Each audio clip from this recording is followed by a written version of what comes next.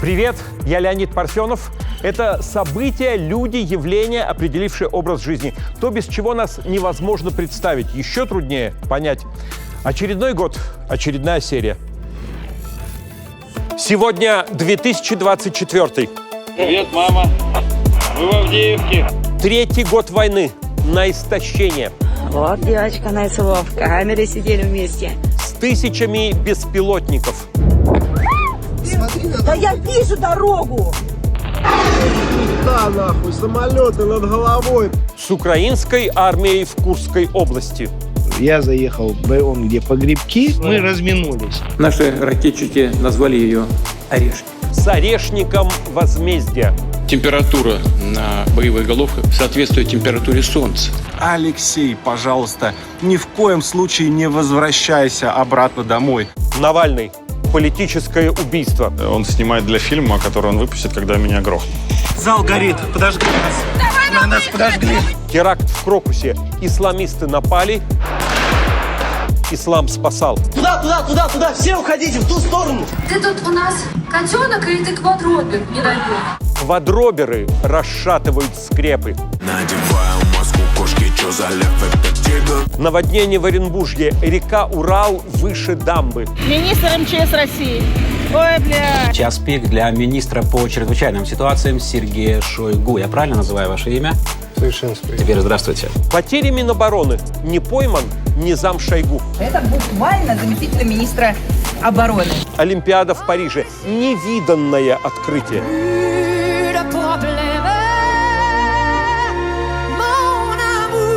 Рекорд.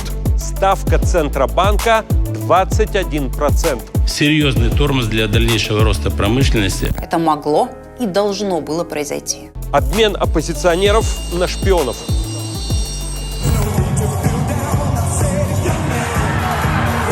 Президент Трамп 2.0. Я был бы счастлив видеть Канаду 51-м штатом. Битва за Вайлдберрис. Бакальчук снова стала Ким. Кто такая Татьяна Бакальчук? Не знаю, честно. Ким Чен Ын в союзе с Путиным.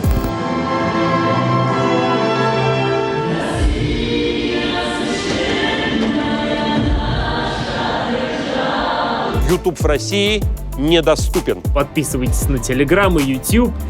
Альтернатив нет. В Сирии свергли Асада. Что вы там пидите? Да мы не пидим. А то мне показалось, вы что-то пидите, но все еще не сидите. Песни военных лет. Год третий. Повысить ключевую ставку до 21%. Это котенок или квадробер? Наши ракетчики назвали ее «Орешник». Нам скучно, хочется движухи. В 2024-м российско-украинская война идет на истощение. Понятно, что у России больше и людей, и средств. Хотя Украина тоже повышает выплаты и принимает новый закон о мобилизации. Ужесточаются другие правила мобилизации, за которые могут грозить высокие штрафы и лишение прав на управление автомобилем. При этом изъята норма о демобилизации военных, служащих 36 месяцев. Российский госпиар призывает не жалеть себя ради Родины, обыгрывая аббревиатуру СВО. Присоединяйся к СВОИМ. Ты среди тех, кто тебя понимает. Среди тех, кто разделяет твои ценности. Присоединяйся к своим. Но пропаганда действует слабо, а запуск электронного воинского учета в этом году сорван. Сейчас необходимо наработать методологию применения реестра с расчетом, чтобы 1 января 2025 года, как поставил задачу Верховный главнокомандующий, он уже заработал в полном объеме и был передан на эксплуатацию Министерства обороны. Когда бойцов на фронте не хватает уже сейчас, самое надежное средство – деньги. Огромные по отечественным меркам за службу, еще большие при гибели. То, что средний гражданин в жизни бы не заработал, он может заработать смертью. Чужой, а особенно своей.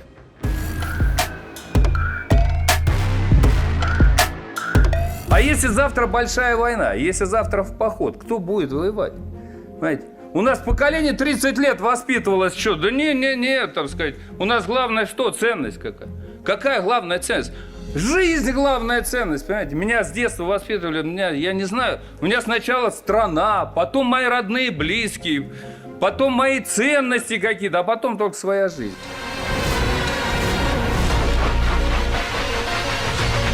Регионы, вербуя в армию, соревнуются в щедрости. Правительство Югры увеличило размер единовременной региональной выплаты при заключении контракта на военную службу. Теперь сразу при подписании контракта с Минобороны в пункте отбора Югры военнослужащий получает 1 850 000 рублей. Например, те, кто будет зачислен в первую танковую армию, единовременно получают 1 905 000 рублей. Москва при подписании контракта платит 2 300 000 рублей. Больше 5 миллионов рублей только за первый год службы. Московские власти объявили о размере выплат для тех, кто заключил контракт с Минобороны. И потом 260 000 ежемесячно. В столицу едут записываться из провинции, где зарплата хорошо, если 50 000 в месяц. Средняя заработная плата в стране 73 000 рублей. Ну это брехня. Это неправда. Средняя зарплата 20 000 на Новошахтинский, парень. Все, извини, мы пошли. В прифронтовом Белгороде в начале года при подписании контракта было 300 000, с августа 800 000.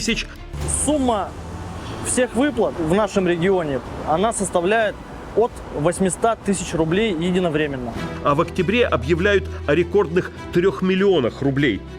По 3 миллиона рублей выплатят всем, кто подпишет контракт с Министерством обороны в Белгородской области до 31 декабря. Выплата распространяться будет не только на жителей Белгородской области, но и всех других, которые проживают на других территориях Российской Федерации, в случае, если они будут подписывать контракты у нас в наших военкоматах.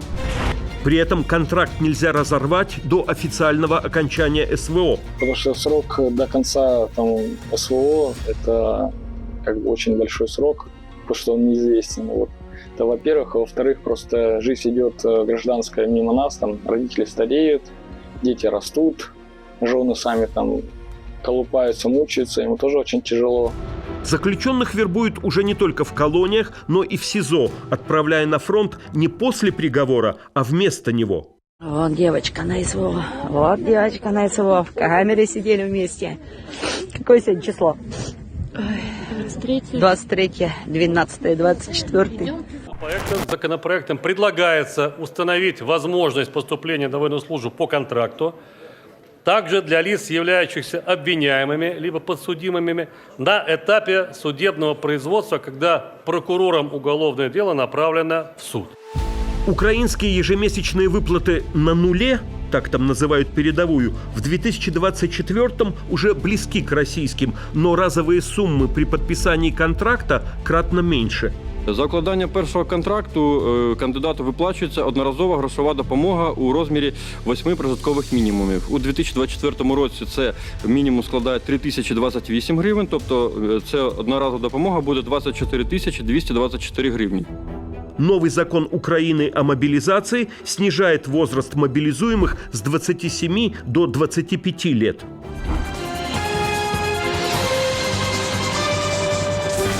Понятия ограниченно годный больше нет. А это значит, опасность на каждом углу подстерегает даже мужчин с тяжелыми диагнозами. Зато от службы освободят сотрудников силовых структур, чиновников и бизнесменов. Украинские военкомы, пытаясь залатать дыры на фронте, не останавливаются ни перед чем. Вот наряд схватил инвалида. Российские госмедиа охотно рассказывают про украинских ухилянтов, уклонистов. Причем не просто мобилизация остатков мужского населения, которое сейчас и так активно отлавливается уже по всем регионам. На м'ясо вибирають вже всі. 5 дітей, інвалід 3-ї групи. Байдуже їм, грузять машину всіх і все. Зачем вы его трогаете? Отпустите! На каких основаниях? Кто вы? Не думайте, что только жинки дают отпор могилизаторам. Остались на Украине мужчины, которые в окоп не хотят и постоять за себя могут. предохранитель знятый. Їдь не доводь до греха. Їдь. На Украине происходит насильственная мобилизация.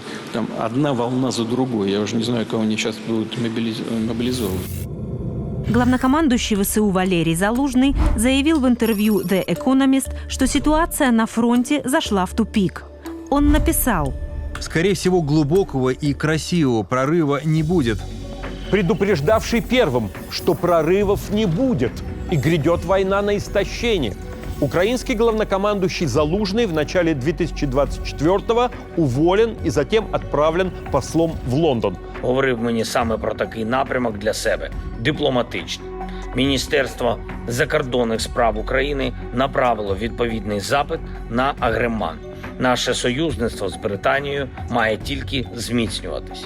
ВСУ сосредотачиваются на обороне, стремясь нанести максимум ущерба противнику. Российская армия, имея превосходство в живой силе, заставляет украинские части отступать под угрозой окружения. Так удается за год занять более 3000 квадратных километров, примерно 0,5% территории Украины. Российская армия собирает силы под Донецком, наступая на опорные пункты украинцев по линии Торецк, Нью-Йорк, Авдеевка, Марьинка, Угледар, Большая Новоселка.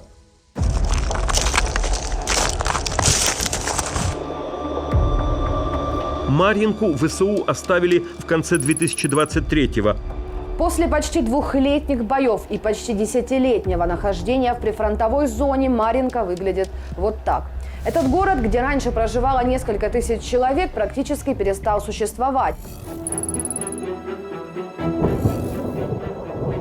Остатки Авдеевки россияне берут 17 февраля.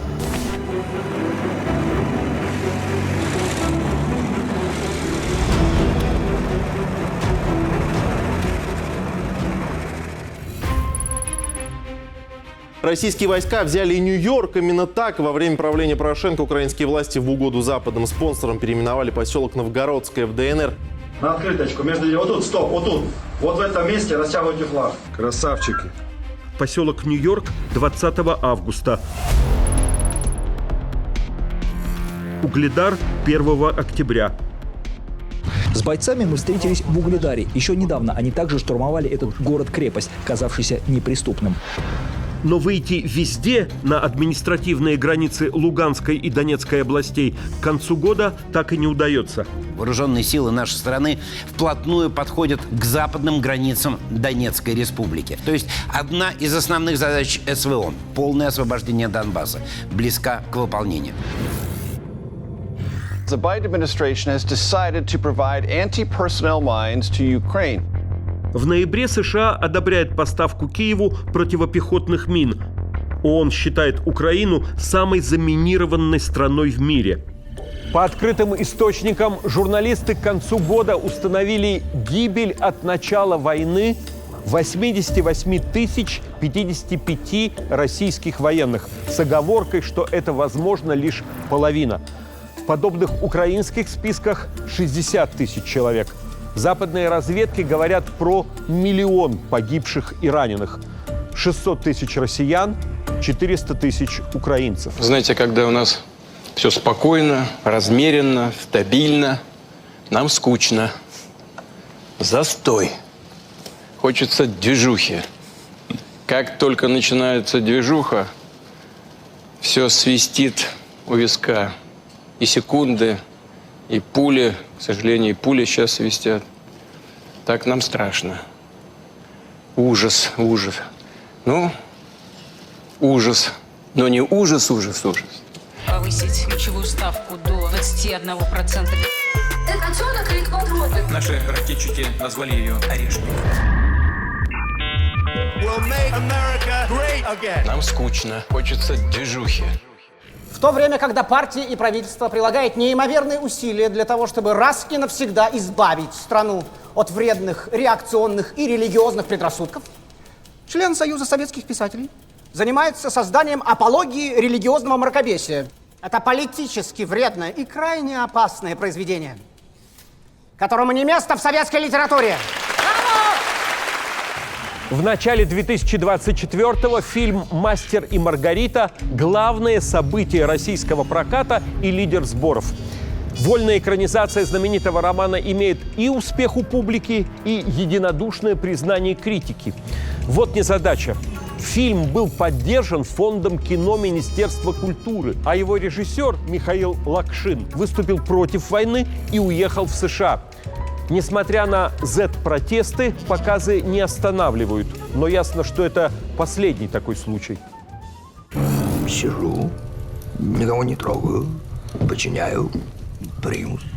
И еще считаю своим долгом предупредить, что кот – это древнее, неприкосновенное животное. Из топ-фигур отечественного экрана Маргарита Юлия Снегирь. Значит, вы писатель. И что же вы пишете? Сейчас ничего. Мастер Евгений Цыганов. Есть одна новая задумка, но она обречена. В остальных ролях сплошь родные звездные лица. Вы что, с ума сошли? Вы что, не видите? На сцене народный артист СССР! Что происходит? И все еще отдельно хвалят немца Аугуста Диля в качестве Воланда. Голову. Вам отрежет голову. Полагают, это вообще лучшая постановка по неподдающемуся кино роману Булгакова.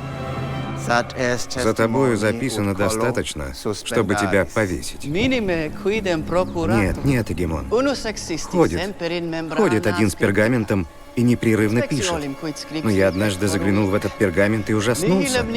Решительно ничего из того, что там написано, я не говорил. Пусть по мотивам, зато дух книги фильм фэнтези передает.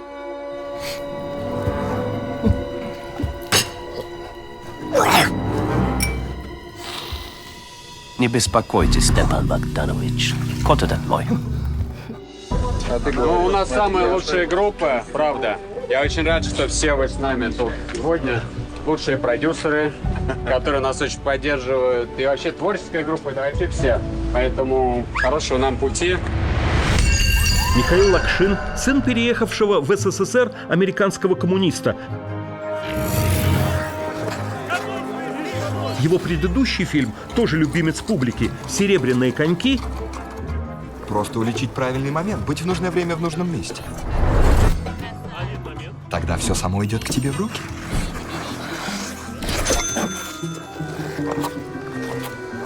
Это самый шик. Первым из российских поднимался в топ Нетфликса.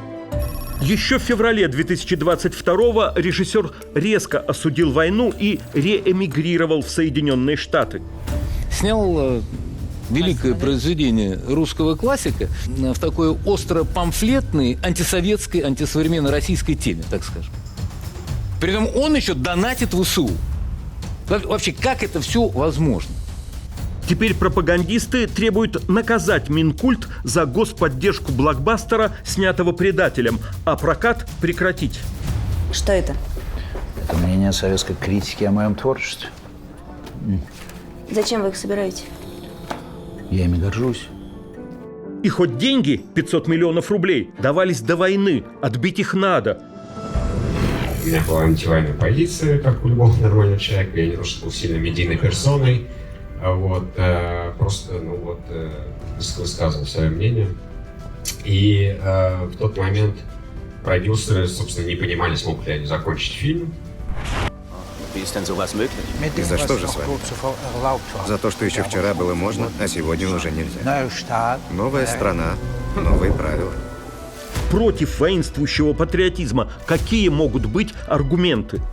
Мимо такого успеха не смог пройти режиссер Тигран Кеосаян, чьих фильмов мы, кстати, давно не видели. А вот доносов сколько угодно. Видимо, заручившись санкцией наверху, ведомство полемику старается игнорировать. Да и что тут исправишь, если сам литературный первоисточник антисоветский? Это все про сейчас. Пилат, это же... Ну... Я бы на твоем месте это больше никому не читал, мало ли что. А СССР теперь тоже ругать нельзя.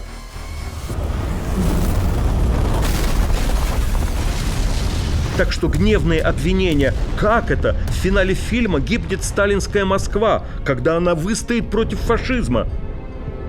Тьма, пришедшая со Средиземного моря, накрыла ненавидимый прокуратором город. Остаются безответными. «Мастер и Маргарита» первым из релизов с ограничением 18+, соберет в России более 2 миллиардов рублей кассы.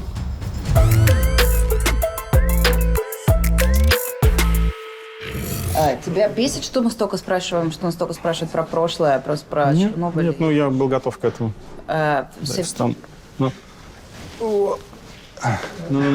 Всякий Советский Союз, вот это вот все. Нет, я был готов, но он мне сказал, что... Мы можем это, я могу регулировать. Сколько ты готов, ты понятно, что куда дальше.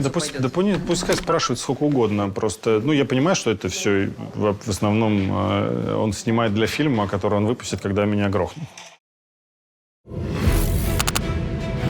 16 февраля 2024 года Федеральная служба исполнения наказаний сообщает о смерти Алексея Навального. Главный российский оппозиционер находился в заключении с января 2021-го. Алексей, пожалуйста, ни в коем случае не возвращайся обратно домой. Но приехать в Германию – это был не мой выбор. Я оказался здесь, потому что меня пытались убить. С тех пор, как вернулся на родину после лечения в Германии от отравления. Я делал свои обычные упражнения, которые делаю каждый день уже несколько месяцев, и поймал себя на мысли о том, что я, наверное, почти здоров, и все, что можно долечить, я могу уже долечить дома. Так что в воскресенье, 17 января, я вернусь в Москву. Дамы и господа, мы готовы к посадке.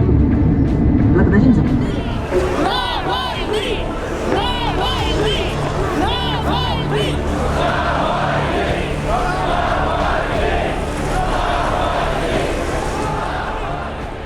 Условный срок по старому сомнительному приговору ему тогда сумели превратить в реальный. В 2022 году дали 9 лет, а в 2023 19 лет лишения свободы. За это время Навального 27 раз на итого 308 дней помещали в штрафной изолятор с особо тяжелыми условиями. Власть прямо демонстрировала: живым с зоны не выпустим. И что бы именно ни случилось в колонии поселка Харп Ямало-Ненецкого округа, это политическое убийство. –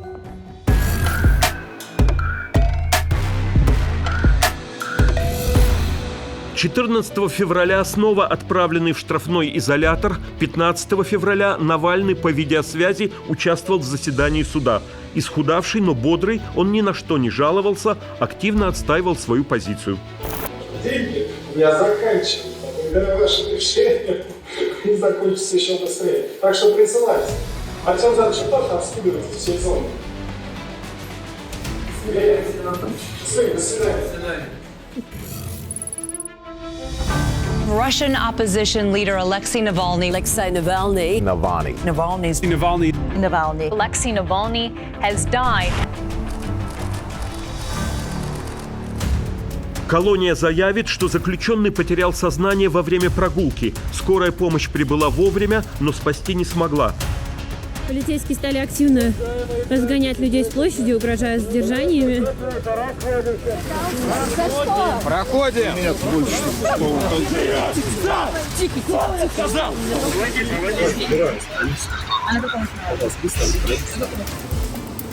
Позже, отказывая в возбуждении уголовного дела, следствие укажет причиной смерти гипертонию. Наверное, вы все уже видели приходящие сегодня ужасные новости. Я долго думала, стоит ли мне выйти сюда или сразу лететь к моим детям. Но потом я подумала, что бы сделал Алексей на моем месте. И я уверена, что он бы был здесь. Посмотрите на улыбающееся, счастливое лицо вдовы Навального. Такое ощущение, что она ждала этого события все эти годы. И она об этом уже сказала.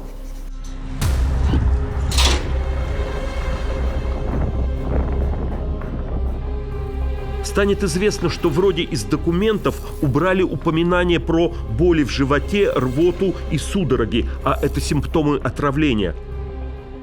Что касается господина Навального, да, он ушел из жизни, это всегда печальное событие.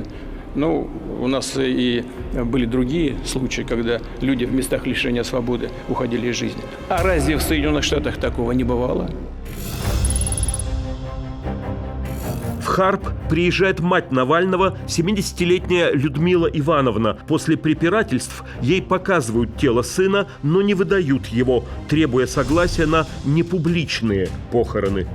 Они шантажируют меня, ставят мне условия, где, когда и как должен быть похоронен Алексей. Это незаконно. Они хотят привести меня на окраину кладбища, к свежей могиле и сказать: вот здесь лежит ваш сын. Я на это не согласна.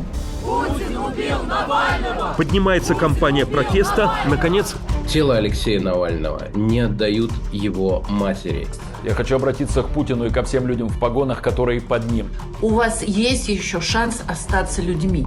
Прекратите издеваться над родными погибшего. Дайте похоронить ребенка. Я требую отдать тело Алексея Навального его родным. Неловко говорить об этом в стране, которая себя считает пока еще христианской. удается согласовать отпевание и погребение 1 марта.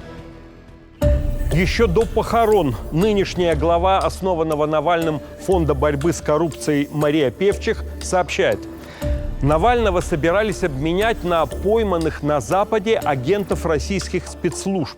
Это не фигура речи. Это могло и должно было произойти. Навальный в ближайшие дни должен был оказаться на свободе. Путину четко дали понять: единственный способ получить Красикова – это обменять его на Навального. Ах так, подумал Путин, Навального на свободе я не потерплю. И раз принципиально Красикова готовы менять, то надо просто избавиться от предмета торга. И, мол, гибель в колонии подстроили, решив в последний момент сорвать операцию. За несколько дней до ухода господина Навального из жизни мне некоторые коллеги сказали, есть идея обменять господина Навального на некоторых людей, которые находятся в местах лишения свободы в западных странах. Вы можете мне поверить, можете нет. Человек, который со мной говорил, еще фразу не закончил. Я сказал: я согласен. Но, к сожалению, вот случилось то, что случилось.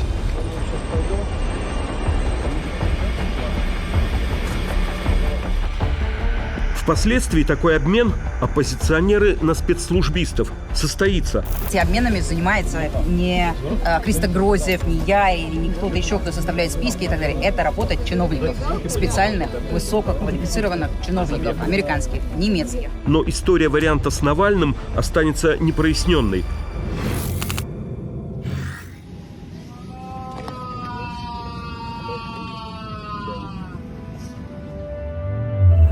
Хотя его сторонники безотчетно ждали именно спасительной развязки. Навальный выглядел заговоренным, предназначенным дожить до России будущего.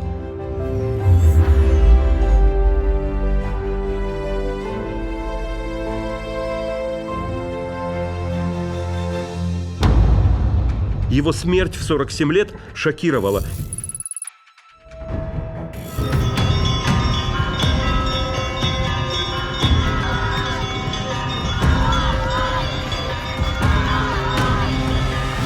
И похороны превращаются в первую за время войны протестную демонстрацию. Путин убийца! Путин убийца! Путин убийца! Отпевают в церкви в московском районе Марьино, где жил покойный.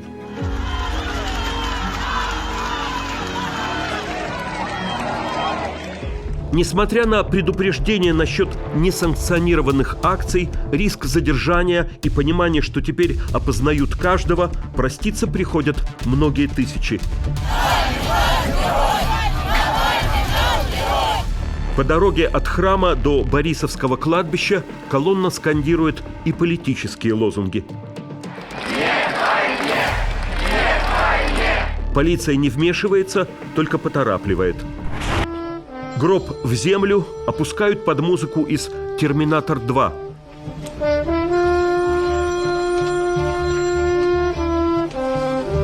Любимого фильма Навального.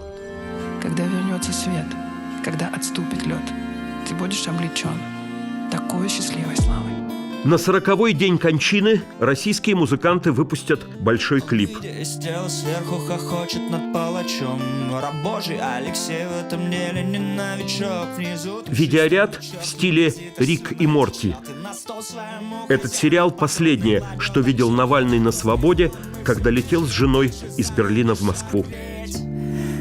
Если это произошло, это означает, что мы необыкновенно сильны в этот момент, раз они решили меня убить. Ну и нужно использовать эту силу. Не сдаваться. Помнить о том, что мы огромная сила. Все, что нужно для торжества зла, это бездействие добрых людей. Поэтому бездействовать не надо.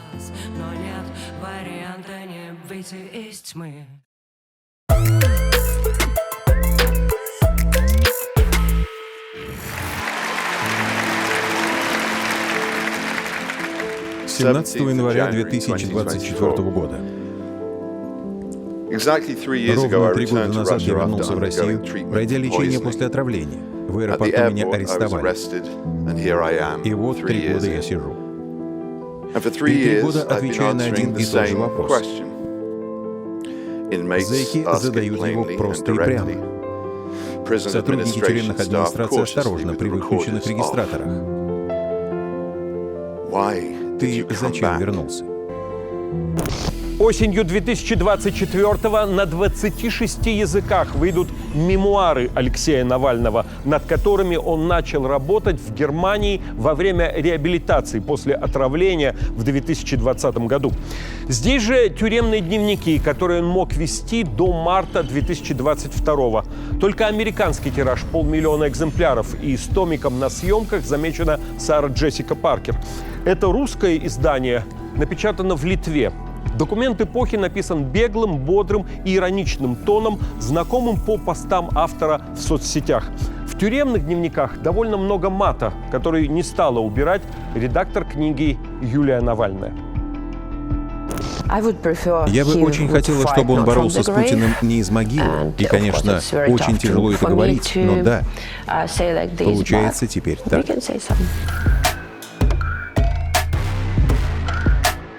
Привет, это Навальный. Ясный сюжет. Как человек этого поколения, мировоззрения доказали, что ключевые места в руководстве российской власти занимают ненормальные. И темперамента. Очень давно не было новых роликов на моем канале. Ну а где их записывать? В наш офис постоянно прибегают люди в черных шапочках и забирают абсолютно все. Камеры, свет, звук, компьютеры, все. У нас вот елка, у нас дискошар.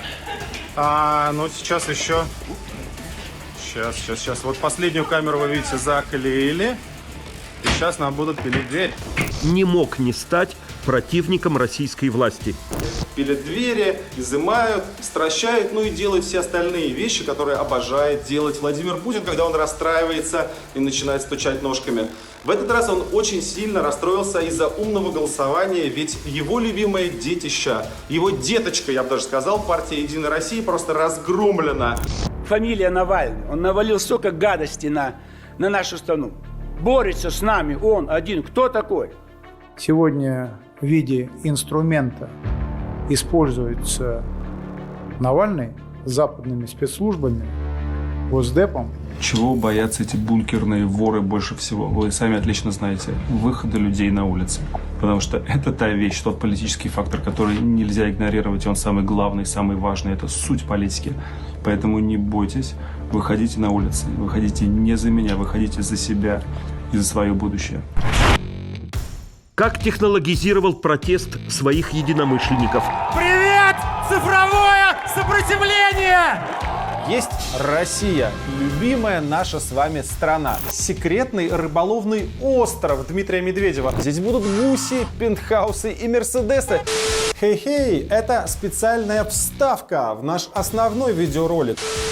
И как шаг за шагом, год за годом, режим, начав с шельмования оппозиции, Фонд борьбы с коррупцией с сегодняшнего дня в списке иностранных агентов. Россию нельзя победить. Ее можно только развалить изнутри. А кто это делал? Те, кто обслуживали другие чужие интересы, не связанные с интересами русского и других народов. дошел до ее физического уничтожения. В исправительной колонии Ямало-Ненецкого автономного округа сегодня скончался Алексей Навальный. В опубликованной информации говорится, что осужденный Навальный потерял сознание после прогулки. Причиной смерти Навального стал оторвавшийся тромб. Он отбывал 19-летний срок лишения свободы. Суд признал его виновным по статьям о создании экстремистского сообщества. А дневники из застенков подтверждают вековую истину. Кого на Руси не ломает тюрьма, тому уже ничего не страшно. Являешься ли ты последователем религии, основатель которой принес себя в жертву людям, расплачиваясь за их грехи?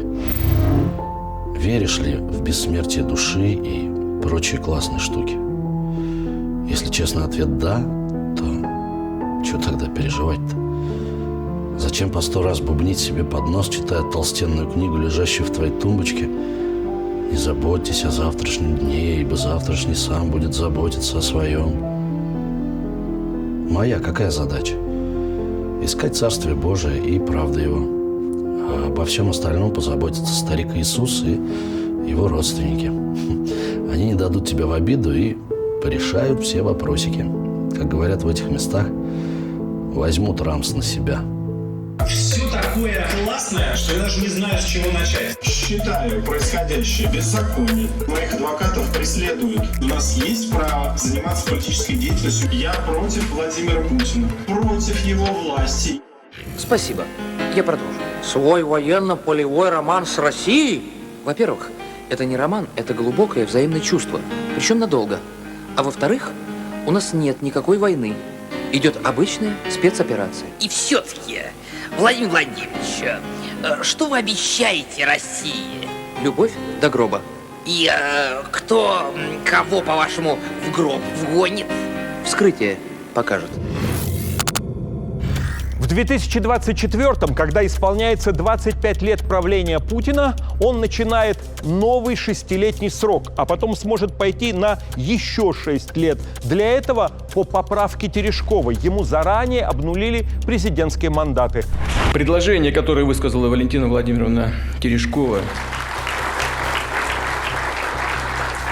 исключить из Конституции количество сроков, на которые может избираться высшее должностное лицо страны, президент.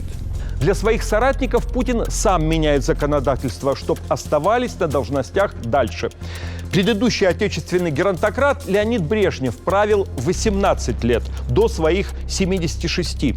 По стажу нынешний режим давно превзошел тогдашний и уже догоняет по возрасту.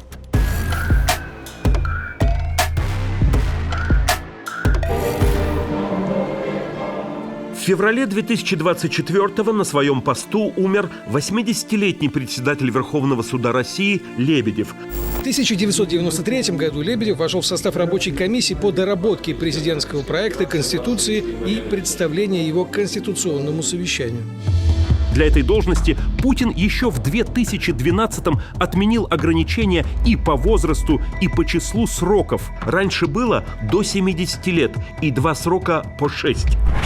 Председателю Конституционного суда Зорькину сейчас 82. Для него ограничения тоже отменены. Как дела, Владимирович? Как работа? Здесь хорошо, Владимир Владимирович. В Москве тоже я недавно был, там тоже хорошо. В 2010-м в России установили предельный возраст госслужащих – 60 лет. Нужно стимулировать людей, которые считают, что после достижения трудового возраста выхода на пенсию они могут продолжить трудовую деятельность. В 2013-м Путин поднял планку до 65 лет, для руководящего состава до 70. Минфин его поддержал, а сейчас его одобрила и правительственная комиссия. Предлагается, чтобы чиновники, как мужчины, так и женщины, могли уходить на пенсию в 65 лет. Однако до этой планки поднимать возраст будут постепенно. С 2022 года это уже возраст для всех, а теперь допустимо пребывание в должности и далее. Главе Росгвардии Золотову – 71, главе ФСБ Бортникову – 73.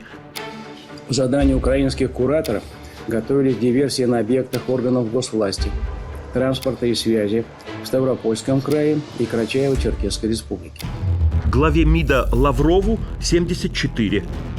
По закрытым каналам обращения наших французских коллег: давайте мы поможем, наладим диалог по украинскому вопросу. Кстати, без всякой Украины.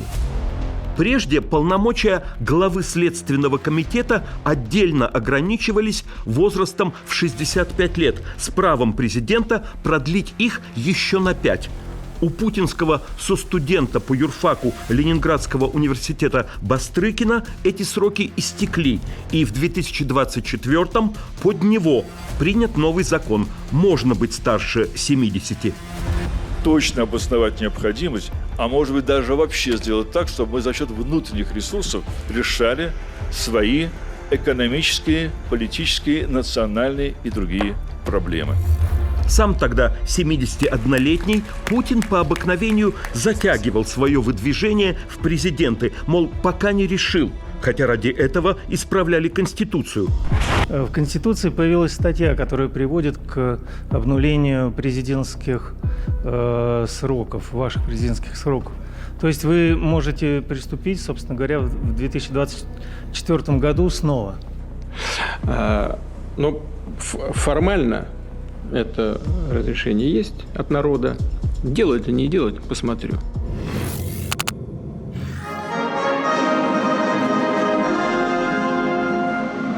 Но потом вроде как отбросил сомнения.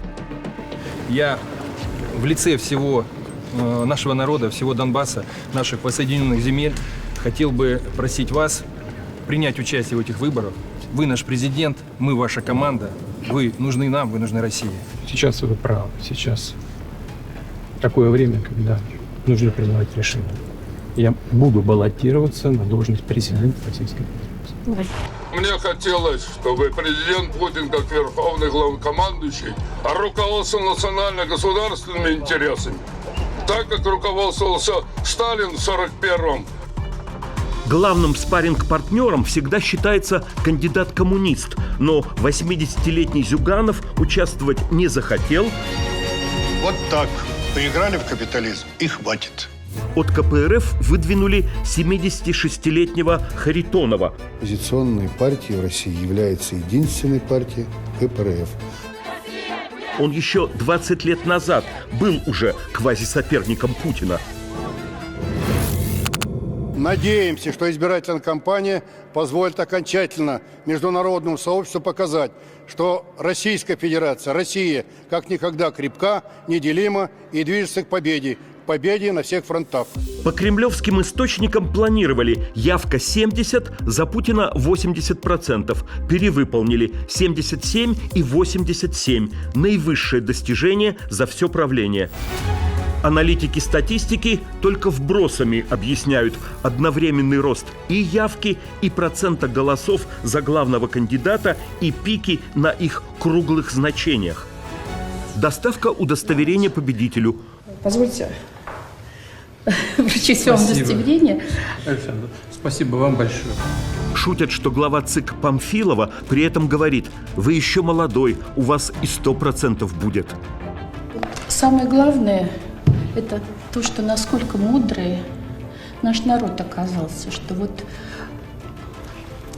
просто беспрецедентная вот эта консолидация. После нынешнего срока и еще одного возможного Путину будет идти 84-й год. Пока свидетельством возраста считают его участившиеся оговорки. Путин уже почти 6 лет не может усвоить имя-отчество президента Казахстана Токаева – Касым-Жомарт Кемелевич. Это уже считают безнаказанным троллингом. Красненький должно, да, загореться. Да, спасибо. Вот Кемельжан Шамилевич выступал и сказал, что касается Казахстана, то действующий президент, всем известно, что президент Казахстана Кемель Жамилевич Токаев, Саджана Кемельевича Токаева. Но и с именем наверняка более обидчивого президента Турции Эрдогана беда. Слово президенту Турецкой Республики господину Таипу Эрдогану. Реджепу Таипу Эрдогану. Он Реджеп Таип. Спасибо.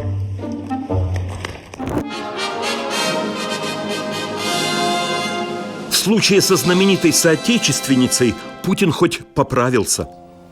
Конечно, не могу не сказать о всенародно любимой Александре Николаевне Пахмутовой.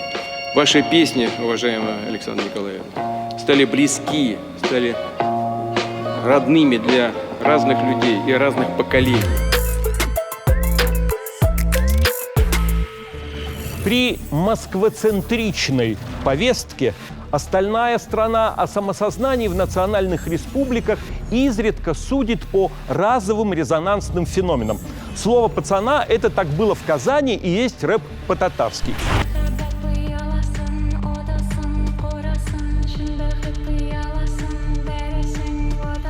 Или сняли артхаусное кино на якутском языке. Нам обоим уже за 40. Но мы хотим детей. Только ничего не получается. Снимай штаны. Что? Штаны снимай. А еще на осетинском. Кышмаем.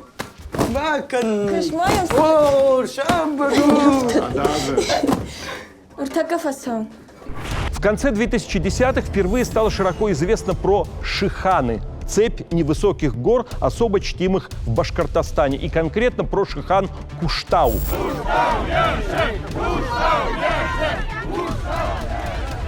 Который местные жители отстаивали, протестуя против промышленной разработки. Активисты тогда победили. Очередные подобные протесты приводят к, видимо, самым массовым акциям в России во время войны и самому крупному уголовному процессу по политическим мотивам.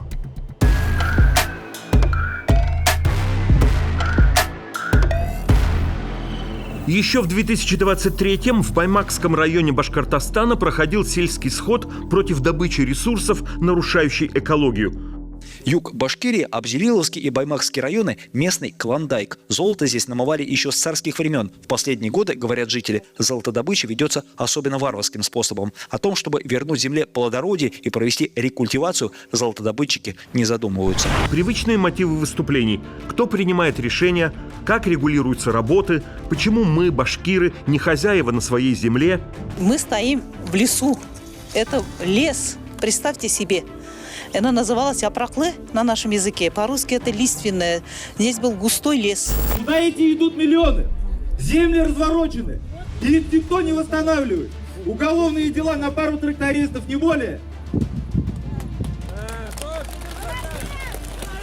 По мнению властей, один из главных активистов кампании за Куштау, Фаиль Алсынов, в своем выступлении оскорбил приезжающих в республику представителей других народов и этим разжигал национальную рознь.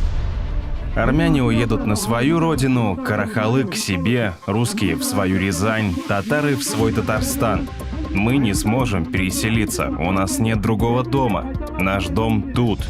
Еще в 2020 году Алсынов участвовал в протестах в защиту горы Куштау. Власти Башкортостана хотели отдать Шихан под разработку известняка. Акции продолжались около 3 недель. Митингующим тогда удалось отстоять Шихан. Глава Башкортостана Хабиров приехал к протестующим, чтобы успокоить людей. Я даю слово, что на эту гору никто не зайдет, пока мы не найдем компромиссное решение. Теперь в Баймаке идет суд. Накануне приговора Алсынова объявляют экстремистом. Мы не экстремисты. Мы многонациональный народ Республики Башкортостан. Мы за справедливость.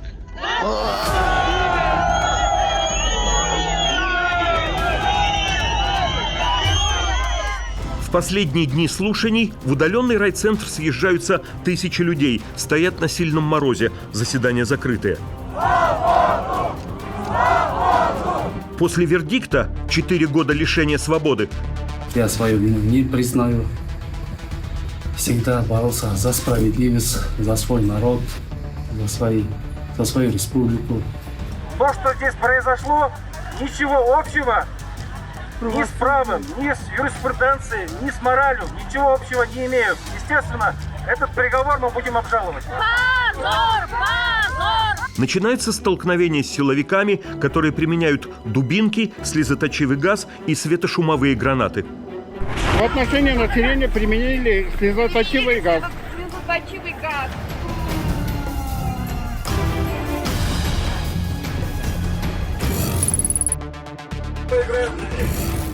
На Красной площади планируется проведение несогласованного публичного мероприятия.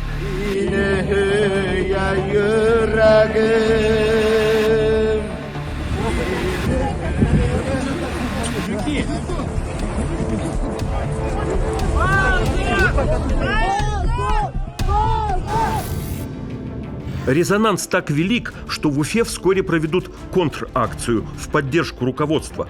Я всегда говорил, я с первого дня не буду терпеть ничего связанного с экстремизмом.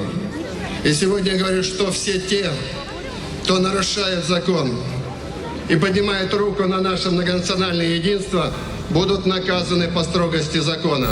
Вот у нас тут всех обязаловка идти на вот это принудительные, как его, поддержку Хабирова, устроил показуху, всех гонят. Уже надоел, если честно, уже. Протест же в Баймаке признают массовыми беспорядками. К уголовной ответственности привлекут до 100 человек. Ни за что, да? За что забирали? Следственный комитет республики уже возбудил уголовные дела против участников митингов по статьям о массовых беспорядках и о применении насилия в отношении представителя власти. Так 5 лет получит фермер-коневод Ильшат Ульябаев. У него 8 детей и жена с онкологией. По независимым подсчетам, именно из Башкортостана больше всего погибших на войне за 2024 год. 4000 человек, в основном из сел.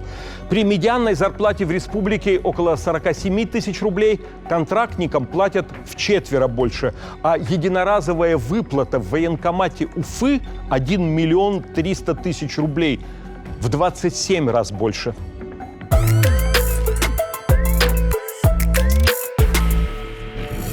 В феврале 2024-го Украина объявляет о новом роде войск – силы беспилотных систем.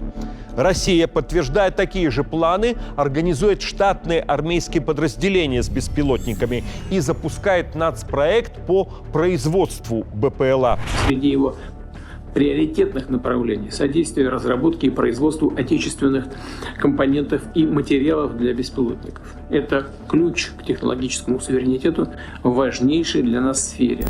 Киев весь год добивается от своих союзников разрешения бить по целям в глубине России западными ракетами. И, наконец, получает его. In breaking news, President Joe Biden has reportedly lifted restrictions on Ukraine using US weapons to strike deeper into Russia.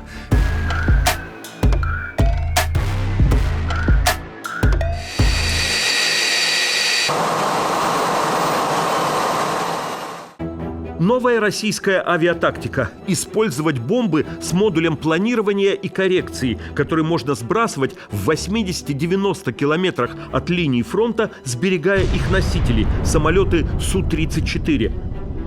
Умная начинка управляет 3-тонной махиной, принимает точные координаты цели и помогает подстроиться под внешние условия.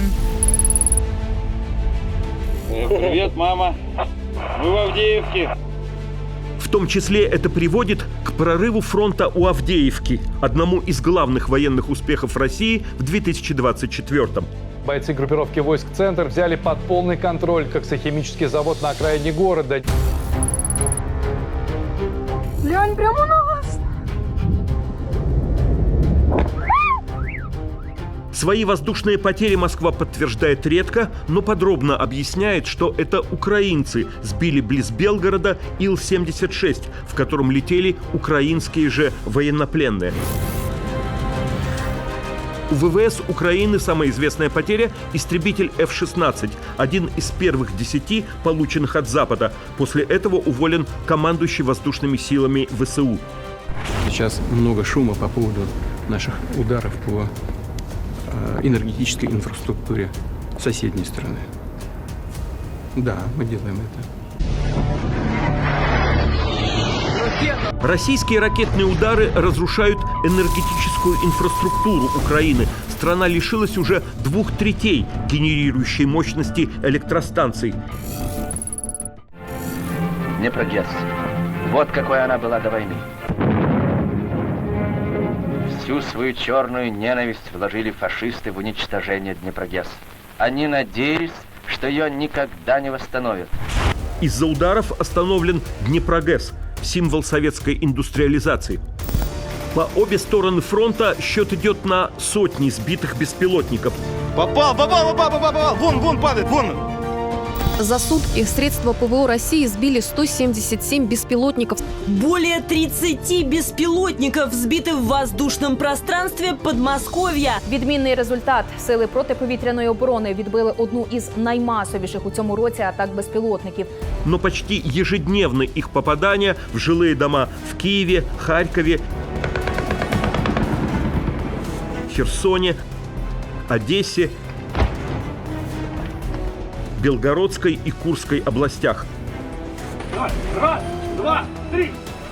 Пошла. На фронте заметны новые технологии. Украинские беспилотники-перехватчики и дроны-драконы, поливающие землю огнем. Российские оптоволоконные аппараты, неуязвимые для радиопомех. Вот эта катушка, в ней идет леска. Вот, соответственно, оптоволокно. Вот там соединение идет, мы его соединяем.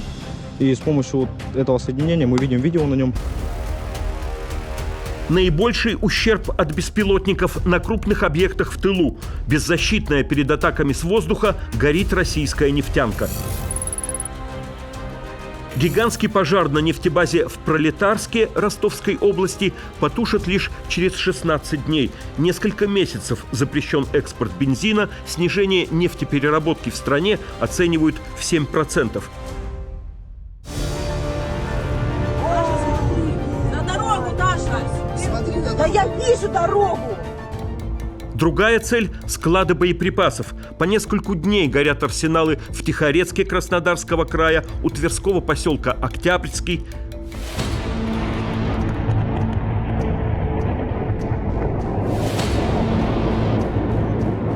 Попадание в один из крупнейших российских стратегических складов в Торопце, тоже Тверская область, вызывает цепь взрывов в системе бункеров-хранилищ. Толчки до 2,5 баллов фиксируют даже сейсмологи Норвегии. В садике все выбыло вообще. Просто все рамы. Вот там вот все со стороны УНР, вот все сюда. К концу года украинские беспилотники все чаще достигают удаленную от фронта Чечню, атакуя университет спецназа имени Путина в Гудермесе, расположение спецполка полиции имени Ахмата Кадырова, базу ОМОНа Ахмат Грозный. Они нас укусили, мы уничтожим дома. Под конец года российское ПВО, отбивая атаку украинских беспилотников на столицу Чечни, очевидно поразит самолет азербайджанских авиалиний Баку-Грозный. Люди упали, самолет разбился. При аварийной посадке в казахстанском Актау лайнер потерпит крушение. Гибнет 38 человек, раненых 29. Из-за сильного тумана был перенаправлен в Махачкалу, а затем в Актау. Одна из версий трагедии – столкновение со стаей птиц. Они могли попасть в двигатель. По последним данным, причиной трагедии стало столкновение со стаей птиц. После этого на борту взорвался кислородный баллон, и пилот принял решение уходить на запасной аэродром как раз в Актау. После 3 дней версий, которые президент Азербайджана Алиев назовет бредовыми, ему позвонит президент Путин, извинится и выразит соболезнования. –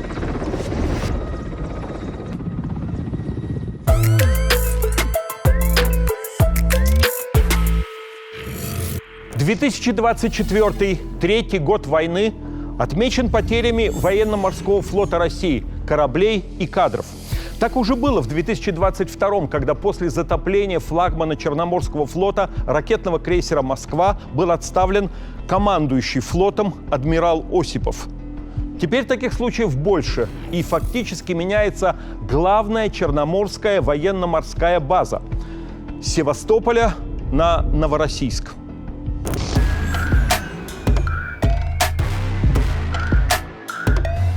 После отставки Осипова новый командующий Черноморским флотом адмирал Соколов находился на должности менее 1,5 лет. В качестве нового командующего Черноморским флотом Виктора Соколова представили членам военного совета в августе прошлого года. 1 февраля 2024-го морские дроны Украины топят ракетный катер «Ивановец». 14 февраля атакован большой десантный корабль «Цезарь Пунников». На следующий день Соколов отставлен. Указом президента Российской Федерации назначены вице-адмирал Пинчук Сергей Михайлович, командующий Черноморским флотом. 5 марта потоплен патрульный корабль «Сергей Котов». 19-го отправлен в отставку главком ВМФ России адмирал Евменов. У Украины вообще нет крупных боевых кораблей. Она наносит удары крылатыми ракетами и безэкипажными катерами-дронами.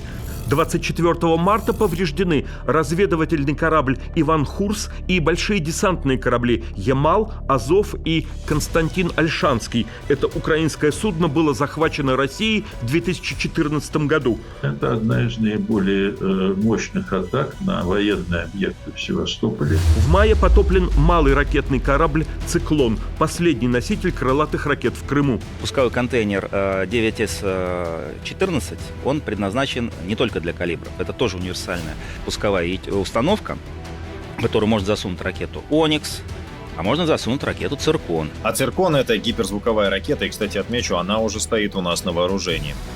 Корабли Черноморского флота переводят в труднодосягаемый для украинцев Новороссийск, кроме ранее поврежденных и восстанавливаемых в Севастополе. И в августе там вновь атакована подлодка «Ростов-на-Дону».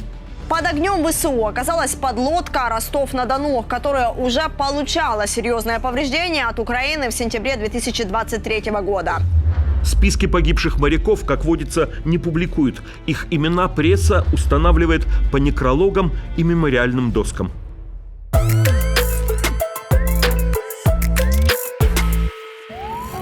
22 марта 2024 в московском концертном зале «Крокус Сити Холл» происходит крупнейший теракт за последние 20 лет в России. От пуль и пожара гибнут 145 человек, пострадавших более 500, огромное здание полностью сгорает. Нападение совершили исламисты, но власти еще и немедленно заявляют об украинском следе.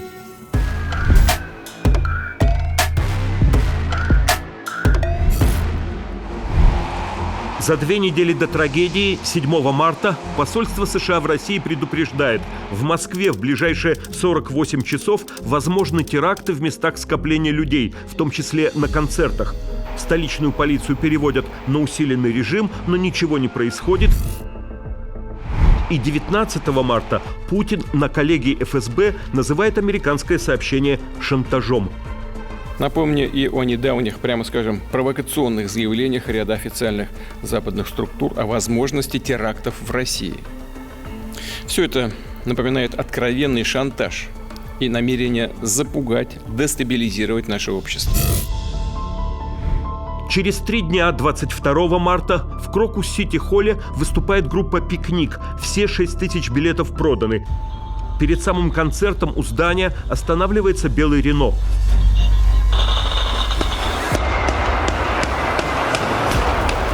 Приехавшие расстреливают из автоматов людей на входе, в фойе и зрительном зале. Разливают по полу бензин, поджигают и уезжают. На все ушло меньше 20 минут. Подожгли зал. Зал горит. Подожгли нас. Нас подожгли. Толпы людей мечутся по гигантскому комплексу в поисках выходов, пытаются выламывать двери, гибнут от дыма и огня. Дым идет на все небо. Крокус полностью горит. Это, ребята, я вам передать не могу. Просто руки трясутся. Не понимая, а вдруг террористы еще в помещении? Полиция и пожарные час ждут приезда спецназа. Очень много народу бежит. Полный мост бежит. Туда, все уходите в ту сторону.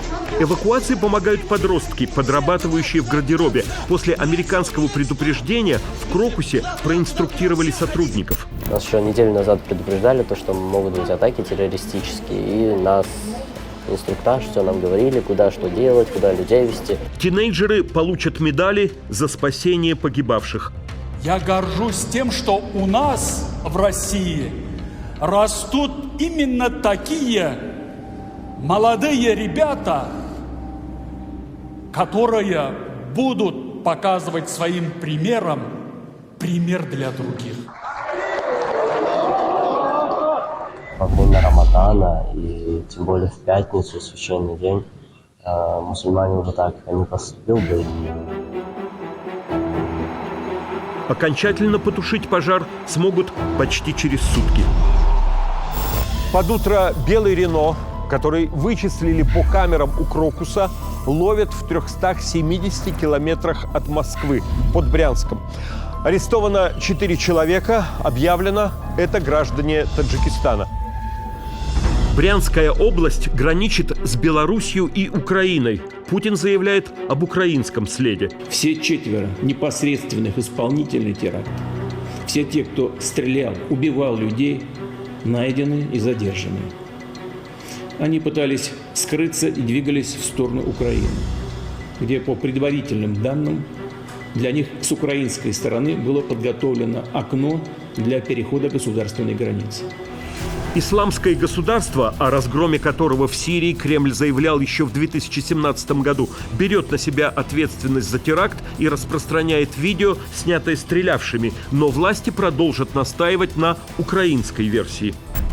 І якщо росіяни готові мовчки вмирати в Крокусах та не ставити жодних питань своїм спецслужбам, то Путін ще не одну таку ситуацію спробує повернути на користь своїй особистій владі.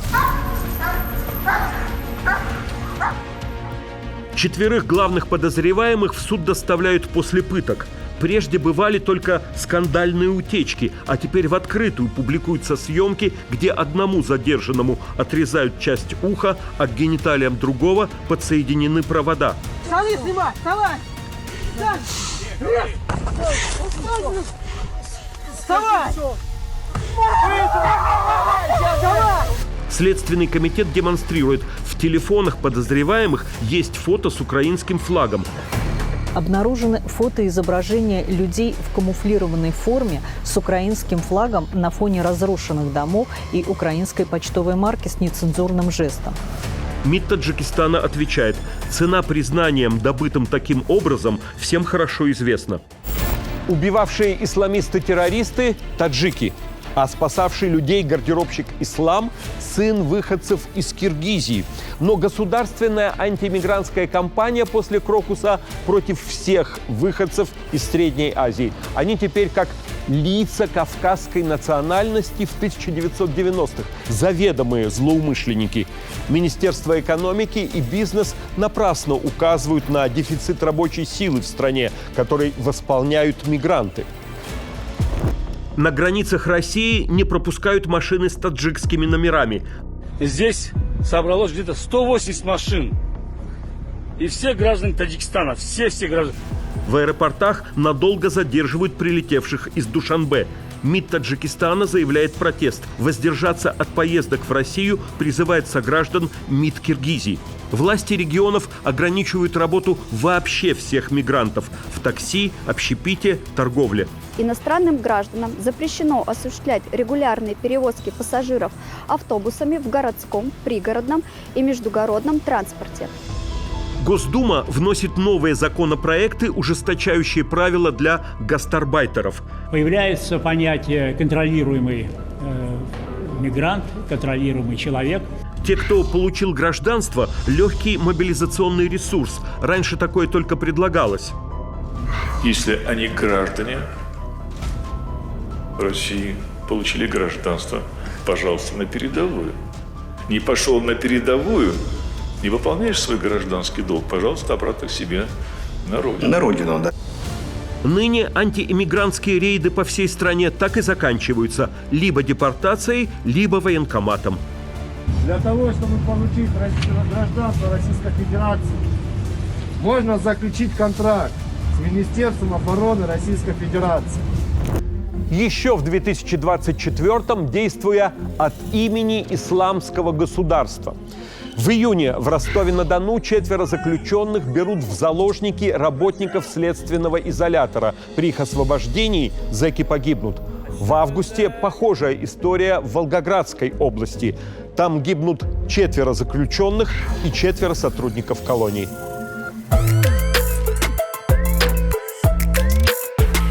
Считанные секунды вода размыла огромный котлован и с невероятной силой. Вы посмотрите, какие волны, которые буквально сносят деревья. Весенние паводки 2024 года превращаются в наводнения в Курганской и Челябинской областях. Сильно пострадает Казахстан. Дорогие соотечественники, обращаюсь к вам в связи с тяжелой ситуацией с весенними паводками. Произошла природная катастрофа, равной которой не было многие годы. А самая критическая ситуация в Оренбургской области.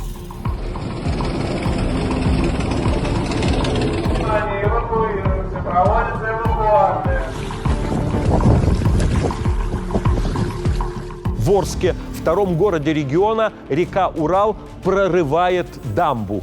Безответственность властей и опасения, что компенсаций за потерю имущества не дождаться, заставляют жителей выходить на митинги, когда любые протесты в стране пресекают уже несколько лет.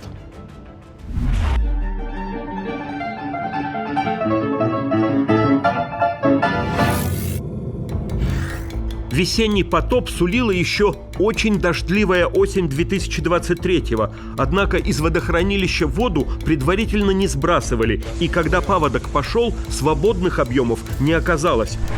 Она вот здесь набралась, она просто вон переливается через рельсы. Дамба в Орске рассчитана на 5,5 метров. Проинспектировав ее, мэр города заявляет – никакой опасности. Дренажные и водопропускные колодцы обустроены в соответствии с проектом дамбы. Вспомнили времена, когда Орск переживал половодье в отсутствие дамбы. Сейчас такой угрозы нет.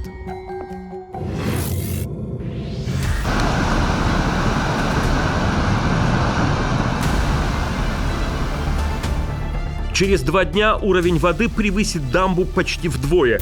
Сань, к сожалению, это твой дом. Очень плохо. Но ничего, Сань, не сделаешь. У людей у всех тут жопа. Вот опять как возле моего дома обстановка. Вода хуй. Вот такая ситуация в храме. Это просто катастрофа, конечно. Жилье затоплено у 30 тысяч горожан. Вот так вот можно подъехать к нашему дому. По официальным данным, жертв нет. Пресса пишет про 5 погибших. Спасибо.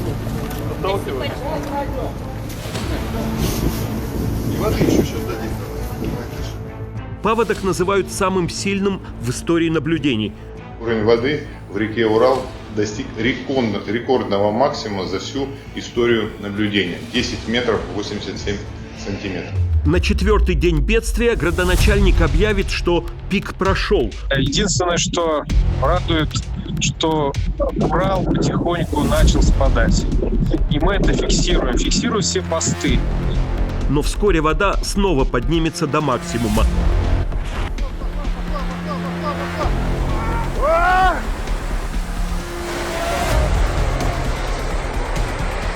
Летом мэр уйдет в отставку. Остановите! Версия главы компании, строившей дамбу, звучит плохим анекдотом. Только фактор грызуны, которые могли эту дамбу проточить, бы вода пошла. Сергей Васильевич, вы меня, конечно, простите, пожалуйста. То есть мы строим за миллиард дамбу, которые грызуны прогрызли. Как это вообще возможно? Ты спасаешься. Я тебя сейчас в пакет положу и вытащу на сухое.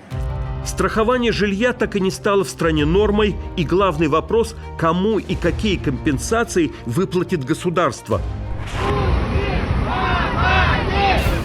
Обращение к президенту оренбуржцы снимают одно за другим. Уважаемый Владимир Владимирович. Нас здесь много, но боль у нас одна. У нас на связи Курган, Оренбург.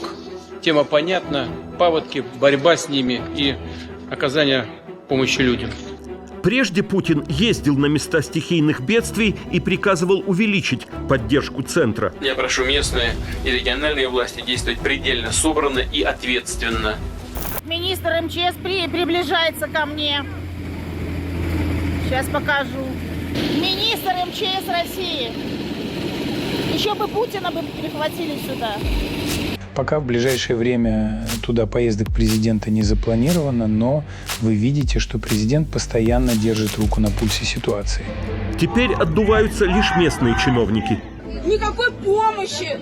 Муж у меня за что погиб? За то, что ты жопу свою тут прикрывал. Митинг в Орске не разгоняют. Несколько человек допущены на встречу с губернатором области. Почему? А почему? Телефоны все убрали? А как мы потом докажем, что нам такое... Вот у вас куча прессы, вон стоит. А пресса вырежет. Как всегда при беде, люди не доверяют власти и подконтрольным ей СМИ. Не надо мне, я налоги плачу все. За заработанные деньги заплачу, за то, что построил, заплачу налоги. Сейчас вы мне говорите, если ты там не прописан, ты никто. А я потерял за всю жизнь, работал, и этот, как его, потерял теперь все. Понимаете? Больше всего пострадал российский верхний средний класс, у кого есть и квартира, и дом за городом, а компенсацию оформляют только по месту прописки. Объявленные суммы – 20 тысяч рублей каждому пострадавшему, плюс 50 тысяч при частичной потере имущества, 100 тысяч при полной. А в жилье-то вкладывали миллионы. Деньги на помощь собирают по всей стране. А спасаться надежнее всего своими руками. В поселке Перовский под Оренбургом жители успевают до прихода большой воды построить дамбу длиной в 1,5 километра. Жители одного из поселков самостоятельно возвели дамбу, чтобы защитить свои дома и имущество от затопления. Однако их действия разошлись с административным кодексом. Подобное сооружение, согласно статье 222 Гражданского кодекса, считается самовольной постройкой и подлежит сносу за счет тех, кто ее возводил. Повысить ключевую ставку до 21%. Наши ракетчики назвали ее «Орешник». Нам скучно, хочется движухи. Только крайнее недовольство состоянием армии в ходе войны с Украиной могло довести Путина до громоподобного кадрового решения. В мае 2024-го с поста министра обороны отставлен Сергей Шойгу. Сергей Кужегедович переходит на другую работу, вы знаете об этом. Он будет секретарем Совета Безопасности. Будь украинская компания победоносной, Шойгу и вправду, как говорил Пригожин, светили звания второго маршала России и ее первого дважды героя. А теперь деятель, десятилетиями слывший самым незаменимым в стране после президента, отодвинут на вроде почетную, но совсем безвластную должность секретаря Совета Безопасности.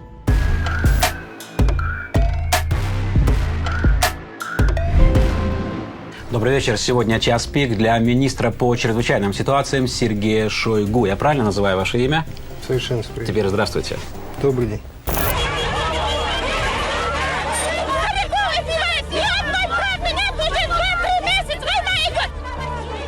Глава спасательного ведомства России еще с советских времен, Шойгу все 90-е и нулевые в эпоху сплошных чрезвычайных ситуаций выехать на берег, то у меня там сын с женой на крыше сидят. Вот сейчас попросила парня съесть, хлеб увез, да, картошку с мясом наварила. Приехал, говорит, что сидят на вышке вдвоем. Не сходил с экранов, как всенародный избавитель от любых бед. Сейчас мы начали работать с управлением Верховного комиссара по делам беженцев. Уже имеем запрос. Ребят. Сергей Шойгу, как не раз упоминала пресса, человек не только пунктуальный, требовательный, строгий и обязательный. Главным же своим недостатком и самым серьезным считает Шойгу элементарное неумение отдыхать. Я не умею отдыхать почти абсолютно. Прилетит друг волшебник в голубом вертолете и бесплатно, бесплатно, мой юный друг, бесплатно на вертолете прилетает только Шойгу. В этом качестве стал героем страны и сооснователем пропутинского движения «Единство», ныне бессменно правящей «Единой России». Россию нужно спасти. Мы сами спасем свою страну. Межрегиональное движение «Единство». Когда после губернатора Громова не знали, как быть с Подмосковьем, сегодня официально вступил в должность губернатор Московской области Сергей Шойгу. На этом посту он сменил Бориса Громова, который руководил регионом 12 лет. Новый глава Подмосковья принес присягу, после чего принял знаки губернаторской власти – жезл и цепь. Десятки журналистов сегодня дежурили возле здания Следственного комитета, куда на допрос был вызван бывший министр обороны Анатолий Сердюков. А после скандальной отставки Сердюкова, кого срочно назначить министром обороны, снова спасал Шойгу. Мною принято решение освободить министра обороны Сердюкова Анатолия Эдуардовича от занимаемой должности. И предлагаю вам занять должность министра обороны Российской Федерации. Только он выступал в публичной роли личного друга Путина. На его родину, в Тыву, президент летал в отпуск. И там два супермена позировали топлес на рыбалке. Эта крепкая мужская дружба на показ придавала Шойгу даже имидж самого очевидного преемника правителя. Во главе военного ведомства стаж тоже рекордный – 12 лет. Считалось, что Шойгу реформировал вооруженные силы. Мы вместе, чтобы побеждать и беречь, прикрывать и не жалеть себя. При нем, непревзойденном самопиарщике, возникла формула «Вторая армия в мире». Наград!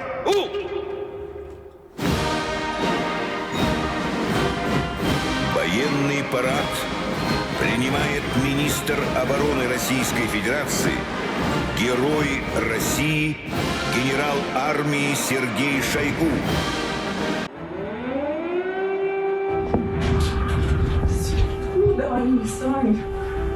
Или что это вообще? Но война не задалась с самого начала. Противника явно недооценили. Сама российская армия с Украиной не справилась. Домой! Домой, мужики! Да домой идите! Приступайте к отводу войск, вооружения и техники за реку Днепр. Мужики, едете? Воевать! Воевать! Потребовалась мобилизация, которую оттягивали полгода. Считаю необходимым поддержать предложение Министерства обороны и Генерального штаба о проведении в Российской Федерации частичной мобилизации. Шойгу! Герасимов! Где боеприпасы? При любых переменах министром обороны оставался Шойгу. Теперь, значит, требуется совсем другой подход и другой министр. Хочу поблагодарить Сергея Кожугетовича Шойгу за то, что было сделано им на протяжении предыдущих лет. Чтобы освободить новое место для Шойгу, поста секретаря Совета Безопасности лишен Николай Патрушев, которого столько лет считали главным ястребом и чуть ли не серым кардиналом Кремля. Переговоры вести надо, но переговоры надо вести с США. Все остальные будут делать то, что скажут США. Теперь он только помощник президента. Правда, через 2 дня его сын Дмитрий Патрушев повышен из министров сельского хозяйства в вице-премьеры. Такая компенсация их властной династии. Но если брать период с января по август, у нас объемы производства все равно растут. Дмитрий Николаевич, то, что вы из Курятника с нами общаетесь, это здорово, это оживляет. Министром обороны Путин назначает Андрея Белоусова, до этого первого вице-премьера, ранее помощника президента и министра экономического развития. Похожим был перевод в Минобороны Сердюкова из Министерства по налогам. Значит, назначенец должен разбираться с финансовыми потоками, которые до сих пор у военных не туда лились. Новым министром обороны назначен Белоусов Андрей Рымович. Белоусов близкий к Путину. 7 лет прямо в его аппарате. В прежнем составе правительства он занимал должность первого вице-премьера, отвечал за экономический блок. С армейскими не связан вовсе, набожный. Пусть Царица Небесная хранит вас на вашем очень ответственном служении Отечеству. Помогай вам, Бог, дорогой. Многое лето нашему министру. Сторонник госучастия в экономике. Такая идейность в чести. Выбор министра объясняют окончательным переходом к войне на истощение. Мол, сами боевые действия – это несменяемый начальник Генштаба Герасимов, а эффективная мобилизация ресурсов – все для фронта, все для победы, и их целевое использование – Белоусов. При том, что потери на фронте остаются военной тайной, потери в руководстве Минобороны в 2024-м освещаются подробнейше. Отставку Шойгу, видимо, ускорили случившиеся 3 неделями ранее задержание на рабочем месте и арест его заместителя, генерала армии Тимура Иванова, куратора военного строительства и имущества. А дальше начнется невиданный звездопад с погон, каскад отставок и арестов. Они обезглавят Арбатский военный округ, как еще называют Министерство обороны.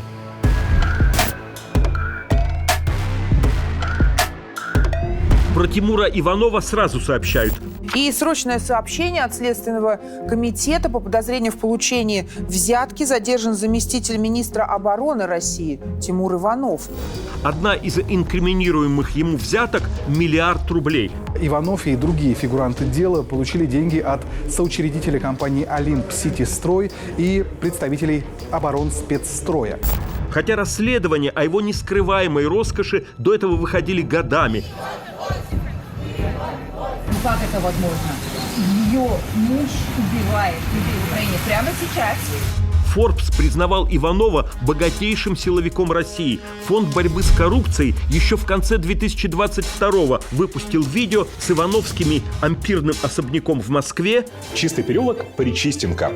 Один из тех районов, где цена за 1 квадратный метр равняется стоимости целой квартиры где-нибудь в Саратове. Виллами и яхтами Сан-Тропе арендовали вот такую яхту. Стоимость составила 93 тысячи евро. Контракт оформили на няню их ребенка. Роллс-Ройсами. И точно такую же машину мы видели уже в 2014-м. За рулем замминистра Иванов. Драгоценностями жены и прочим. За кольцо, за сережки. Мужу куплены часы за 25 тысяч евро и еще одни за 36 тысяч. Но теперь обвиняет власть, чтобы подготовить смену министра. Ну как после этого Шойгу остался бы в кресле?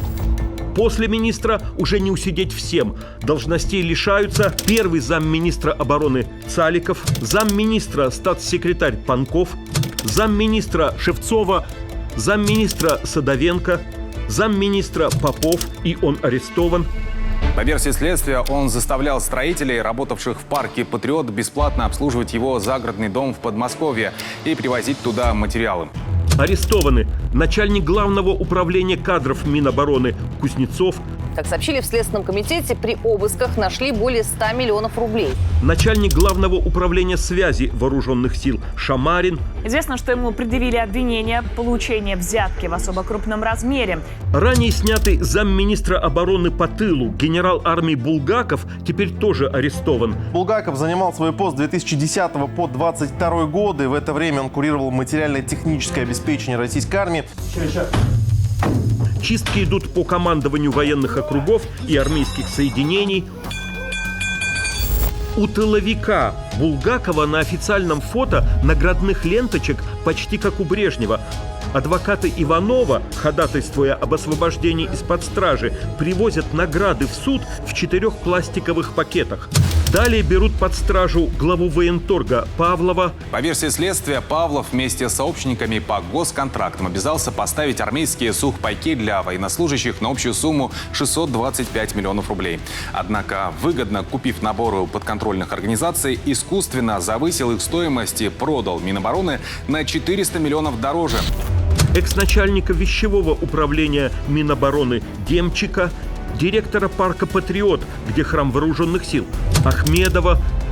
Подозревают в присвоении бюджетных средств. Речь идет о сумме более 40 миллионов рублей.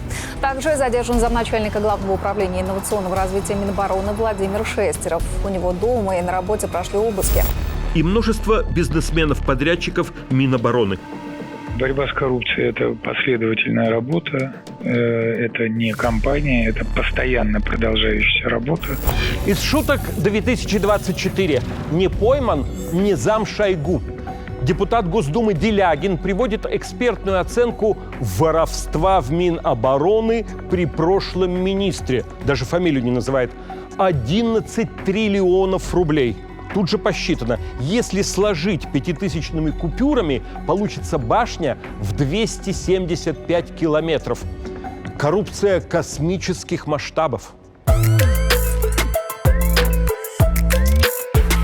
Мурка, давай продолжим наш с тобой разговор. Может быть, ты присядешь ко мне на диван? Ага. А у вас в Беларуси есть квадроберы? Ну, ходят в эти, это же маски эти. Ну да. Ну, если на маску нет, у нас этой проблемы нет. Квадроциклы эти у нас их пока нет. Субкультура детей и подростков. Изображать зверушку, надев ее маску или более полный костюм. Вроде бы возникла в Японии лет 10 назад. Что-то тут есть от их няшных аниме. Странноватый способ размяться. Но Кеничи Ито первопроходец. Ну да, возможно, это уже чересчур, но вы только посмотрите, как он бежит. Зооподражателей называют квадроберами. Мол, это у них аэробика на 4 лапах. Хотя ловкость в повадках мало кто из ребят демонстрирует. Нарядились и ладно. В России 2024 года квадробинг преследуют как чуждое, вредное и опасное явление, занесенное с коллективного Запада. В общем, дозапрещались до мышей, а также до котиков и зайчиков.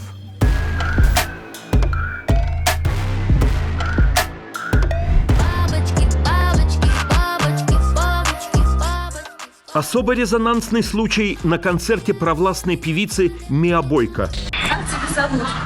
Я зовут Татьяна. Марьяна, можешь сразу, пожалуйста, всем ответить на вопросы, интересующие меня уж так точно?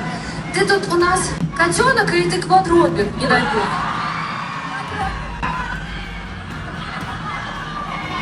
Кто-нибудь еще это поддерживает из вас? В комментариях к этому видео артистки припомнили, как в своем клипе она надевала костюм Пикачу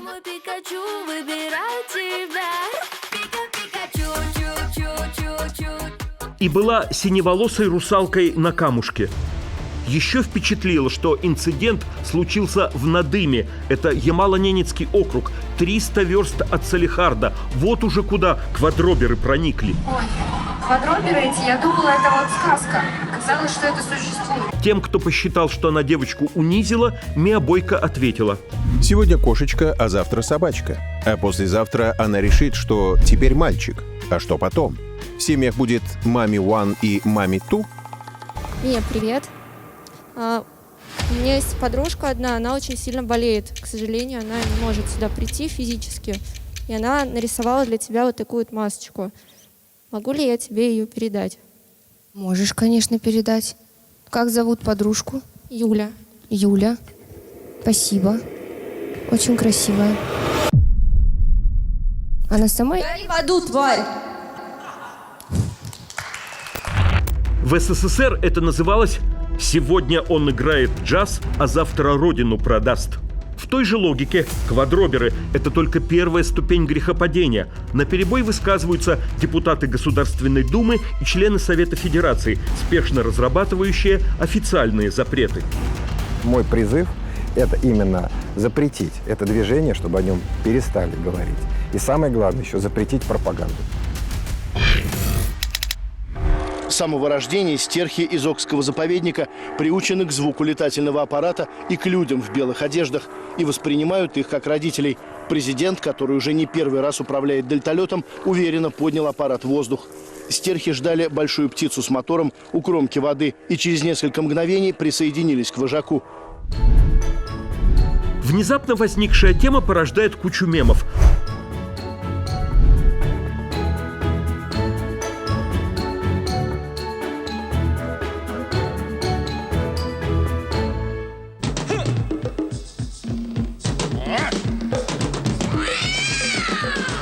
Роли зверей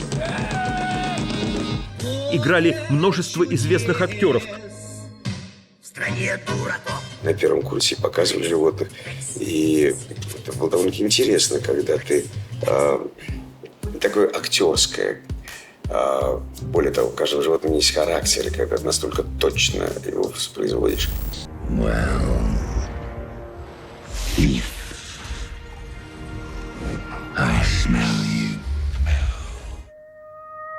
В русских сказках полно уподоблений людей животным и наоборот. Власти комичности врага квадробера не чувствуют. Это для нее как способ дружбы, общения, творчества через маски. Она делает маски сама. Плюс это еще хорошая закалка для жизни, потому что сейчас вот много людей, которые к квадроберам относятся отрицательно. Спикер Госдумы Володин заявляет о части реализуемого Вашингтоном и Брюсселем проекта «Расчеловечивание». Попробовать себя в роли животных, подобные проявления только сначала выглядят игрой и шуткой. За этим скрывается серьезная программа отказа от человечности и всего человеческого. Проекты законов об административной и уголовной ответственности доходят до вмешательства органов опеки и лишения родительских прав за попустительство ребенку-квадроберу. Из этих кустов выбежала девочка на четвереньках, побежала за моей дочкой, когда нашла с подружкой, и укусила ее за ногу. К деструктивной идеологии, за пропаганду которой распространение информации, выпуск и продажу атрибутики тоже нужно наказывать. В Государственной Думе действительно рассматривается законопроект, но не о запрете квадробики. Законопроект о запрете пропаганды любых деструктивных идеологий. Особые меры, чтобы пресечь сетевую популяризацию движения квадроберов. В результате всей шумихи Институт русского языка назвал новым ключевым словом 2024 «квадробер».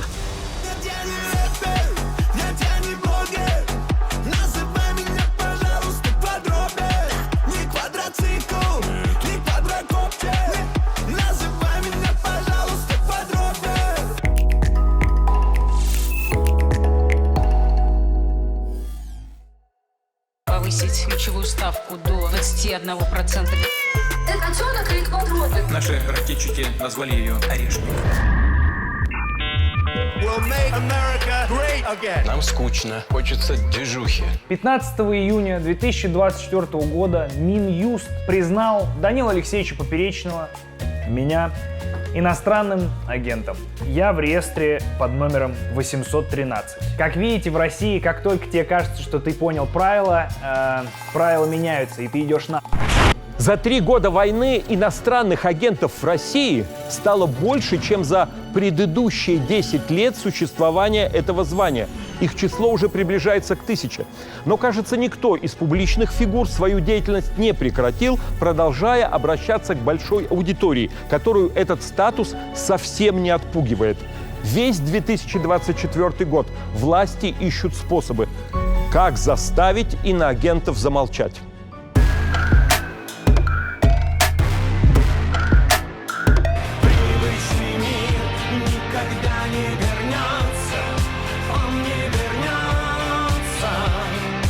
Самая громкая история. Группу Би-2 на тайском Пхукете задерживают за неправильно оформленные въездные документы. Концерт заканчивается. Мы уходим со сцены, приходим в нашу гримерку. 4 силовых ведомства. 4. Иммиграционная, полиция, десантники. То есть, в принципе, этого количества хватило бы, чтобы захватить Вьетнам соседний, людей. Российское консульство сразу заявляет, что артистов депортируют в Москву, а там уже злорадствуют, что деятели антикультуры, якобы спонсирующие терроризм. Анатолий Вайсман, он рассказал в соцсетях, что группа Би-2 передает часть своего гонорара украинской стороне. Скоро будут выплясывать чечетку на глазах у сокамерников. Но у объявленного иноагентом Лёвы Би-2 Егора Бортника и еще у 3 музыкантов есть израильские паспорта, у одного австралийский. Усилиями дипломатов этих стран Би-2 после недели в тайском СИЗО в полном составе улетают в Израиль. Вы представляете, вроде бы мы развили свободную Россию, вроде бы столько хорошего было в стране. И опять мы возвращаемся к этим идиотским запретам, просто потому что люди против или что-то сказали. Объявленные в Таиланде и Индонезии концерты Максима Галкина и Руслана Белого отменили сами организаторы. Не предатель, а всего лишь человек со своим мнением. Забавно, что очень многие люди думают, что иметь собственное мнение можно только за деньги. Понимаете? Михаила Шаца на Бали забрали в полицию, когда зрители уже сидели в зале. Затем его депортировали. Москва свое влияние на эти запреты не скрывает. Это куда больше, чем изменения в Уголовный кодекс. Это в мозгах изменения. С 2024-го для неблагонадежных российских гастролеров закрыт Казахстан.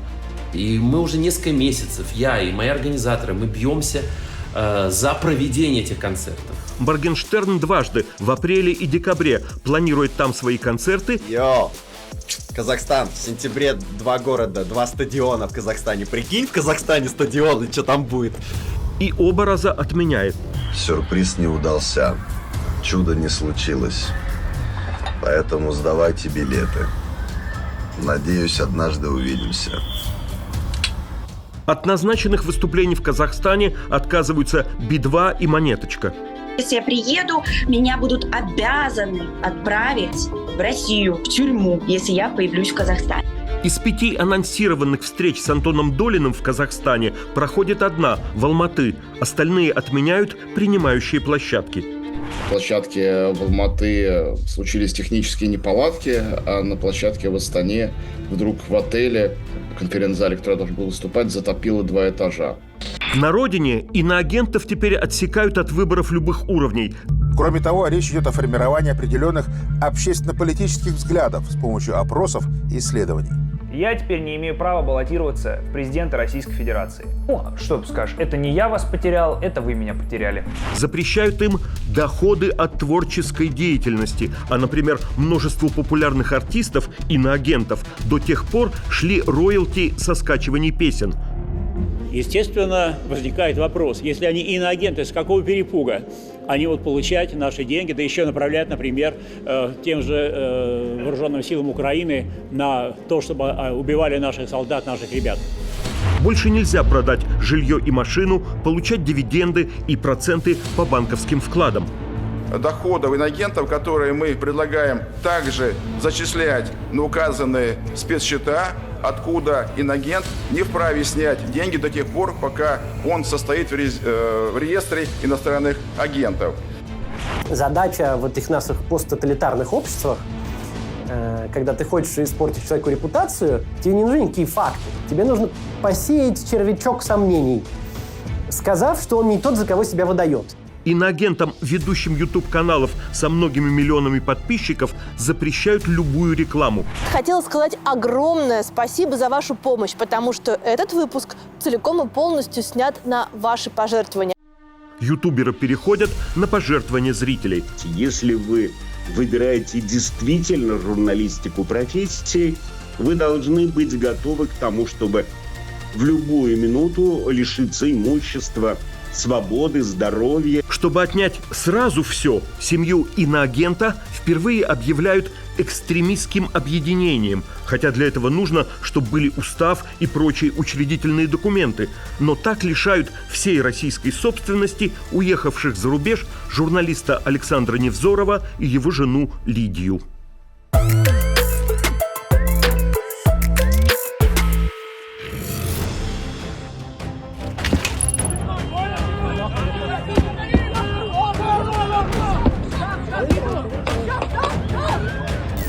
После крупнейшего в своей истории теракта 7 октября 2023, когда погибли более 1200 человек, Израиль весь 2024 год стремится обезглавить и разгромить организации боевиков Хамас в секторе Газа и Хезболла в Ливане. Действия израильской армии поражают масштабом, операций спецслужб изощренностью.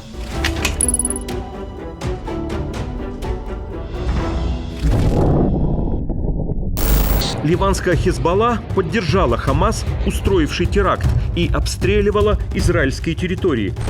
130 реактивных снарядов за час запустили из Ливана по северу Израиля.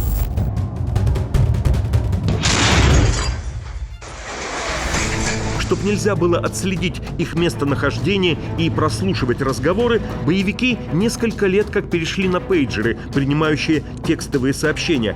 Спецслужбы Израиля через подставные компании произвели и продали Хезболле партию пейджеров, начиненных взрывчаткой. Мины-ловушки срабатывают по всему Ливану 17 сентября от 15:30 местного времени.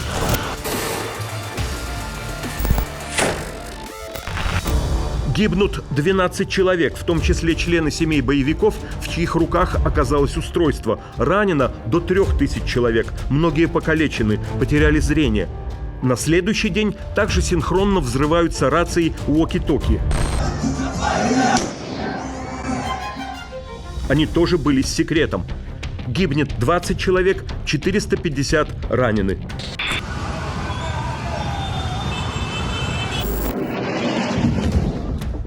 Выслежены и ликвидированы десятки командиров и все основные лидеры на момент начала войны.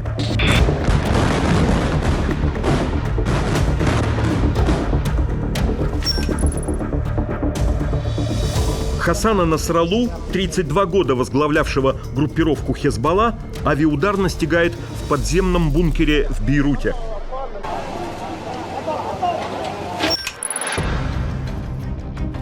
Глава политбюро Хамас Исмаил Хания, поехавший на инаугурацию иранского президента, убит ночью в Тегеране, вероятно, точным попаданием авиаснаряда.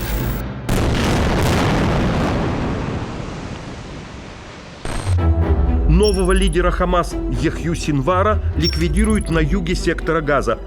Израильская армия распространит видео последних мгновений его жизни. В полуразрушенном здании раненый пытается сбить дрон палкой.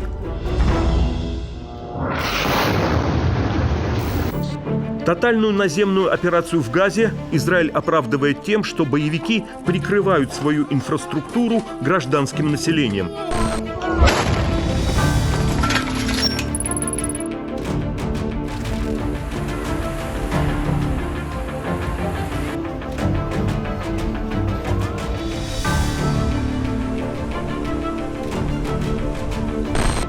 До войны в секторе жило более 2 300 000 человек. Разрушено жилье, не хватает продовольствия, топлива, медикаментов. Подконтрольный Хамасу Минздрав Газы заявляет о гибели почти 47 тысяч человек. Газа превращается в детское кладбище. При официальной поддержке Израиля Западом, и особенно США, в мировом общественном мнении сильны пропалестинские настроения.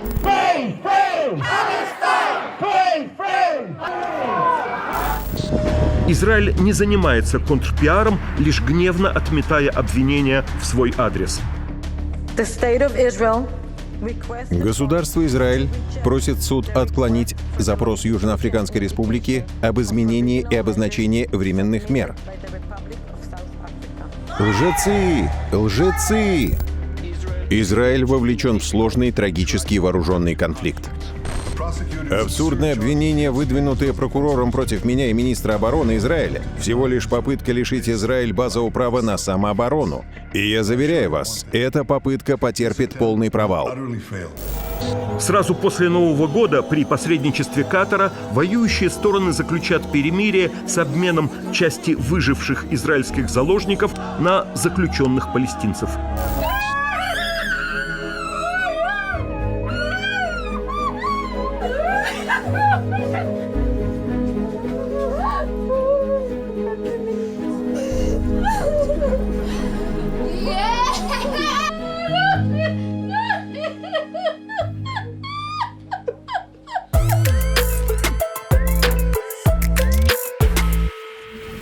«Головоломка 2» – проект студии Pixar. Самый кассовый фильм в 2024 году и самый прибыльный мультфильм в истории кино – 1 миллиард 700 миллионов долларов.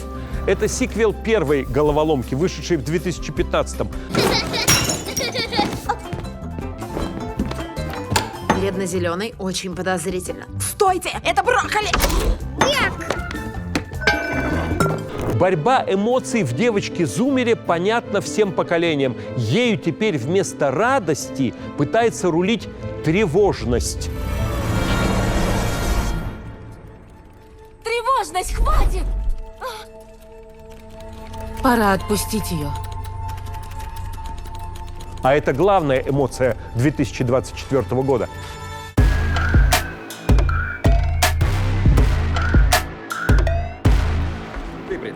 Когда девочке Райли было 11, в ней жили радость, Если поссориться, будет Есть грустно. отличная идея! Как будто Андерсон подхватывает шайбу и рвется к воротам! Эй, защита не требует. печаль. Печаль, не трогай воспоминания, условились вроде. Знаю, прости. Не вскипать! Гнев. Что вы прицепились? Ты очень удивляешь нас своим сегодняшним поведением. Все, папаня напросился. На, получи! Вы меня достали! Страх. Кто у нас именинница? И брезгливость. Там мышь сдохла! Не видела более отвратительного жилья. Райли, что случилось? В 13 лет, Сётин, начинается возраст тинейджеров. И с ним нагрянули новые чувства. Всем приветики! Я тревожность, одна из новых эмоций Райли. Куда вещички бросить? Заодно являются зависть, но она еще маленькая. А ты еще кто? Я зависть. О, какие волосы! Ага, даже не мечтай. А у нее какие волосы! Нам нужны эти волосы! Обалдеть! Стыд, оказывается, способный на хорошие поступки. А это что за уволень? Ну и как тебя зовут? Это стыд! Он у нас немножко застенчив. Ностальгия, она на другом этаже, ее время еще не пришло. Ностальгия. Ты рановато сюда поднялась. У нас впереди еще лет 10. 2 выпускных балла, свадьба лучшей подруги. Короче, мы позовем, обещаю держать в курсе. И хандра. Кан, что? Хандра. Ну, по-вашему, это типа скука. Отношения с ровесниками пока дружеские. Мальчишек нет и на горизонте. Райли увлечена хоккеем, но ей предстоят побоища посерьезнее ледовых. Андерсон! Штрафная скамья! Она резко появилась, я даже не заметила. Из-за пубертата все прежние эмоции подавлены, а с новыми героиня не справляется. Нам нужен гол, Райли!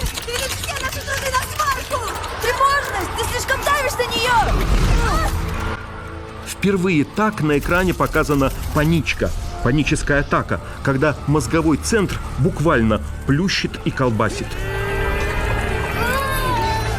Эта героиня учится принимать себя.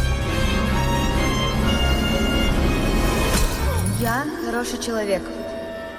Ментальное здоровье – тема 21 века. Люблю нашу Райли. А как не любить? И рекордная вторая головоломка собирает почти в 2 раза большую кассу, чем первая. В России фильм года везде идет по-пиратски, и достоверной статистики нет. Какое счастье, что вы нам повстречались!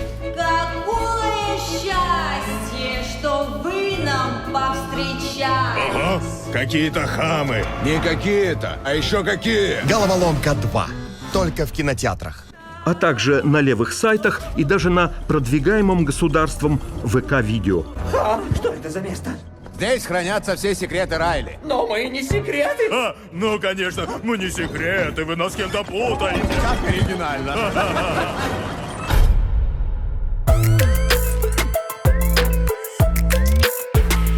В 2024-м окончательно восстановлены советские книжные традиции. Есть поощряемый госиздат и преследуемый тамиздат. Литература снова партийная и антипартийная. Но СССР считался самой читающей страной в мире. Ежегодно москвичи приобретают около 100 миллионов книг. Велико должно быть число людей, влюбленных в книгу, не мыслящих без нее ни труда, ни досуга, чтобы возникла такая цифра – 100 миллионов. В 21 же веке печатное слово жжет глаголом сердца сравнительно немногих людей. И до войны российская власть книжный рынок не то что не контролировала, даже влиять не пыталась. Книги были, в общем, маргинальной такой историей. Никто ими особо не интересовался. Я помню, лет еще, наверное, 8, может быть, 10 назад книга Михаила Борисовича Ходорковского стояла в приоритетной выкладке в книжном магазине в Московском доме книги.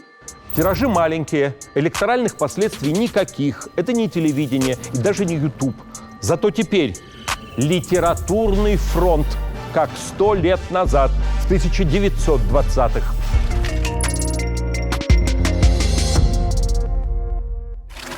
С остервенением немецким, с особой слабостью гражданским. Они стреляли по Донецким, они стреляли по Луганским. Эту Z-поэзию продвигает сервис Госуслуги. Он оказывает и такие.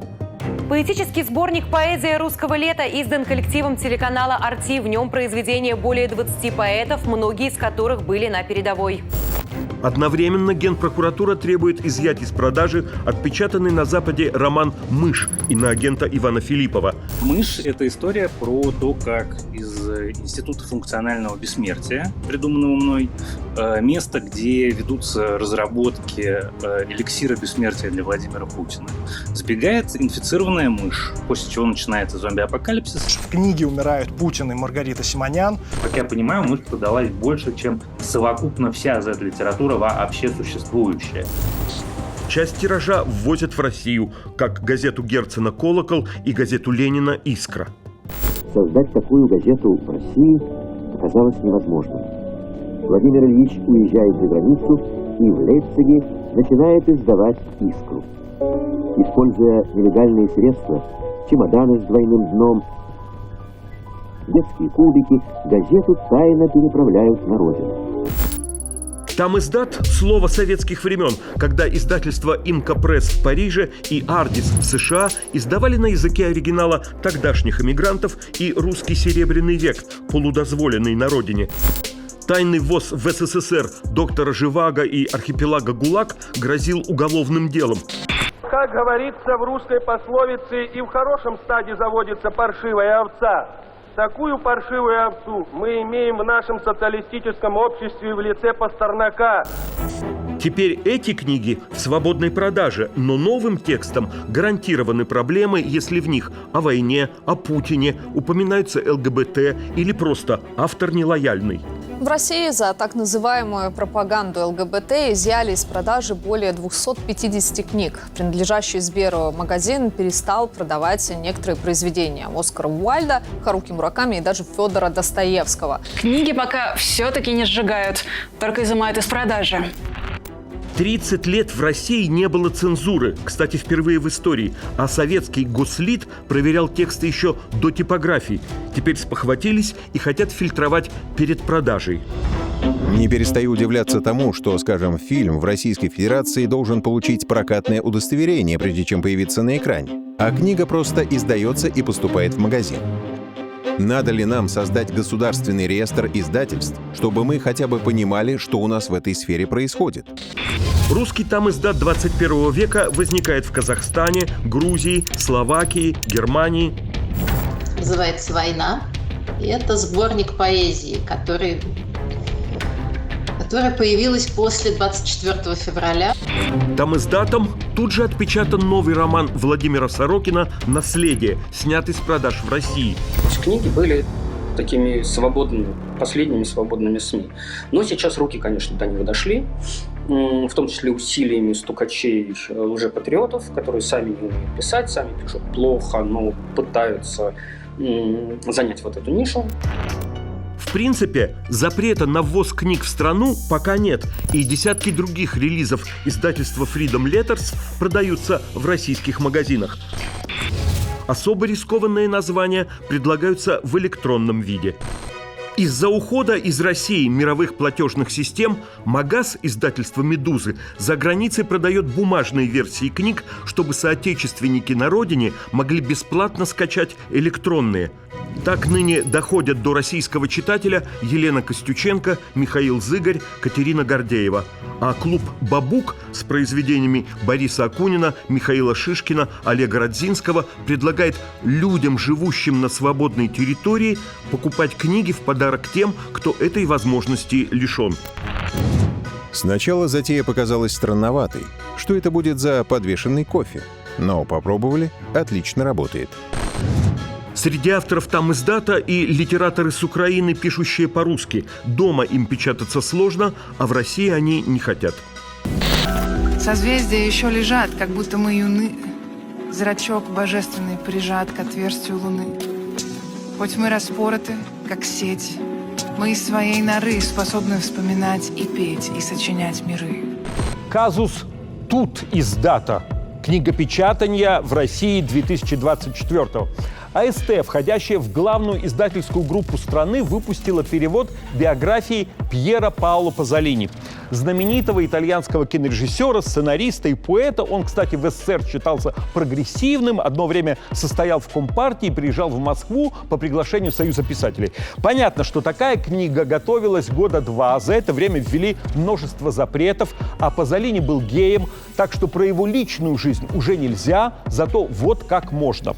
АСТ закрасила черным абзацы и целые страницы биографии Пазолини, заявив, что это более честный выбор, чем просто вырезать, будто текста и не было, что это согласовано с итальянским правообладателем оригинала, что это перекличка текста с современным контекстом, в котором мы живем здесь и сейчас, и что книга в результате – артефакт эпохи, который годится для Музея современного искусства. 50 лет назад Андрей Вознесенский писал на смерть Пазолини, и тогда это, разумеется, опубликовали. «Позалили смертельной хлоркой, Пазолини, как раньше Лорку, есть единственная примета, чей отбор еще не фальшив. Убиваемые – поэты, убивающие – фашизм».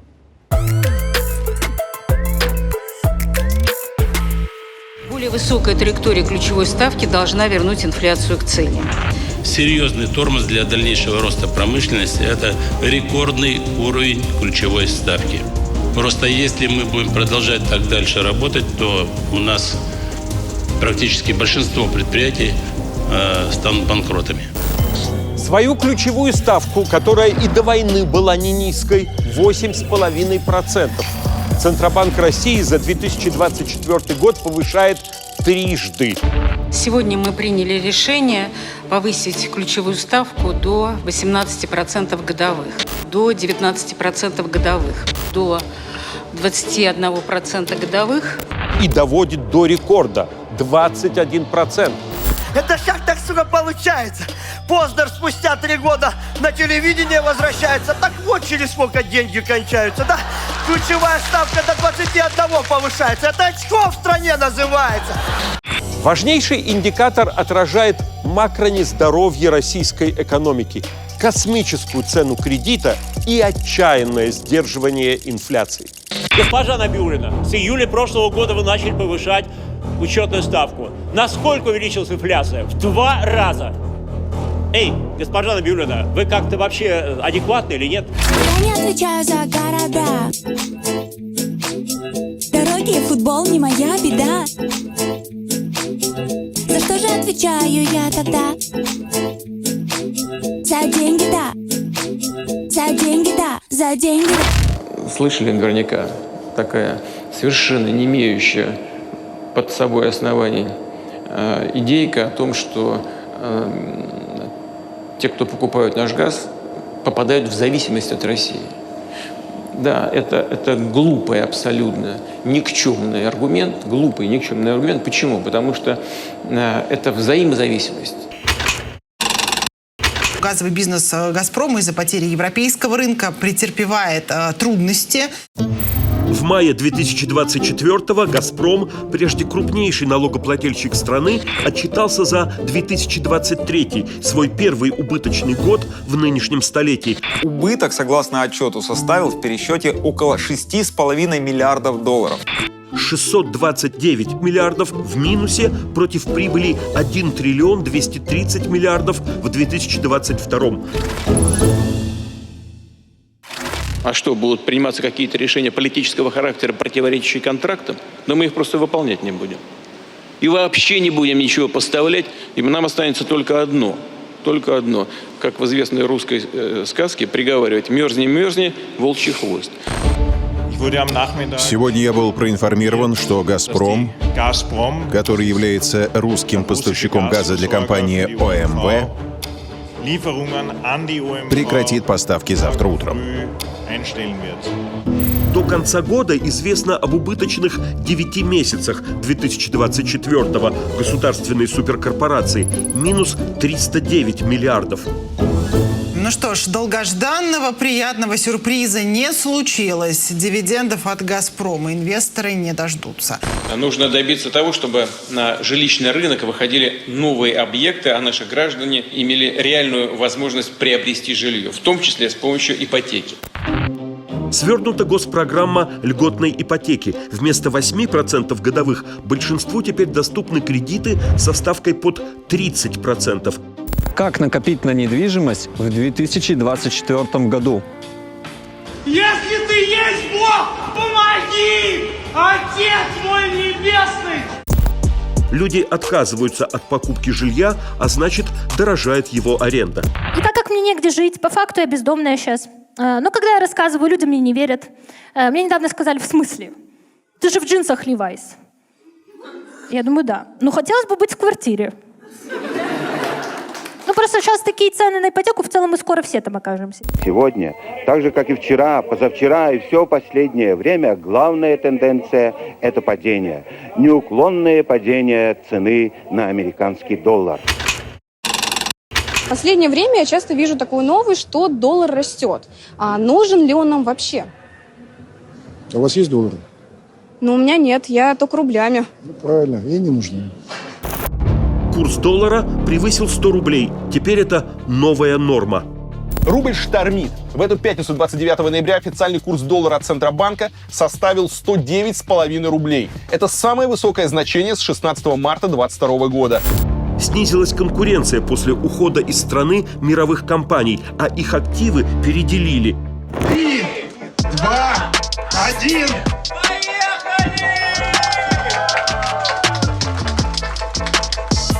Не скрою, я человек амбициозный и планирую не просто открыть все 850 ресторанов предприятий, но и развивать новые. Стало известно, кому достались 100% российских активов Danone. Это бывший вице-мэр Грозного и замминистра сельского хозяйства Чечни, приближенный к Кадырову 32-летний Руслан Алисултанов. Как многие из вас знают, мы объявили о продаже нашего бизнеса в России еще в июне, но затем все внезапно изменилось с указом президента в июле, когда российское правительство назначило временное управление и фактически украло наш бизнес. И журнал Forbes фиксирует максимум российских долларовых миллиардеров в истории – 125. Обсуждая проект бюджета 2024 года, вы сказали, что его нельзя назвать военным. Что-то изменилось в этом году? Тратим денег столько, сколько нужно для фронта, для победы. На 2025 расходы на войну и госбезопасность доведены до рекордных 40% бюджета. 250 тысяч артиллерийских боеприпасов в месяц и около 3 миллионов в год может производить Россия. Ответственные лица про проблемы говорят аккуратно, но определенно. В условиях повышенной неопределенности последних лет действие многих механизмов в экономике изменилось. И, конечно, экономика долго так существовать не может. А про тяжесть для страны военного бюджета высказывается даже Путин на коллегии Минобороны. Раскачивать до бесконечности, повышать до бесконечности вот эти расходы мы тоже не можем. В начале года Центробанк предвидел годовую инфляцию в 4%. Летом пересмотрел прогноз до 7%. Оттого и повышал ключевую ставку. Но, несмотря на это, даже официально инфляция в 2024 составила 9,5%. В России резко подорожал хлеб тем временем. Цены на основные продукты питания, такие как картофель, рыба, яйца, продолжают стремительно расти. Население это чувствует по ценам в магазинах. Как водится, особенно дорожают самые доступные продукты.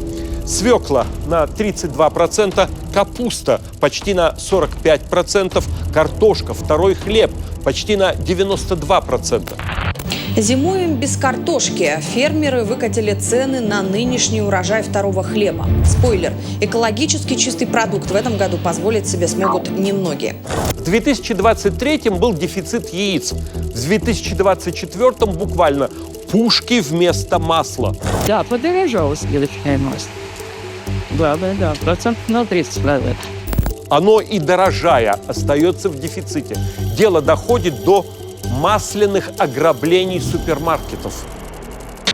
Масло продают только в защитных чехлах. Хотя в магазинах масло стали упаковывать в защитные боксы, как икру. Раньше так только икру продавали. В Москве на Ленинградском шоссе двое мужчин вынесли 25 пачек масла и, угрожая ножом, побили работницу, которая пыталась их остановить. Теперь масло как деликатес и вовсе убрали с прилавков, выдают по запросу, либо хранят в сейф-боксах. Это система антивор. В Екатеринбурге сообщают о краже всего масла со склада магазина «Молочное место».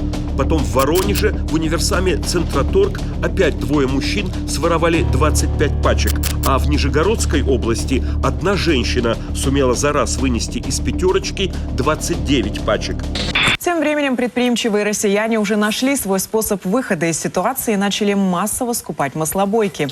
Оказывается, в продаже было немного домашних маслобоек. На сайтах продажи подержанных вещей это оборудование стоит от 500 до 5000 рублей. Различных модификаций, даже редкие деревянные ступы.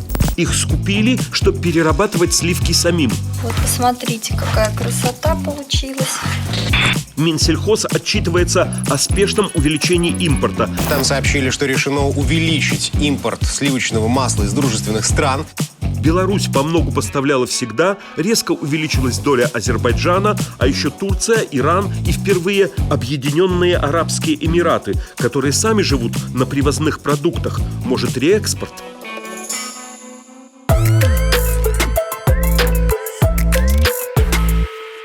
ФБК – фонд борьбы с коррупцией, объявленный Кремлем экстремистским и лишившийся своего основателя Навального. Весь год в центре интернет-внимания.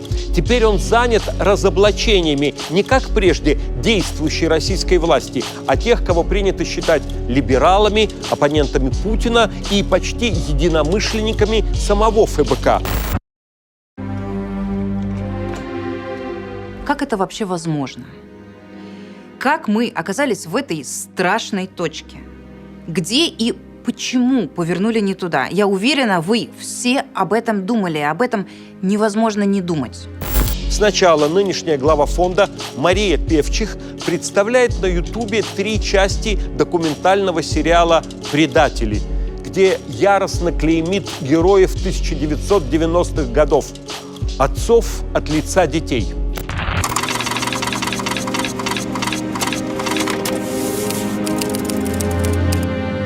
Россия могла быть совершенно другой. Все могло сложиться совершенно иначе. Должно было сложиться иначе. 3,5 часа видео про то, как 90-ми порождены 2000-е. Тогда ведь все создано. Власть контролирует телеканалы для пропаганды.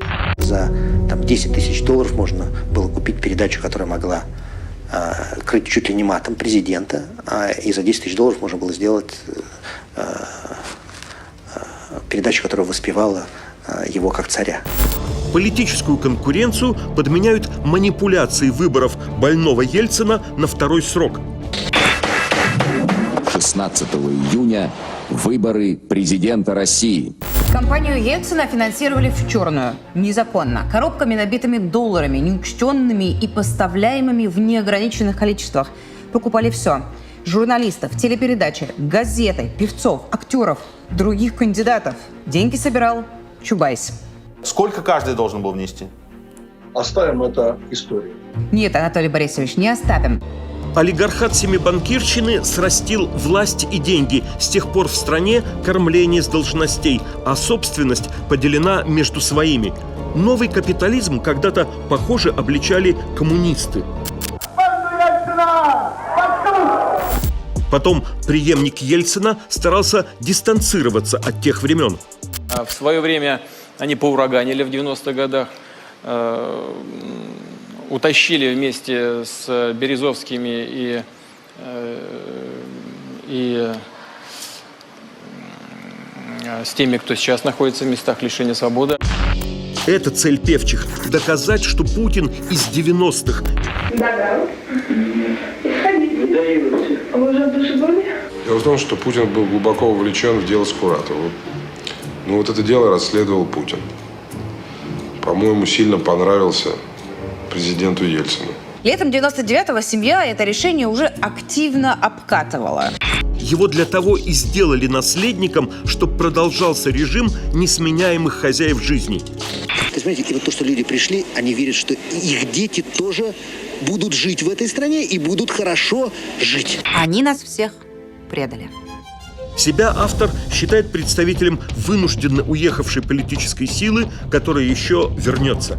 Именно на нашу долю и нашу жизнь выпала самая большая ответственность – положить конец этому путинскому безумию, тянущемуся 2 десятилетия.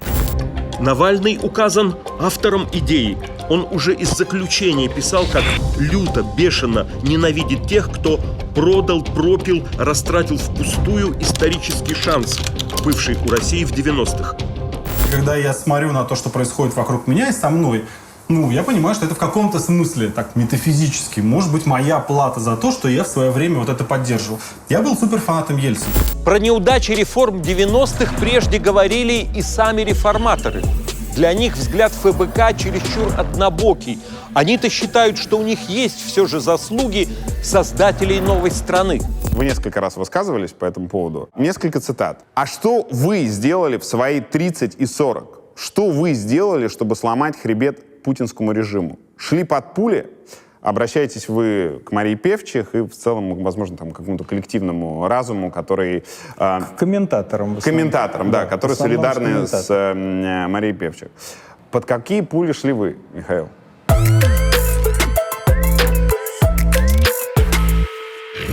А деятелей 90-х нынешних политэмигрантов ФБК обвиняет в прямой уголовщине. Это следующее скандальное расследование фонда. Его ключевой сотрудник Леонид Волков, живущий теперь в Вильнюсе, избит неизвестными. За такими нападениями обычно видят руку Кремля. Но ФБК считает, что на этот раз заказчик Леонид Невзлин, бывший совладелец ЮКОСа, давно уехавший в Израиль. Разгорается самое громкое разбирательство между российскими активистами за границей. Невзлингейт. В Вильнюсе вечером во вторник напали на Леонида Волкова. Это один из ближайших соратников Алексея Навального и бывший глава сети его штабов. По версии ФБК, Невзлин из зависти к политическим конкурентам устроил нападение. Он тот самый крутой, у него куча денег, все его должны слушаться, он привык, что за деньги можно решить любой вопрос. А ФБК отказывается. Кроме самого серьезного вильнюсского, его подкараулили вечером у дома и избили молотком. Из меня хотели сделать отбивную, натурально, молотком для отбивных, человек прямо у дома во дворе напал на меня, раз 15 ударил по ноге. Еще в Женеве на сотрудника ФБК. Смотрите, вот человек держит в руках телефон, переходит дорогу, впереди вы видите макет камеры ШИЗО. В такой камере сидел Навальный. Ну, и Ивана Жданова, директора ФБК, в которого кидают яйцами и что-то выкрикивают.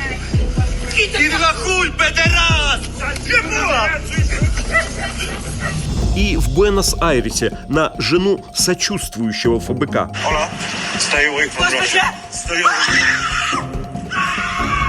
Но якобы результатом остался недоволен. Вас должны были забить молотками более сильно, до инвалидного кресла, и гораздо раньше, чем это произошло. Это долго не происходило, исполнители буксовали, не могли добраться. Кстати, следят постоянно за вами из-за певчих. И за работу не заплатил. Мы работу сделали, все, вот он селфи скидывает, что молотками, хипишь, все звенит, отдай бабки. Организатор нападений Рижанин Блинов пытался продать телефонный архив своей переписки с Невзлиным. Нам присылают переписки. Как утверждается, с Леонидом Невзлиным. Качество отвратительное. Кто-то снимает телефон на телефон. Но разобраться все равно можно. Выяснить, кто наш источник, оказалось сильно проще, чем мы ожидали. То есть, я не скрываюсь, меня зовут Матус Андрей. Можете забить в интернете, очень многое про меня прочитать, и плохого, и хорошего. Михаил Ходорковский и Петр Авен отказываются от предложения, а ФБК нет, и получает массу фото и видеосвидетельств. Вот, например, кто-то переписывается с аккаунтом под названием Леонид Невзлин и отчитывается ему. Мы нашли штаб ФБК. Видели Жданова, видели Волкова. Но первым о Невзлине, как об организаторе покушений, рассказывает рупор кремлевской пропаганды телеканал РТ. Невзлин же не просто нападает на людей. Он же делает это не просто в качестве личной мести. Он это начинает заворачивать так, чтобы использовать против России. Потом независимые журналисты, проверив архив из более чем 2500 сообщений, заключат, подделать такой объем невозможно. Верю ли я версии, что Леонид Невзлин заказал и заказывал и продолжал это делать с разными людьми, выступающими на светлой стороне? Хотелось бы не верить. На основании всего увиденного нами за последние несколько дней можно предположить, что обвинения реальны. Покушение на Волкова расследуют МВД Литвы, Латвии и Польши. Найдены исполнители, польские братки. Арестован Блинов. Это не первый арест по этому делу. Ранее, в апреле, были арестованы непосредственно вот эти два польских качка, которые меня избивали, и белорус, который их нанимал. Вот этого белоруса, в свою очередь, уже нанимал Блинов. И потом выпущен под залог. Невзлин говорит, что и сам обратился в полицию, а расследование называет «состряпанным в Москве сливом». Давайте я просто скажу это вслух и громко. Леонид Невзлин опасен для окружающих. Бывший главный акционер ЮКОСа, отсидевший при Путине 10 лет, самый известный российский политэмигрант, Ходорковский финансирует много оппозиционных проектов. У вещающего в интернете «Ходорковский лайв» более 2,5 миллионов подписчиков. в фильме, теперь это уже такая широко известная цифра, обо мне говорится 43 раза, а о Леониде Волкове 45. То есть, в общем, это было прямое и неприкрытый наезд на меня. Владелец другого популярного YouTube-медиа, оппозиционер Максим Кац, выпускает свое расследование. Сразу говорю, то, что вы сейчас посмотрите, вам не понравится. По версии Каца, ФБК в обмен на финансирование помогает беглым владельцам пробизнес-банка выглядеть за границей жертвами путинского режима. После же отзыва лицензии у их банка они российские оппозиционеры, борцы с Путиным. Железняк вообще один из руководителей фонда борьбы с коррупцией, а Леонтьев – крупный спонсор этого фонда. ФБК обвинения отвергает. Материал, который выдается за вдумчивое, глубокое расследование, на самом деле при ближайшем рассмотрении оказывается ложью. Раз от раза эти взаимные претензии выглядят все более междусобойными. Стороннему наблюдателю невдомек. У профессиональных оппозиционеров нет ни общей цели, ни общей задачи, ни даже общего противника. Они там сами друг другу противники. Я реально не понимаю, они срутся между собой, то есть ФБК уже срется с Кацем, с Венедиктовым, с Ходорковским. Путин смотрит на это и такой: а я? Я мало хуйни делаю. Может, мне поднажать? Повысить ключевую ставку до 21%. Котенок или квадробер? Наши ракетчики назвали ее Орешник. Нам скучно, хочется движухи. 33-й летние Олимпийские игры в Париже 2024 года устанавливают первый рекорд еще до начала соревнований. 26 июля на них самая обсуждаемая в истории церемония открытия. По поводу некоторых эпизодов скандал, какого раньше добивался только журнал «Шарли Эбдо».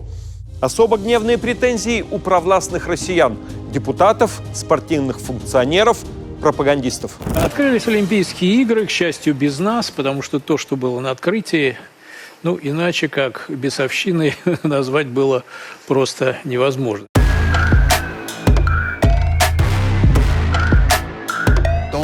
Эта церемония открытия пройдет не на стадионе, а в самом центре Парижа. Необычная церемония, как вы знаете, первая за пределами стадиона. Cérémonie hors norme, vous le savez, la première hors d'un stade.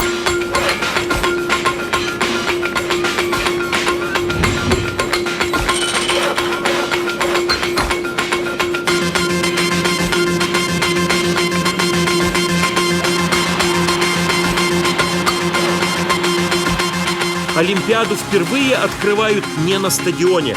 Место действия – река Сена и ее набережные. Шоу на воде вживую видят сотни тысяч людей, но сегментами. Главное, конечно, изощренная телетрансляция сотнями камер. Величайшее шоу на Земле. Чего нам ожидать? Вероятно, оно будет очень и очень французским. Будет много музыки, живописи, танцев, моды, еды, любовных историй. И все это начнется здесь, у моста Аустерлиц. Занимайте удобные места в зале. Здесь можно заметить кого угодно, где угодно. Это надо видеть. Национальные сборные движутся на баржах и катерах. Центральноафриканская республика. Сборная небольшая, но сильная. Музыкальные номера от Бизе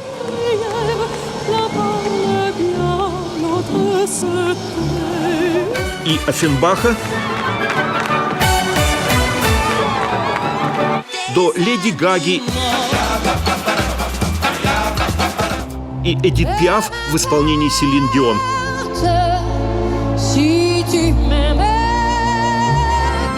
Сильный шок. Ça ira, ça ira, ça ira. Les aristocrates à la lanterne. Ça ira, ça ira, ça ira. Les aristócrates, on les pendra. Обезглавленная Мария Антуанетта из бывшей тюрьмы консьержери под металл-группу поет песню времен Великой Французской революции. Est-ce qu'il y aurait des guerres si on était resté tout nus? Шок сильнейший. Дрэг-артисты в живой картине по «Тайной вечере» Леонардо да Винчи. Да еще по сене с олимпийским флагом проскакала вроде Жанна Дарк в рыцарских латах. Но критики посчитали, что это всадник апокалипсиса. На сцене появилась инсталляция в виде закованного в латы рыцаря на железном коне. Что хотели сказать авторы, неизвестно, но получился всадник апокалипсиса. Попирание традиций, непочтительные аллюзии и беспардонный гальский юмор, названные хозяевами празднованием толерантности, возмущают церковных иерархов. Сатанинские ритуалы на церемонии открытия Олимпийских игр в Париже. Американский католический епископ Роберт Барон охарактеризовал церемонию как великое издевательство над Тайной вечерей. Илона Маска. Илон Маск назвал церемонию вопиющим неуважением к христианам. Венгерского премьера Орбана.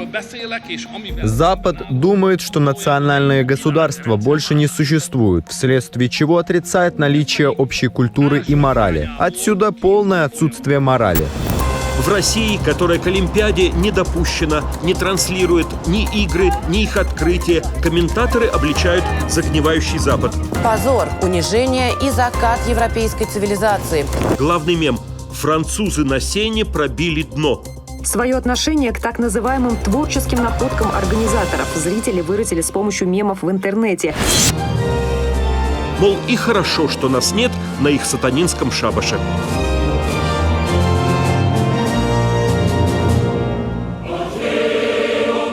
Необычайно сильный ливень на церемонии открытия Олимпийских игр многие восприняли как божественную реакцию на мерзкое и кощунственное зрелище трансвеститов, выдающих себя за Иисуса Христа и его учеников на Тайной вечере. Париж принимал Олимпиаду в 3-й раз. Столько же только Лондон. Масштаб игр. 23 объекта в столице и ее пригородах, в 11 городах Франции части разных турниров. Соревнования по серфингу проходят на Таити. Почти 16 тысяч километров от Парижа.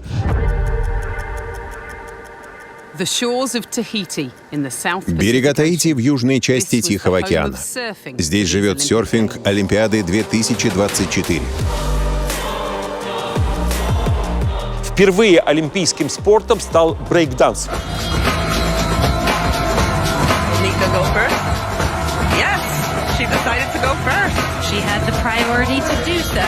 В командном зачете лидеры США и Китай по 40 золотых медалей, но у американцев гораздо больше серебра и бронзы. And this is important to remind ourselves and everybody. Ранее мы принимали эти защитные меры с тяжелым сердцем, осознавая, как сложен выбор, и говоря, что это противоречит миссии Олимпийских игр. Россияне могут участвовать в Олимпиаде только индивидуально, без флага, гимна, названия страны, при строжайшей допинг-проверке. Это не Сена. И это точно не Париж. Но на борту олимпийская чемпионка, прыгунья в высоту Мария Лосицкене, открывает мероприятие, объединяющее моду, спорт и музыку. Она не защищает свой олимпийский титул в Париже. Сборная России отстранена от игр из-за войны на Украине. Все знают, наш это флаг, не наш. Все знают, что наш спортсмен. Это вот очевидная вещь. Но надо сейчас внимательно проанализировать, какие условия выдвигает МОК. За многих отказались спортивные федерации, но 15 человек сумели отобраться. На родине их назвали командой бомжей. Нас хотят вообще причислить к, мягко говоря, бомжам. Например, мэр города Парижа сказал, что мы должны выступать в такой команде. Индивидуальные нейтральные спортсмены не будут участвовать в параде делегаций, команд во время церемонии открытия, поскольку они являются индивидуальными спортсменами, но им будет предоставлена возможность принять участие в мероприятии. Единственная награда — серебряная медаль теннисисток в парном разряде. Конечно, это здорово завоевать медаль на Олимпиаде. Беларусь под теми же санкциями. Оттуда участвует 17 индивидуалов. У них одно золото. В Париже Иван Литвинович стал двукратным олимпийским чемпионом. Второе золото подряд! 2 серебра, 1 бронза. третью Олимпиаду подряд белорусская школа прыжков на батуте, а можно даже уже утверждать законодатели моды в этом виде спорта. Россияне, которые взяли другие гражданства, чтобы выступать за иностранные государства, выиграли на Олимпиаде 17 медалей, из них 6 золотых. Все больше спортсменов жалуются на олимпийские медали Парижских игр. У 5 азербайджанских награды пришли в негодное состояние.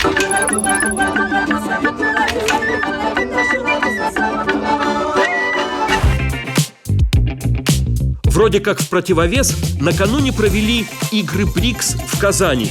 То, что Олимпийские игры стали политическим инструментом в геополитике, уже никого не удивляет. И даже спортивная составляющая отошла на дальний план. На этом фоне кардинально отличаются игры стран БРИКС, стартовавшие накануне в Казани. Роль БРИКС в мировых делах стремительно растет. И потому уверен, что также будет расти и популярность, привлекательность игр, как в состязании свободных от политического вмешательства и давления. Там у России аж 266 золотых медалей. И победителем нашего турнира в командном зачете среди сеньорок становится сборная команда Российской Федерации. А российский синхронист Мальцев стал чемпионом, будучи единственным участником соревнований в своей дисциплине. Очень понравилось то, что на играх БРИКС было больше количество болельщиков, чем вот мы видели на последних соревнованиях на чемпионате России. Альтернатива казалась бы логичной, если, как Россия и Беларусь, остальные страны-участницы после Казани тоже не поехали в Париж. Но в Олимпиаде 2024 после перерыва участвовала даже Северная Корея. République populaire démocratique de Corée. Democratic People's Republic of Korea. Еще на осень 2024-го планировались Всемирные игры дружбы в Москве и Екатеринбурге. Но Международный олимпийский комитет напомнил о запрете для России проводить официальные соревнования. Видимо, спортсменам-участникам из других стран тогда бы грозили санкции.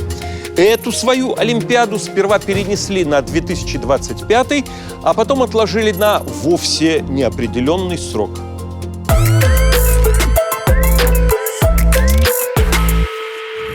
Первого августа 2024 происходит крупнейший современный обмен заключенными. В аэропорту Анкары Россия отдает 15 человек и одного Беларусь, за которых получают 10 из США, Германии, Норвегии, Словении и Польши. С холодной войны Восток и Запад обменивают провалившихся разведчиков-нелегалов. Но в этой сделке есть и невиданный прежде обмен одних граждан России на других. И хоть пропаганда называет отечественных оппозиционеров «пятой колонной», в работе на заграницу их не обвинял даже российский суд. Американский журналист Эван Гершкович предстанет перед судом в России по обвинению в шпионаже.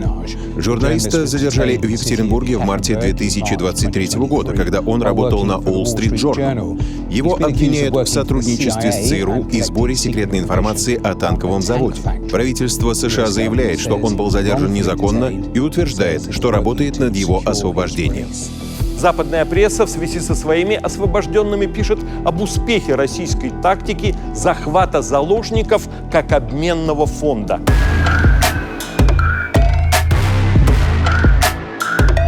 Позволю себе просто 30 секунд или 1 минуту маленькую историческую справку. Переговоры шли долго. Путин прежде всего на американскую аудиторию говорил Такеру Карлсону о желании получить назад россиянина, застрелившего в Берлине чеченского полевого командира. В Берлине на улице, полной прохожих, застрелен мужчина. По словам свидетелей, стрелок передвигался на велосипеде. Преступление произошло около 12 часов дня в районе Муабит. По данным издания «Берлинер Курьер», полиция задержала 1 человека. Агент ФСБ Красиков получил за убийство в Германии пожизненный срок. Ценный лично Путину ликвидатор – ключевая фигура. Человек, который из патриотических соображений ликвидировал в одной из европейских столиц бандита. И между спецслужбами идет диалог. Это должно решаться тихо, спокойно, на профессиональном уровне. Контакты есть, пусть работают. И обменять его, в том числе на граждан США, президент Байден особо уговаривал канцлера Шольца. Чтоб их не обвинили в поощрении новых убийств, немцы выставили целый ответный список во главе с хорошо известным в Германии Навальным.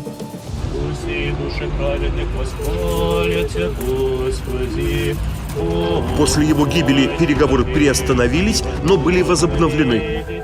Несколько стран помогли нам этого добиться. По моей просьбе они присоединились к трудным и сложным переговорам, и я еще раз лично благодарю их всех.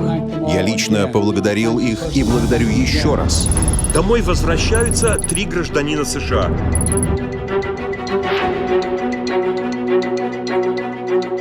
На авиабазе Эндрюс их ждут родные, президент Байден и вице-президент Харрис.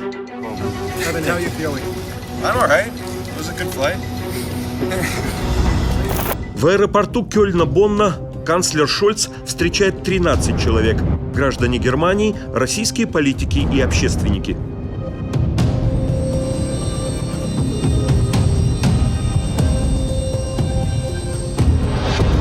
В Москву прилетают 6 явных спецслужбистов и 2 хакеров, возможно, выполнявших спецзадания, но осужденных в США за мошенничество.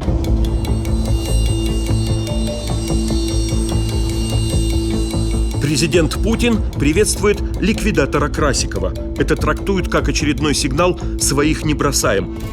Все вы будете представлены государственной наградой. Среди прилетевших дети супругов Дульцевых. Они родились в Аргентине, о своем настоящем происхождении не знали и по-русски не говорят. Эти дети и не знали, что их родители русские шпионы, пока Владимир Путин не встретил их в аэропорту словами «Буэнос ночес». Наверное, у каждого ребенка в мире теперь новый кошмар. И у Буковского там есть такие слова, что в нашей стране не посадить по закону не могут, не освободить. Веселое государство, не соскучишься. В положении «без меня меня меняли» оказались и россияне, узнававшие о своей отправке на Запад буквально перед вылетом. Илья Яшин тогда подал начальнику Лефортовской тюрьмы заявление: «Это совершается против моей воли». Являясь гражданином РФ, настоящим заявляю, что я не даю согласия на высылку за пределы России. Настаиваю на своем законном праве оставаться на территории страны, в которой я родился. Прошу довести содержание данного заявления до сведения должностных лиц, принимающих решения о моей дальнейшей судьбе. Вот этот документ, который сделал мою высылку из России абсолютно незаконно. Советская власть, если высылала из страны своих недругов от философского парохода в 1922 до Солженицына в 1974, то даром. Только однажды обменивали диссидента, и то на иностранца. В 1976 Владимира Буковского на главу Компартии Чили Карвалана, который сидел на родине при военной хунте Пиночета. Это и тогда было незаконно. А поскольку советская пропаганда называла Буковского политическим хулиганом, в народе про сногсшибательную сделку ходил стишок: «Обменяли хулигана на Луиса Карвалана. Где нам взять такую блядь, чтобы Брежнева сменять?»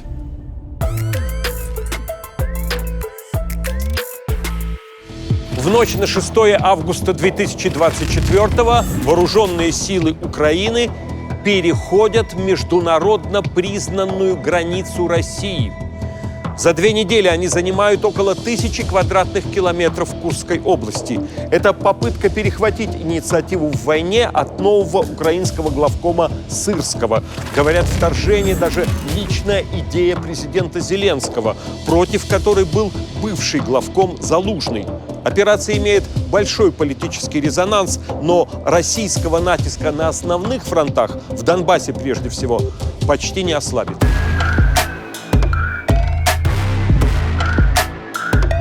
Тільки від початку цього літа. Только с начала этого лета и только из районов Курской области по нашей Сумщине было нанесено практически 2000 ударов. Артиллерия, минометы, дроны. Мы фиксируем, и каждый ракетный удар, и каждый из таких ударов заслуживает на справедливый ответ. І кожен з таких ударів заслуговує на справедливу відповідь.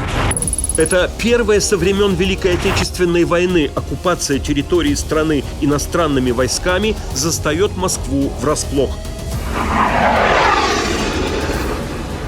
Тут пизда нахуй, самолеты над головой, прикинь, летают. Официальные СМИ лишь невнятно сообщают о боях у границы с Курской областью. Примерно в 8 утра около 300 украинских радикалов при поддержке 11 танков и 20 бронированных машин атаковали позиции пограничников в районах населенных пунктов Новониколаева, Дарьино и Олешня Курской области. Наши пограничники и военные продолжают поиск и ликвидацию украинских боевиков, которые минувшей ночью попытались прорваться на российскую территорию. Больше суток молчит президент. Наконец, формулировка выбрана. Как известно, киевский режим предпринял очередную масштабную провокацию. Оказывается, даже в прифронтовой области госграница защищена слабо, хотя на срочно возведенные там уже во время войны фортификационные линии потрачены миллиарды рублей. Вооруженным силам Украины потребовалось не больше суток для того, чтобы пересечь границу и преодолеть все так называемые фортификационные сооружения, которые должны были быть на границе между Россией и Украиной. Они строились 2,5 года. На них ушло около 15 миллиардов рублей. А каким образом, если все это было построено, это можно было преодолеть за сутки? Чеченский отряд «Ахмат» не отразил нападение, потому что с украинцами разминулся. Ночь, когда противник уже заехал колоннами, я заехал в район, где погребки, и, оказывается, я крутился в течение часа, полтора, двух даже, я крутился с этими колоннами и противником, получается, на одном участке мы крутились. На одном пятачке, да? Да. То есть как-то Бог меня любит, что мы разминулись.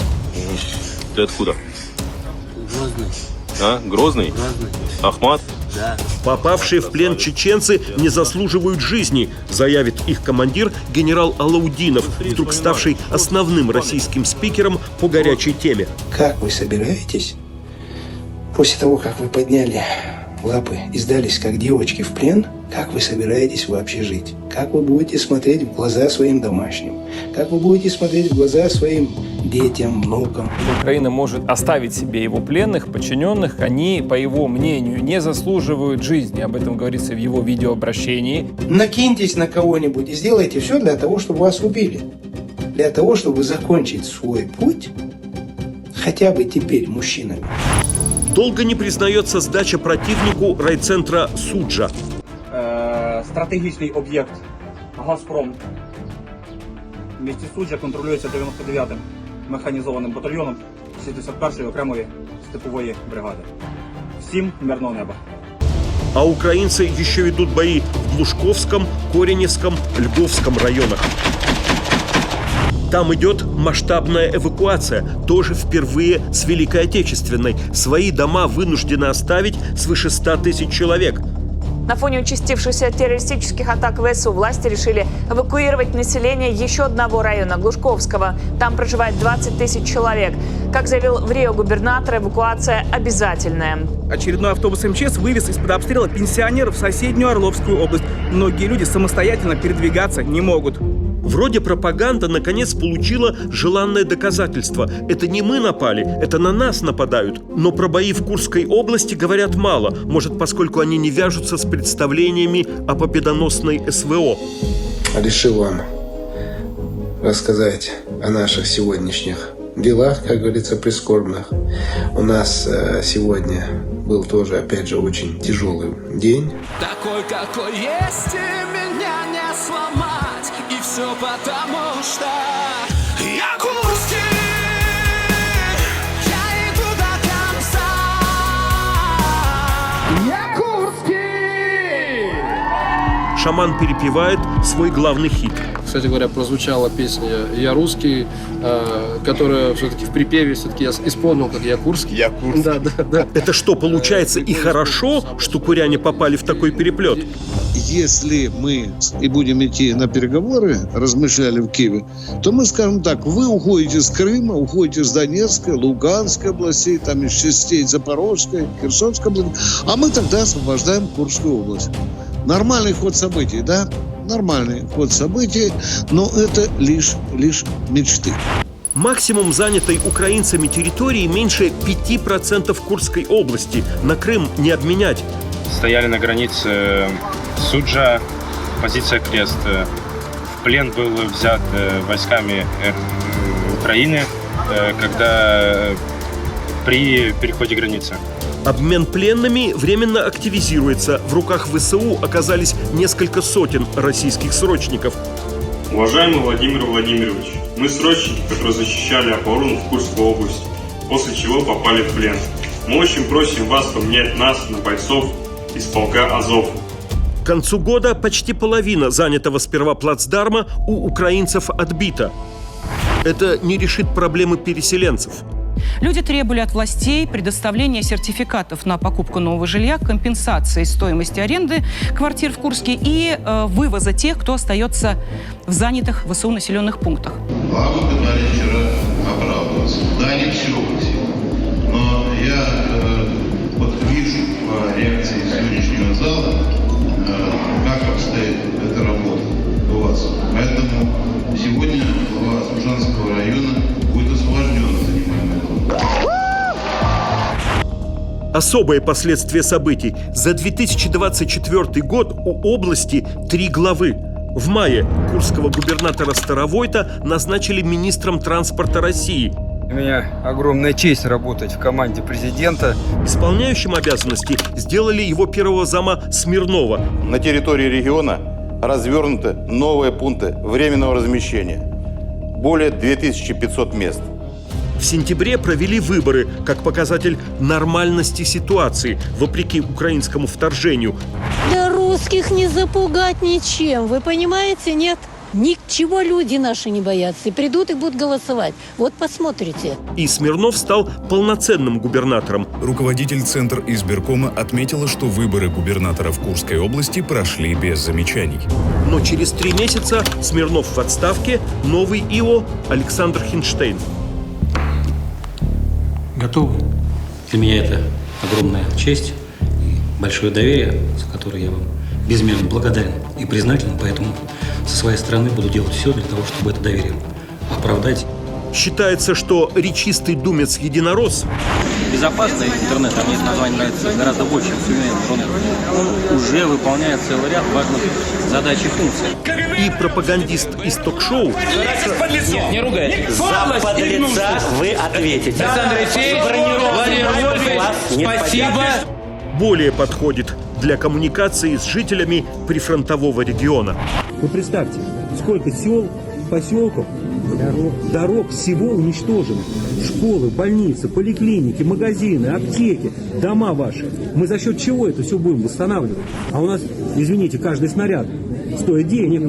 Значит, это все идет из бюджета.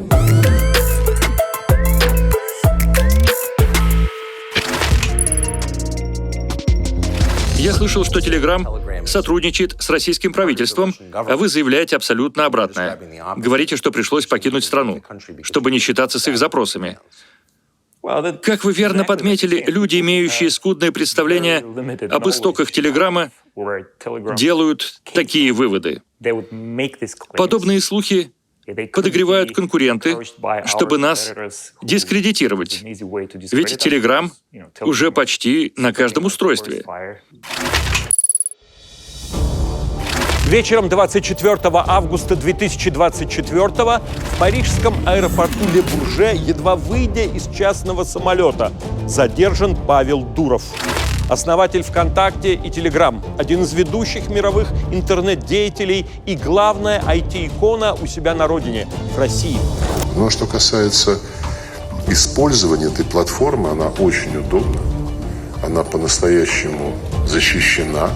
Дальнейшие события подорвут образ самого стойкого противника любого сотрудничества с властями, который столько лет выстраивал Дуров для себя и для своего детища – телеги.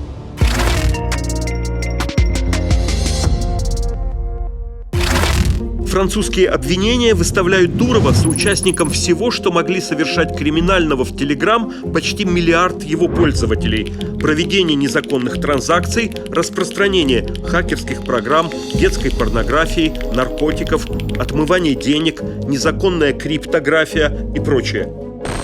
Глава Телеграма Павел Дуров может остаться под стражей до завтра, после того, как французская прокуратура предоставила полиции дополнительное время для его допроса. Миллиардеру российского происхождения предъявлено 12 обвинений, связанных с сексуальным насилием над детьми, незаконным оборотом наркотиков и мошенническими транзакциями в Телеграме. Однако президент Эммануэль Макрон заявил, что задержание Дурова никоим образом не является политическим. Раньше, в заочной полемике, Дуров на подобное отвечал: «Предлагаю запретить слова. Есть информация, что с помощью них общаются террористы».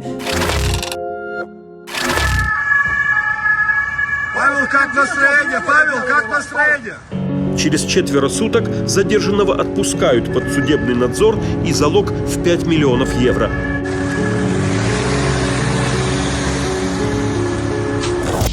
Он должен дважды в неделю отмечаться в полиции и не покидать пределы Франции, а пока следствие продолжится. Телеграм после этого убирает функцию «люди рядом». Считается, что она была в ходу у наркоторговцев. Да, через Телеграм торгуют оружием, но это можно найти почти на любой платформе. Да, через Телеграм продают наркотики, но есть это и в Фейсбуке.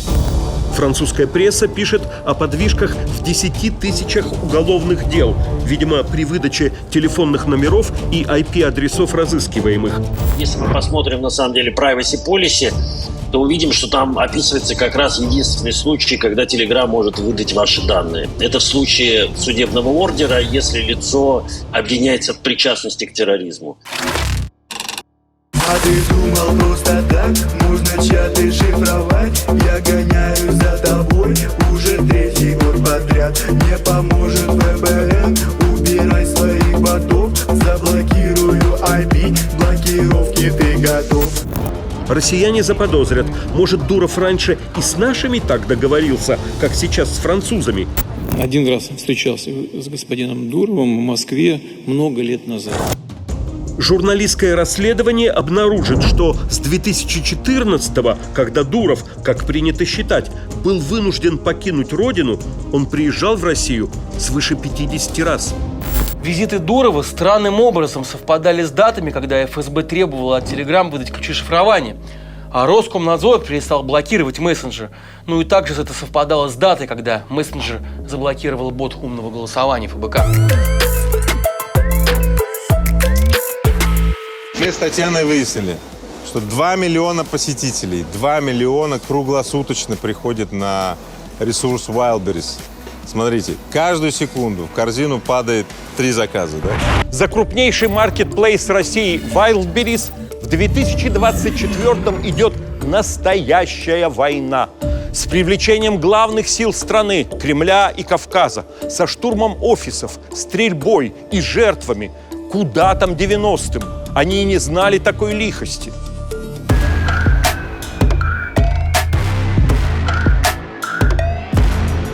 К этому времени фиолетовые вывески главной торговой площадки, где можно купить в онлайне все и получить в пункте выдачи, пришли в каждый город.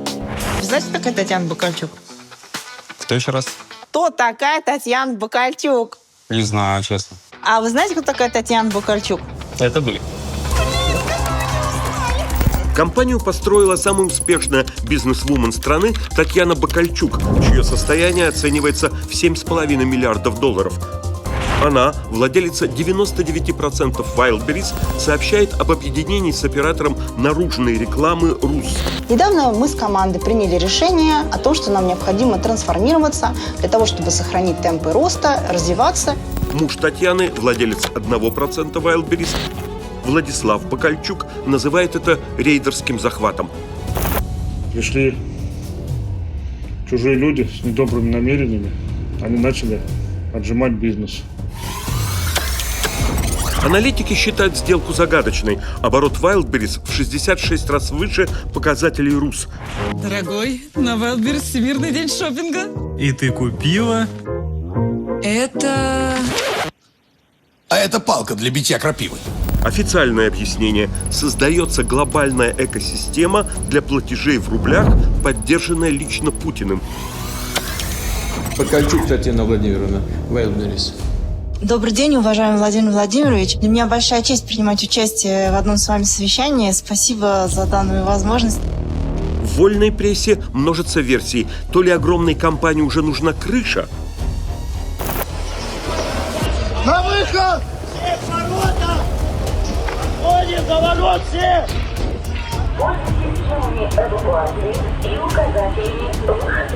Особенно после пожара на складе Wildberries под Петербургом.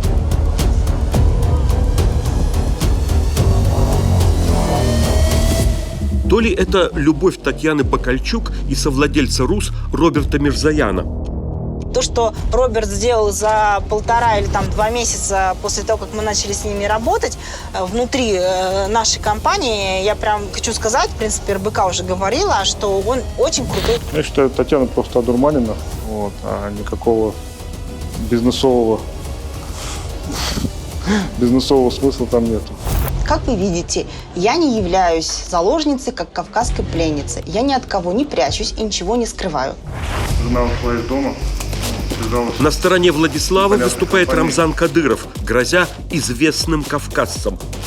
Еще я слышал с ним, там из Кавказа дома есть люди, я их тоже не считаю людьми, и вам я это не прошу, но...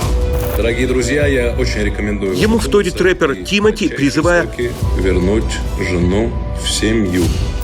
Но Татьяна подает на развод и возвращает себе девичью фамилию Ким.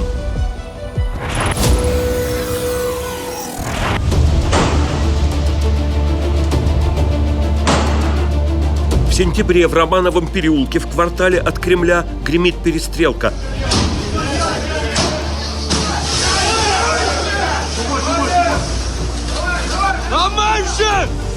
Владислав Бакальчук в сопровождении чеченцев пытается войти в офис Wildberries.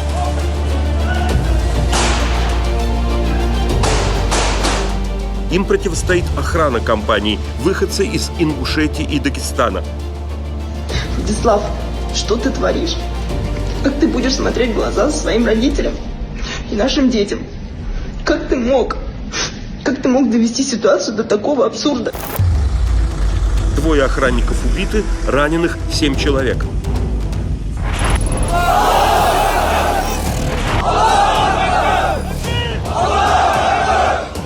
В ингушском Магасе тела погибших встречают толпы. Людей успокаивают старейшины.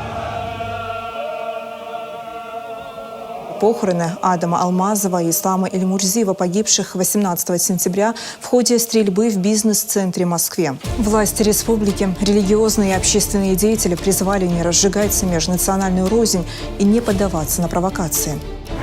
Владислав Бакальчук, проведя 2 дня в полиции, выходит на свободу и говорит, что за сделкой стоит миллиардер из Дагестана Сулейман Керимов. Кадыров объявляет, что готовил всего убийство и обещает Керимову кровную месть. Официально объявляю кровную местью Барагою Цию и если доказаться, Керимову Сулейману Цию, Курбану Ридвану Цию, я кавказец, я чеченец. За Керимова вступается глава Дагестана.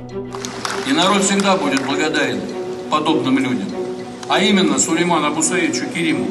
И всегда поддержит Сулеймана тогда, когда эта поддержка ему понадобится.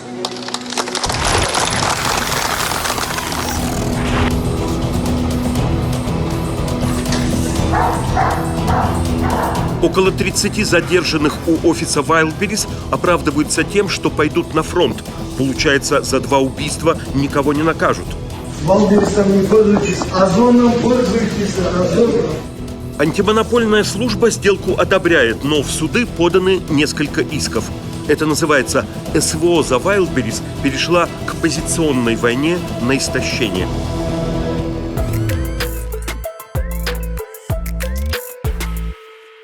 2024 год невиданного сближения России с Северной Кореей. Хотя Красная Армия установила в своей зоне оккупации Корейского полуострова социалистический строй, и основатель династии Кимов, Ким Ир Сен, начинал карьеру переводчиком советского коменданта Пхеньяна. Тамошний режим быстро стал чересчур одиозным даже для Кремля. Безграничный культ правителя, свой марксизм, идеи Чучхе, полурабское население. Формально страна продолжала считаться братской, но ни один вождь СССР так и не посетил КНДР, Корейскую Народно-Демократическую Республику. Таково полное название. Зато президент Путин уже дважды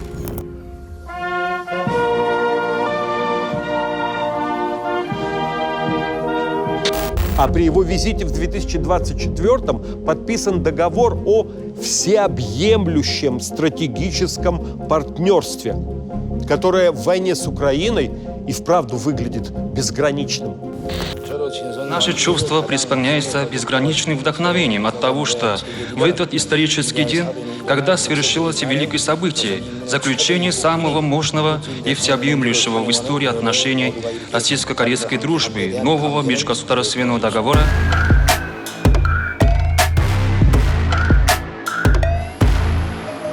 Социалистическая пышность визита в Пхеньян усилена ритуалами тамошнего преклонения. Лучи обожествления Кима III распространяются и на гостя.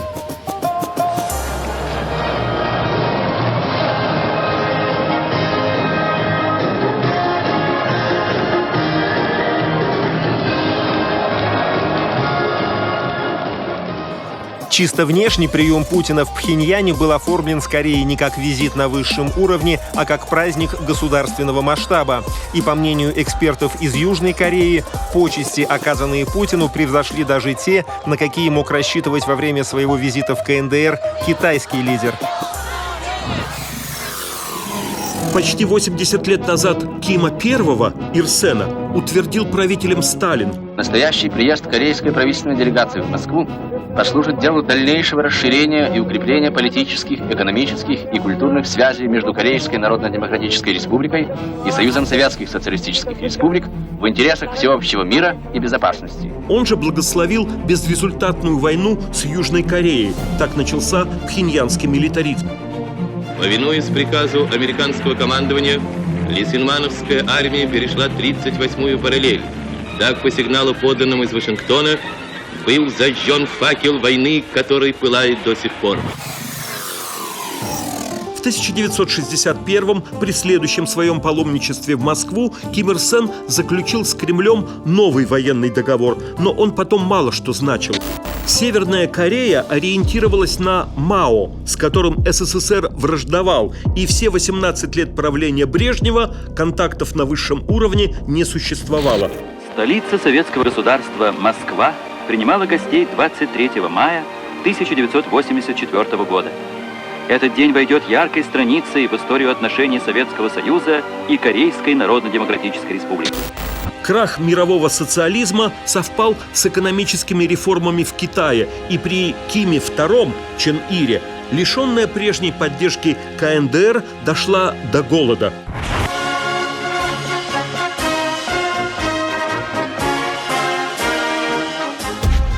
По оценкам, счет жертвам мог идти на миллионы, но на армии режим все равно не экономил.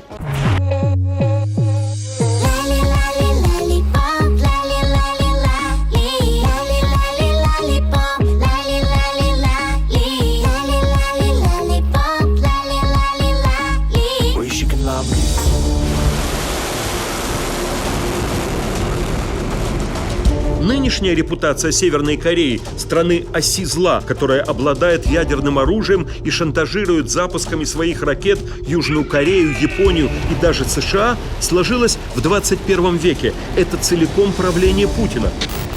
Последний запуск межконтинентальной баллистической ракеты Пхеньяном побил его собственный рекорд по самой длительной траектории полета. Ракета преодолела 6000 километров за ошеломляющие 74 минуты высоко над землей на сверхзвуковой скорости, прежде чем упасть в море. Потенциальная дальность поражения этого мощного оружия — вся материковая часть США и большая часть земного шара. Премьер-министр Японии Синдзо Абе осудил действия Пхеньяна и заявил, что они нарушают резолюцию Совбеза ООН. Еще в 2017 году Россия голосовала в ООН за очередные санкции против КНДР.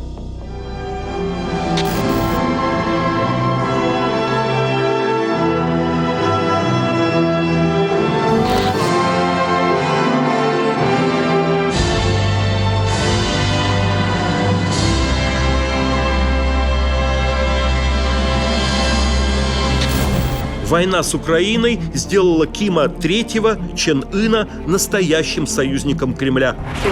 С самого начала специальной военной операции уважаемый товарищ председатель государственных дел Ким Чен Ын дал указание, чтобы мы, ни на кого не оглядываясь, неизменно и мощно поддерживали и оказывали помощь российской армии, российскому народу в их священной войне. После саммита на космодроме «Восточный» в сентябре 2023-го Северная Корея за год поставила российской армии, как считают, 1,5 миллиона артиллерийских снарядов, половину израсходованных на фронте.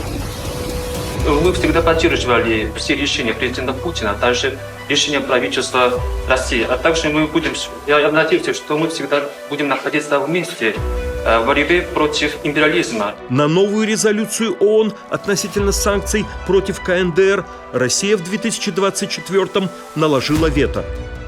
Снять их может только Совет Безопасности. Мы своих санкций против Северной Кореи не вводили. Вот они побежали. После пхеньянского визита Путина в Россию уже отправились северокорейские войска. Сперва их зафиксировала фото- и видеосъемка. Господин президент, Кир Симмонс, NBC News. Господин президент, спутниковые снимки говорят о том, что в России находятся северокорейские войска. Что они здесь делают? И разве не является это серьезной эскалацией войны на Украине? Снимки, они вещь серьезная. Если есть снимки, значит, они что-то отражают. Контингент КНДР в Курской області оцінюють в 11 тисяч солдат. Вже є попередні дані про те, що росіяни почали застосовувати в штурмах солдатів з Північної Кореї. Помітну кількість. Их командир, генерал Ким Йонг-бок, судя по месту, занимаемому на придворных церемониях, особо близкий к нынешнему вождю военачальник. Впервые в истории солдаты Северной Кореи совершили массированную атаку на позиции украинских военных в Курской области. Ровными шеренгами по чистому полю и в полный рост. Про северокорейских солдат говорят, могут идти по минным полям под прицельным огнем. Много живой силы, волна за волной, все как во времена Корейской войны в 50-х годах прошлого века. К концу 2024-го, по разведданным, их потери на фронте превысят 1000 человек. В ходе российско-украинской войны погибли 1100 солдат КНДР. О потерях сообщает южнокорейское новостное агентство Рёнхап со ссылкой на данные Объединенного комитета начальников штабов страны. А после Нового года украинцы предъявят первых пленных корейцев. Вы знали, что вы воюете против Украины? Не знал. А что вам говорили ваши командиры, когда отправляли на войну?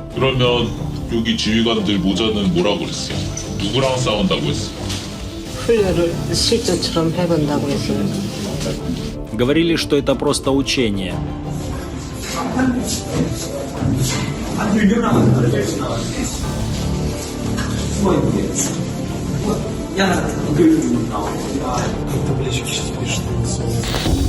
Футболка «Севернее Кореи». Лозунг с одной из монстраций в Новосибирске, ныне запрещенных. Продолжение прикола времен СССР – почитать северокорейскую пропаганду и убедиться, что она еще тупее, чем советская. К примеру, фото обычного дерева и подпись. Вот историческая сосна на горе Пектусан, возле которой великий вождь и учитель товарищ Ким Ир Сен сказал: «Мы будем развивать наше сельское хозяйство». Про это было у Егора Летова в легендарной песне 1989 года «Все идет по плану». В реалиях 2024-го она в российском интернете, что называется, заиграла новыми красками.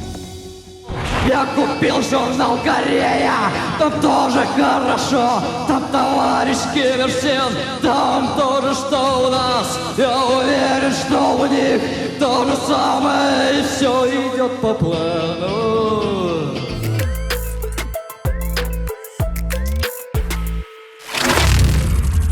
I believe we'll have the funding necessary to support Ukraine as long as it takes. В 2023-м сколько нужно?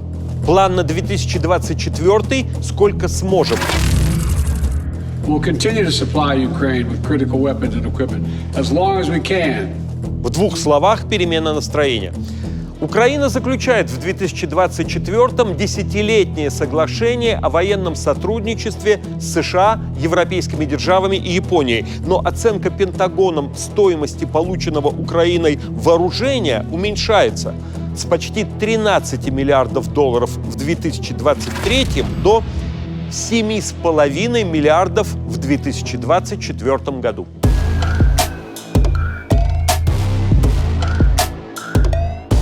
С конца 2023-го помощь крупнейшего союзника США заморожена из-за споров республиканцев с демократами в Конгрессе. Глава ЦРУ прямо говорит, что без американской поддержки Украина до конца 2024-го не продержится. Военные объясняют на цифрах. Сейчас российская сторона превосходит украинскую по количеству выстрелов в соотношении 5 к 1. То есть россияне выпускают в 5 раз больше артиллерийских снарядов по украинцам, чем украинцы способны выпустить в ответ. В ближайшие недели это соотношение увеличится до 10 к 1. Только в конце апреля американский Конгресс принимает пакетное решение о помощи Украине, Израилю и Тайваню. В Кремле назвали решение Палаты представителей США ожидаемым и прогнозируемым. Но на всю сумму Украине рассчитывать не стоит. Большая часть денег достанется нашим оборонным компаниям. Предыдущий бюджетный год в США заканчивается в октябре, и большая часть поставок приходится на позднюю осень. В августе ВСУ получает первую партию главных натовских истребителей, американских F-16 из Нідерландів. Я не можу поки що детально вам сказати, які саме завдання будуть виконувати або вже виконували наші перші літаки F-16. Не маю права це коментувати, вибачте, будь ласка.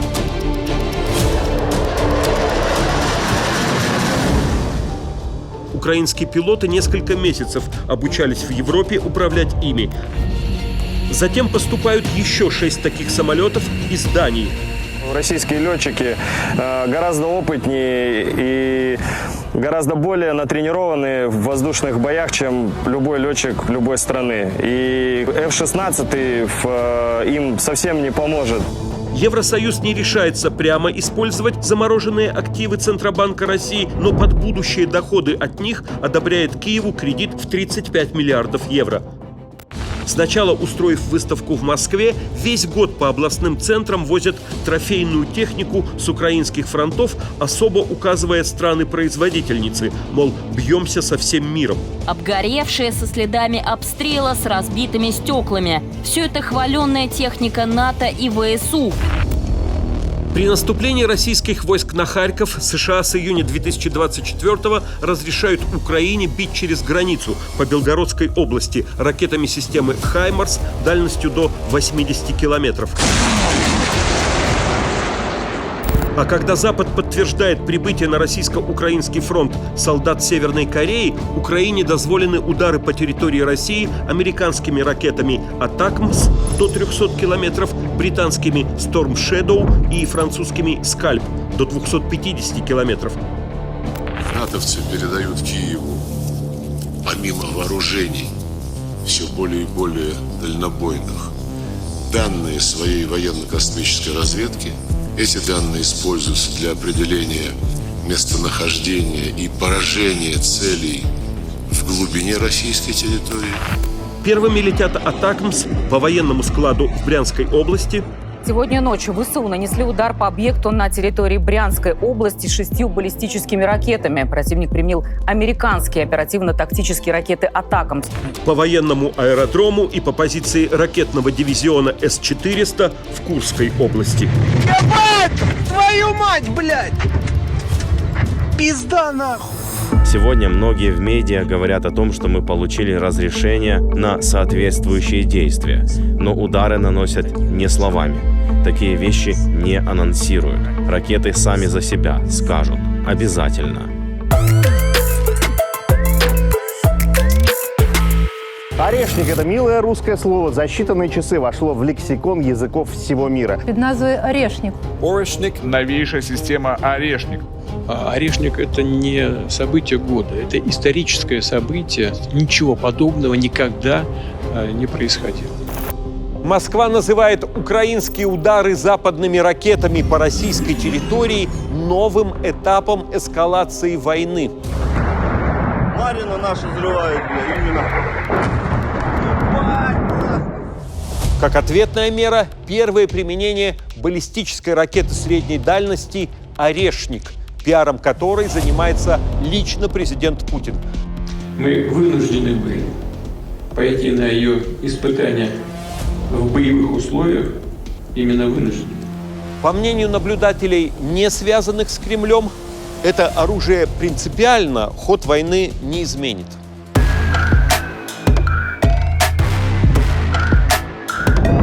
Когда Россия наносит очередной удар по военному предприятию «Южмаш» в Днепре, мировые СМИ сразу пишут: на этот раз прилетела баллистическая ракета. Москва поначалу молчит и даже запрещает своим говорить об этом. Да, у меня брифинг. По Южмашу удар баллистическими ракетами, о чем западные не стали говорить, не комментирую вообще. Видимо, это первый замглавы администрации президента Громов резервирует тему для спикера поважнее. Путин в специальном обращении к стране заявляет о принципиально новом оружии с неотвратимой всеразрушающей силой. В данном случае с баллистической ракетой в безъядерном гиперзвуковом оснащении. Наши ракетчики назвали ее «Орешник». Это ответная мера на разрешение Вашингтона и Лондона использовать свои дальнобойные ракеты для ударов вглубь территории России. Но удар по Южмашу не превратил в пыль цех, по которому попал боеприпас, и соседние постройки частного сектора, которым от Орешника тоже досталось. Внимание, расчет, пуск! Есть пуск! Специалисты полагают, что на самом деле была применена российская модифицированная разработка 2010-х годов «Рубеж», а ее боевые характеристики вовсе не прорывные. Это современное, очень новое оружие. Все, что делается в любой сфере деятельности, опирается на какие-то прежние разработки, на прежние достижения, а потом люди делают шаг вперед. Вот это все то же самое по Орешнику. Зато средняя баллистическая ракета хороша для устрашения Европы.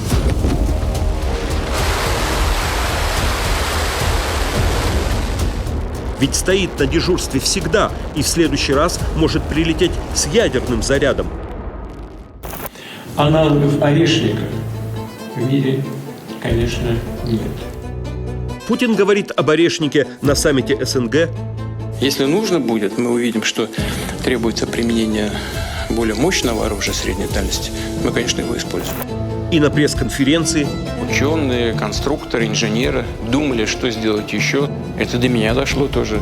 И я тоже принял участие в окончательном решении по поводу того, производить его, не производить.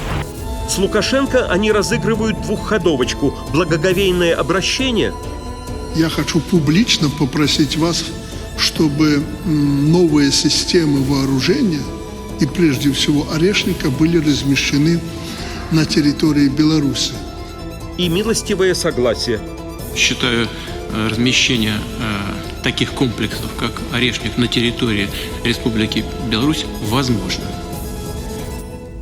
Только что еще никто о нем ничего не знал, а теперь сразу Орешник – наше все. Он шел по сельской местности к ближайшему Орешнику за новою метлой. Идея дуэли с остальным миром над мегаполисом впечатлит особо. Пусть определят какой-то объект для поражения, скажем, в Киеве.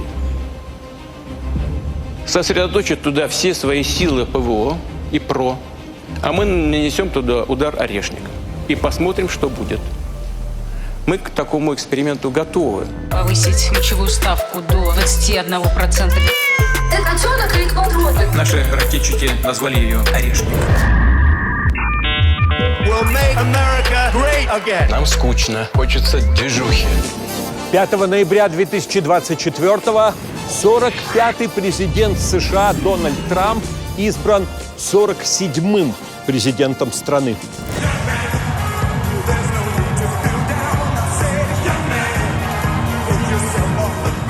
Это всего второй такой камбэк в американской политике. Предыдущий случился еще в позапрошлом веке. Победа ультрареспубликанца Трампа – это сокрушительный разгром демократической партии и кризис преемственности при сменяемости в политической системе Соединенных Штатов.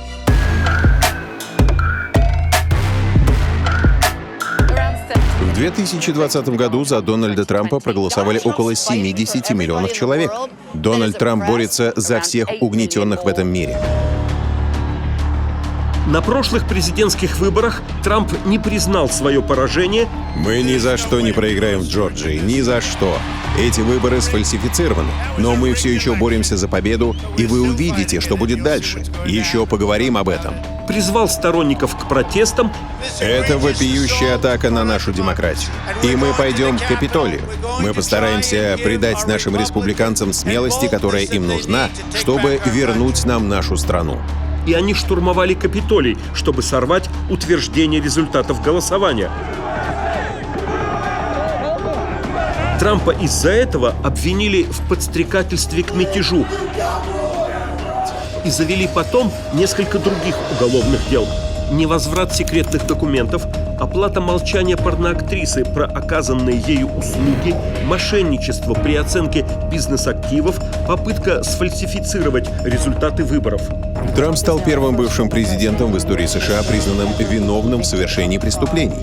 Присяжным потребовалось 10 часов обсуждения, чтобы признать Трампа виновным по всем 34 пунктам обвинения в фальсификации деловой документации. Если посмотреть на то, что происходит, это преследование политического оппонента. Такого никогда не должно было случиться в Америке. Ничто не помешало обвиняемому выставить свою кандидатуру вновь. Чтобы сделать Америку снова великой и прекрасной, я сегодня выдвигаю свою кандидатуру на пост президента Соединенных Штатов. А главное, не уничтожила репутацию Трампа. Праймерис республиканской партии при 4 участниках дал ему более 95% голосов депутатов съезда. От имени 125 делегатов, всех до единого, из невероятного штата Флорида, мы выдвигаем кандидатуру величайшего президента в истории, и это Дональд Джей Трамп. На этой неделе 14-м официальным соискателем стал сенатор-демократ Джо Байден из штата Делавэр. Демократическая партия не может противиться желанию действующего президента пойти на второй срок, хотя Джо Байдену уже 82 года, и он часто выглядит немощным.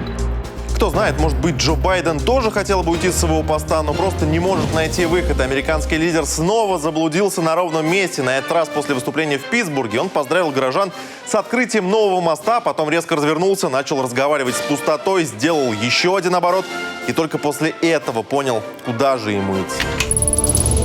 А сейчас приветствуем 46-го президента США Джо Байдена. Два кандидата встречаются на теледебатах 27 июня на CNN. Это катастрофа для Байдена. У него дрожит голос.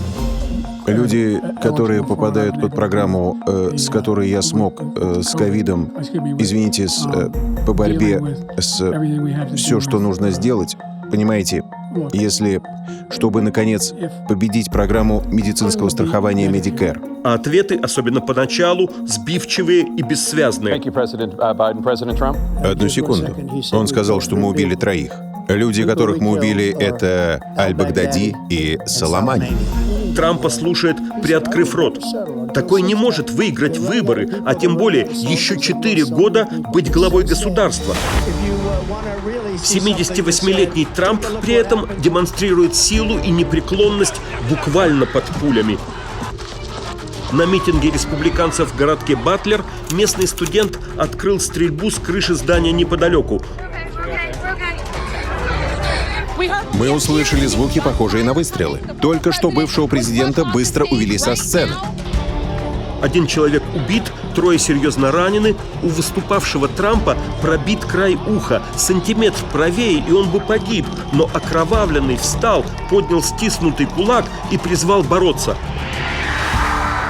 Покушение вызывает волну сочувствия и восхищения. Снайпер с гораздо большего расстояния всего одной пулей лишил убийцу жизни, ликвидировал.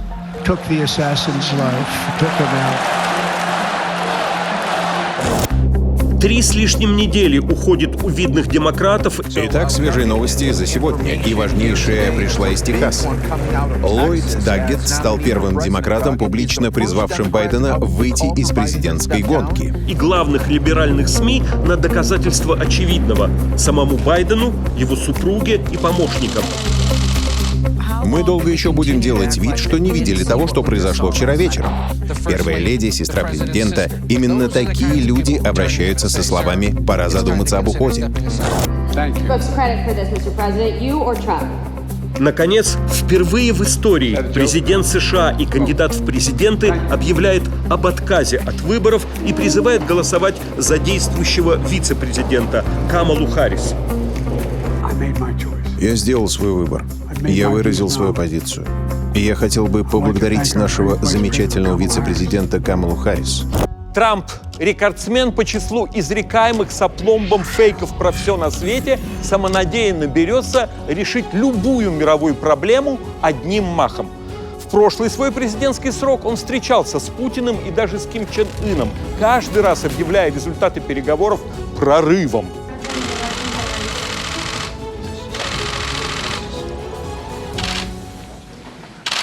Но и наблюдатели твердили, и последующие события показали, эти саммиты – пустой пиар. Россия и Северная Корея продолжают свой курс и с тех пор стали еще большей головной болью для Запада.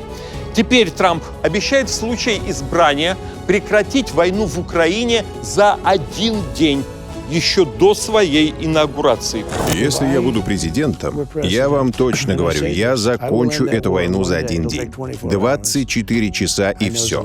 Я хорошо знаю Зеленского, я хорошо знаю Путина. Зато вместо этого дилетантизма умудренный ветеран Байден, который до последнего держался за власть и оставил своей партии меньше 4 месяцев на президентскую кампанию нового кандидата. In this election, we each face a question. What kind of country do we want to live in? Эти выборы ставят перед каждым из нас вопрос, в какой стране мы хотим жить. Есть люди, которые считают, что мы должны быть страной хаоса, страха и ненависти. Но мы думаем иначе.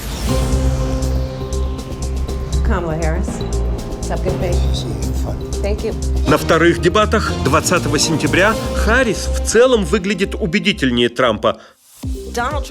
У Дональда Трампа нет для вас никаких планов.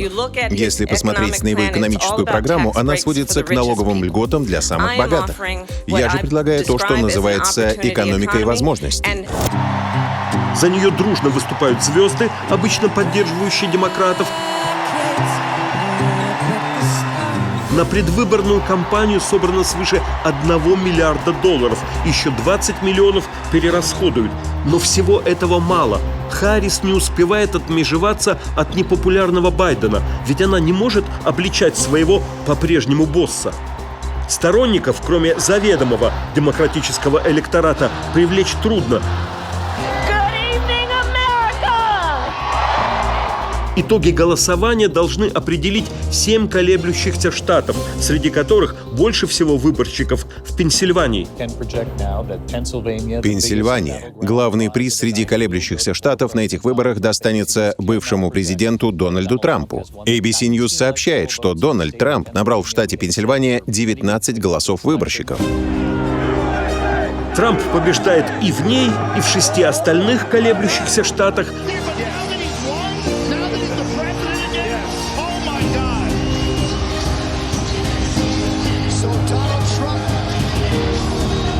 Избранный президент Дональд Трамп официально победил во всех 7 колеблющихся штатах. Последними были объявлены цифры в Аризоне. При необходимых 270 голосах выборщиков он набирает 312, оставляя сопернице лишь 226.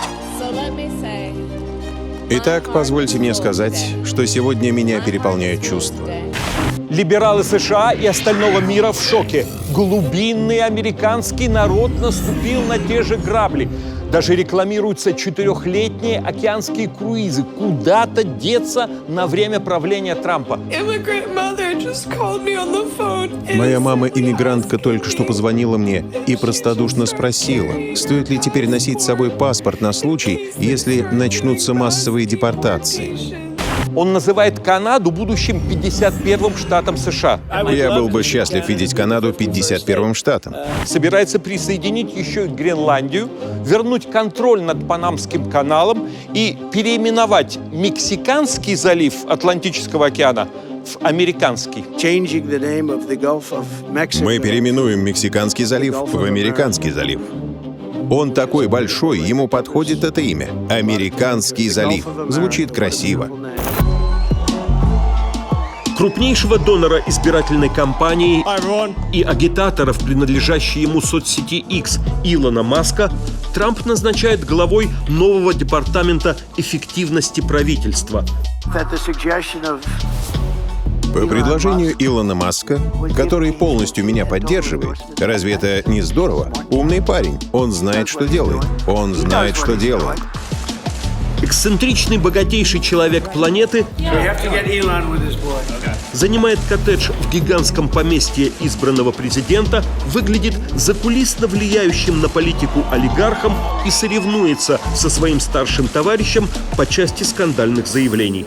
Чёрта с два, Канада станет частью США. Это ответ уходящего канадского премьера Трюдо. Словесная перепалка тем временем набирает обороты. Включился уже и Илон Маск. И тут уже не до политесов, перешел на личность.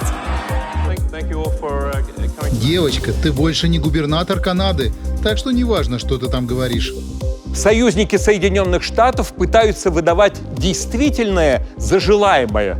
Мол, зато в Белом доме определенность, и возникнет новая динамика. Трамп порицал американскую помощь Украине. Его невнятный план немедленного мира явно предполагал уступки Москве. Но Зеленский накануне выборов настоял на их личной встрече, поздравляет с победой одним из первых, и Киев уверяет: вот, теперь мы покончим с войной еще быстрее. Я вітаю із цією перемогою. Взагалі для нас в Украине, в усей Европе. Я поздравляю с этой победой. Вообще для нас в Украине, во всей Европе, чрезвычайно важно было все время слышать слова тогда еще 45-го президента Соединенных Штатов о мире через силу. Peace through strength. И когда это будет принципом политики 47-го президента Соединенных Штатов, Америка и весь мир от этого точно выиграют.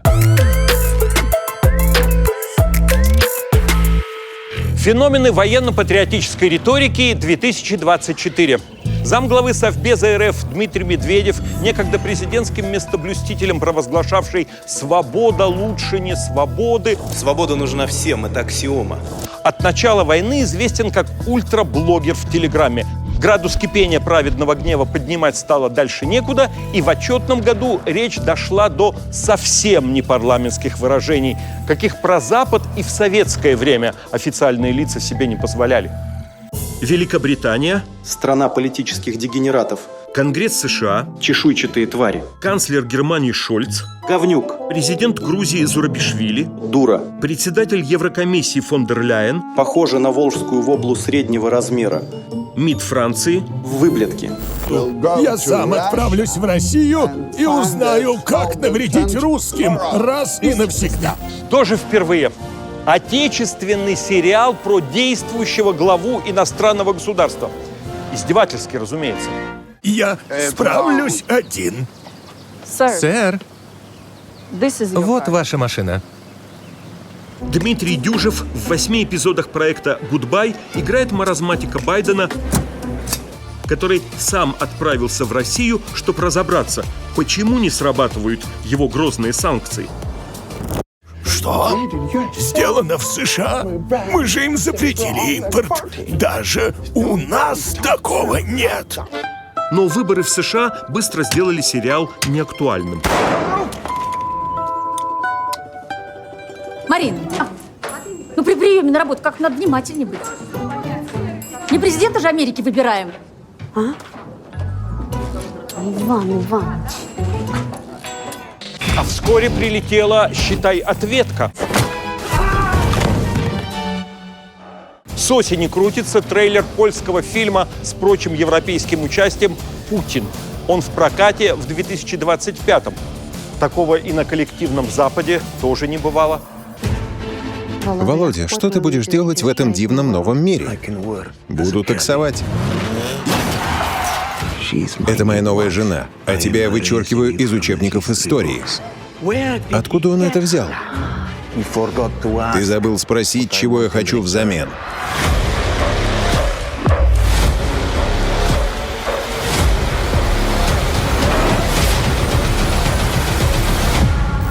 Главный опус российского официального патриотизма – песенный лубок с рефреном «Матушка-земля, белая березонька».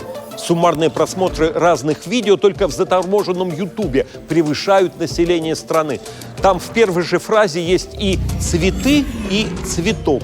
В остальном тексте превзойден рекорд Любе по числу уменьшительно-ласкательных суффиксов.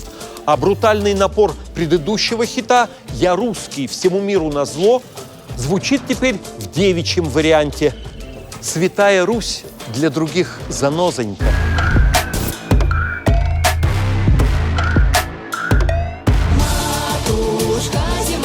Исполнительница Татьяна Куртукова для одного ролика снялась в каком-то хохломском наряде. Потом для другого в разных национальных костюмах субъектов федерации. Саунд формата «дыц-дыц-дыц» про веночек, свисточек, березоньку и годочки заходит всем. И может служить заверением в лояльности. Это, считай, гимн сезона. Часть ухода в народ лился на смешки, как без них. Соловья запев, свисточек, сок, березовый глоток. И, конечно же, мы не можем вас отпустить без вашего хита. Я думаю, что петь будет вся Россия! И, конечно же, хит на песне года 2024. Оказывается, опусу 8 лет, и записала его Куртукова 2 года назад, но только теперь догадались, как трактовать «Матушка-земля». Татьяна Куртукова и замечательные артисты из республики Крым, Донецкой, Луганской и Херсонской областей. И что занозонька наверняка от орешника. Так что это для других занозонька засажена теперь и в Куршевель.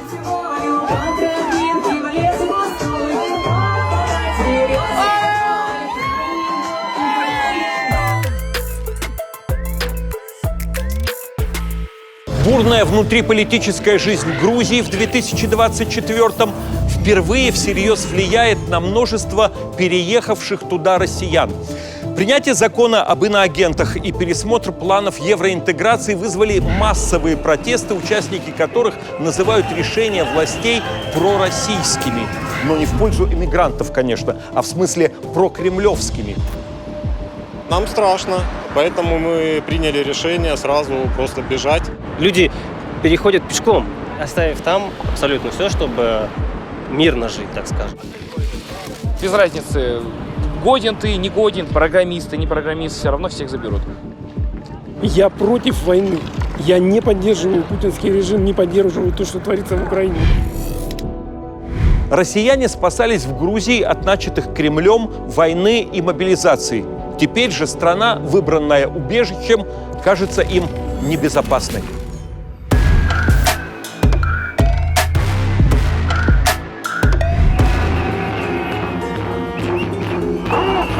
Закон об иноагентах, официально о прозрачности иностранного влияния, вносили год назад.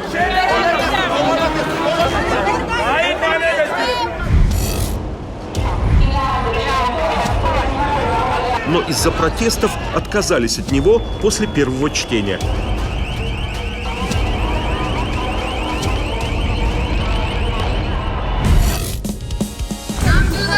Грузия заслуженно получила статус кандидата в члены Евросоюза.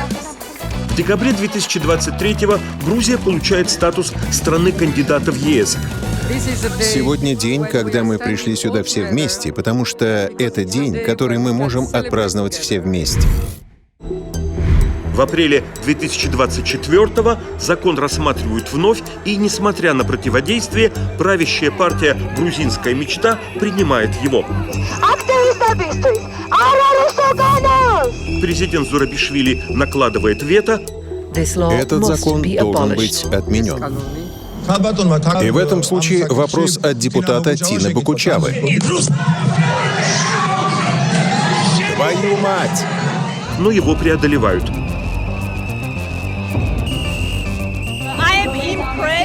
Я потрясена решением властей изменить внешнюю политику и траекторию развития Грузии и направить Грузию в сторону России. При том, что курс в Европу и НАТО записан в Конституции Грузии, непонятно, с чьим влиянием хотят бороться. Сегодня важнейший день с точки зрения укрепления независимости и суверенитета нашей страны.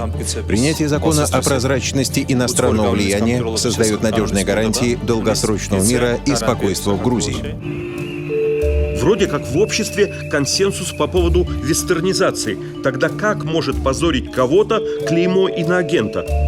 Грузинская мечта проигнорировала правовую оценку Венецианской комиссии Совета Европы и мнение ближайших партнеров Грузии, которые ясно выразили свою обеспокоенность тем, что этот закон будет стигматизировать гражданское общество и СМИ и ограничит фундаментальные свободы. Евросоюз приостанавливает процесс вступления Грузии до осени, когда после парламентских выборов будет новое правительство. Основатель грузинской мечты, миллиардер Иванишвили, активно участвует в предвыборной кампании. В мужских туалетах там уже гигиенические салфетки кладут для них и говорят, что мужчина может своим молоком кормить как женщина. Цель проста. Человек не должен знать, кто он, мужчина или женщина, не говоря уже христианин он или мусульманин. Это современное оружие завоевания. С таким человеком можно сделать все, что угодно. Он ничего не защитит. Партия власти сохраняет прозападную риторику. На ее главном билборде часть эмблемы Евросоюза – золотые звезды на синем фоне. Вы пророссийские или антиевропейские? Поясните, пожалуйста, этот момент раз и навсегда. Мы однозначно проевропейское правительство, и наши действия это подтверждают. Как антирекламу противников используют плакаты и видео, где цветущей родине с номером грузинской мечты в бюллетене противопоставлены виды разрушений в Украине с номерами оппозиции. Мол, при смене власти откроется второй фронт войны с Россией. Сравнение войны и мира принципиально важно для того, чтобы общество сделало правильный выбор, поскольку то, что изображено на этих фото, это то, чего мы избежали ценой огромной борьбы. С ними-то, если бы они открыли второй фронт, ну так все-таки нежно, как с Украиной, бы не было. Часть СМИ отказывается публиковать этот креатив как неэтичный, их штрафуют через суд. Это кадры из Марнеули. Здесь зафиксировали сразу несколько нарушений, в том числе и избиение наблюдателей. На выборах грузинская мечта получает 89 мандатов из 150.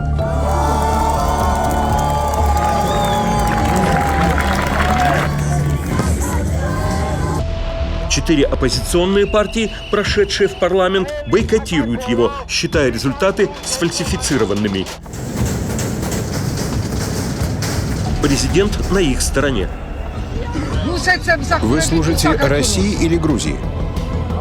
Кому ты давал клятву? Что ты ответишь? Можете опустить это? Не отвечаете своему президенту? Протесты усиливаются, когда через месяц после выборов премьер Кабахидзе заявляет о прекращении переговоров о вступлении Грузии в Евросоюз до 2028 года.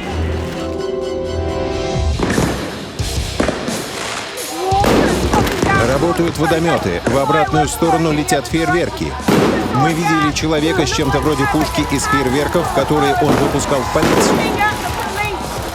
Как видите, в эти дни тут царит полный хаос. Просто сумасшествие. Правительство заявляет, Майдан не пройдет. Попытка устроить в Грузии Майдан уже провалилась. Хотя в свое время именно отказ Януковича от евроинтеграции вызвал Майдан в Киеве. Против Иванишвили вводят санкции США за подрыв демократического и евроатлантического будущего Грузии. Нет сомнения, что Михаил Кавелашвили будет служить не иностранной державе, а грузинскому государству и народу. На церемониальный пост президента страны грузинская мечта безальтернативно проводит бывшего футболиста Кавелашвили.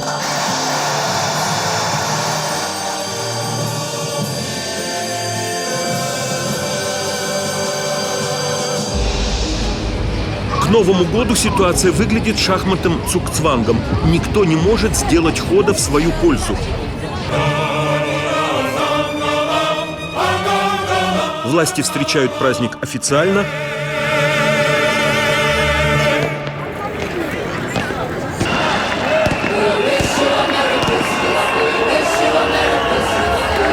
Протестующие, расставив столы по оси проспекта Руставели.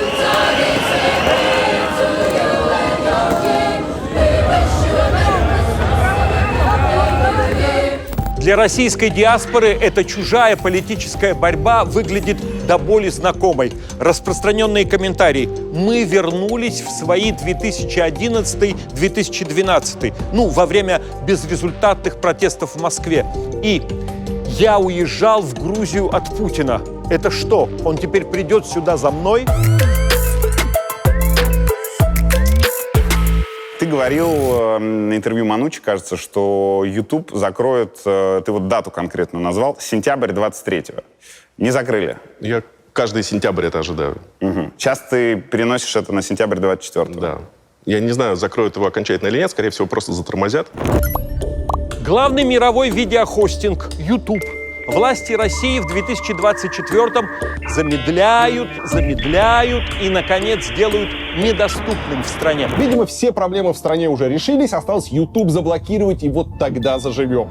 С середины 2010-х каналы ютуберов служили альтернативой телевидению для зрителей помоложе и заменой ему. Последние 2,5 года прежде всего они доносили антивоенную видеоинформацию. Бои продолжаются обстрел городов.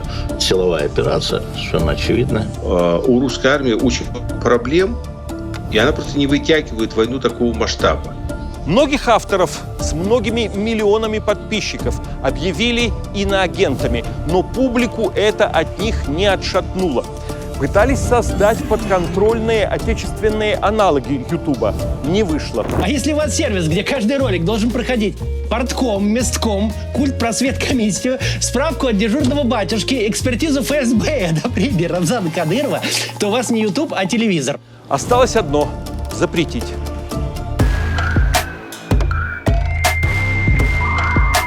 Трафик YouTube переходит на российские платформы. Об этом заявил глава Минцифры Максут Шадаев.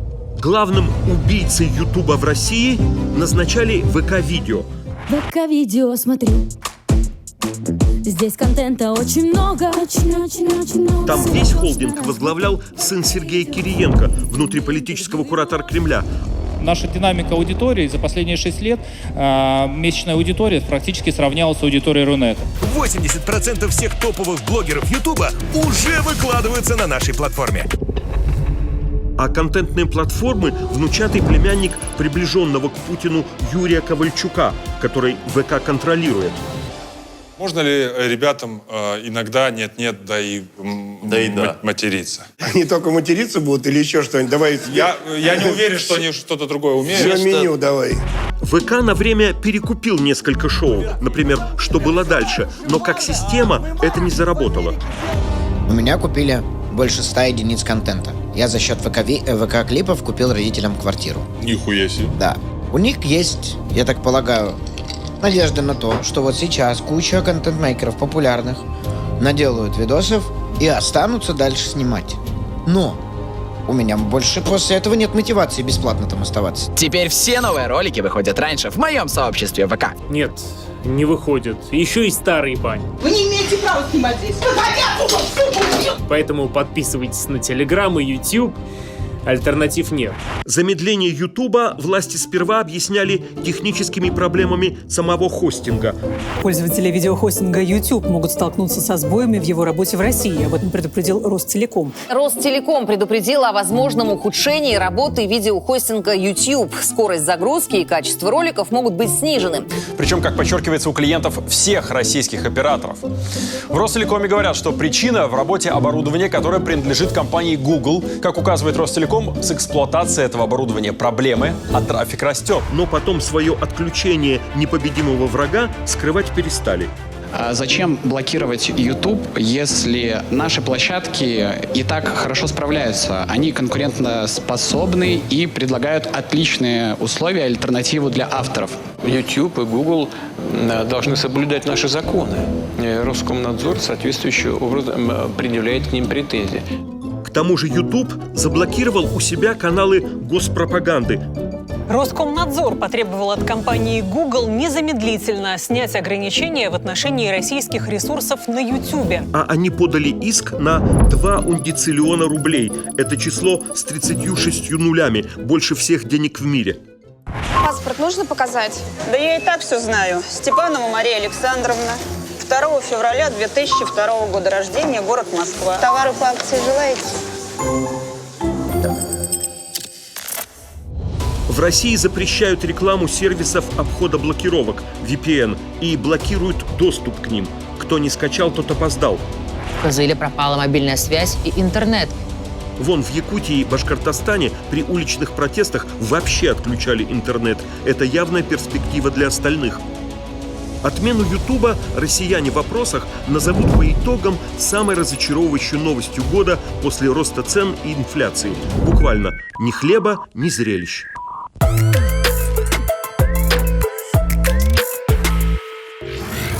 Россия чуть менее 10 лет воевала в Сирии за Башара Асада и трижды объявляла об окончании там своей операции. В декабре 2024-го исламисты за чуть более чем 10 дней свергают президента, который пробыл у власти весь 21 век. Москва слишком занята Украиной, чтобы вступаться за союзника. Итого, династия Асадов, начавшись еще при поддержке СССР, правила Сирией 53 года.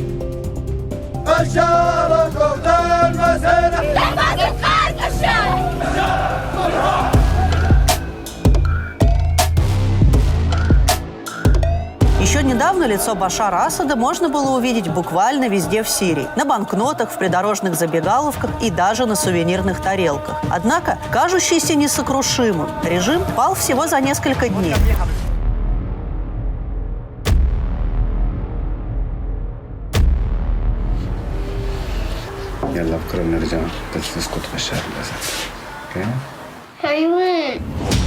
Кремль вступил в гражданскую войну в Сирии после аннексии Крыма и начала войны за Донбасс. Запад тогда исключил Россию из «Большой восьмерки». Аннексия Крыма была вопиющим нарушением международного права. По этой причине исключение России из формата «Большой восьмерки» было неизбежно. А участие в конфликте, важном для мировых держав, возвращало роль страны, без которой не обойтись. На вашей стороне Россия. Что это значит для вас? Нет, не на моей стороне, а на стороне международного права, на стороне противоположной стороне террористов. Такова позиция России.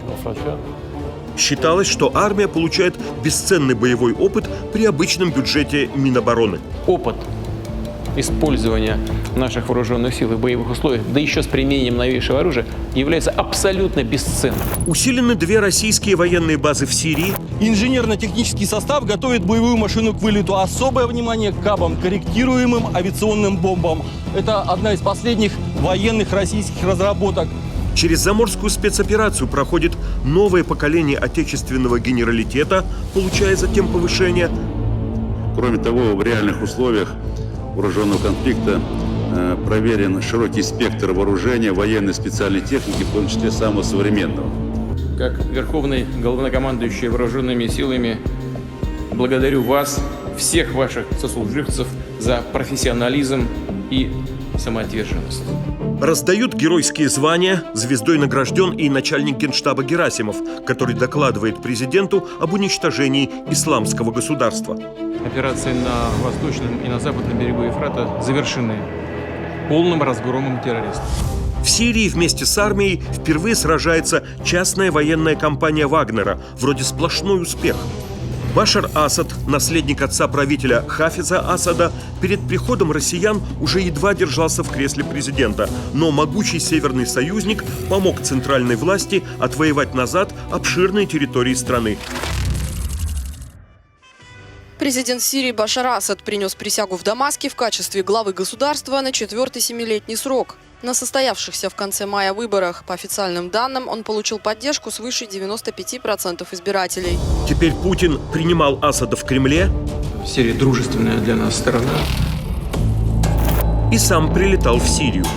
Задача борьбы с вооруженными бандами здесь, в Сирии. Задача, которую необходимо было решать с помощью широкомасштабного применения вооруженных сил, в целом решена. Родина гордится вами. А российские музыканты давали концерт в отбитой у исламистов Пальмире.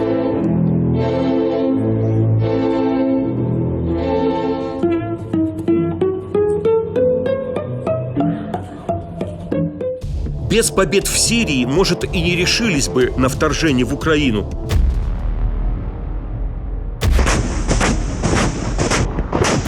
Но потом стало больше ни до чего.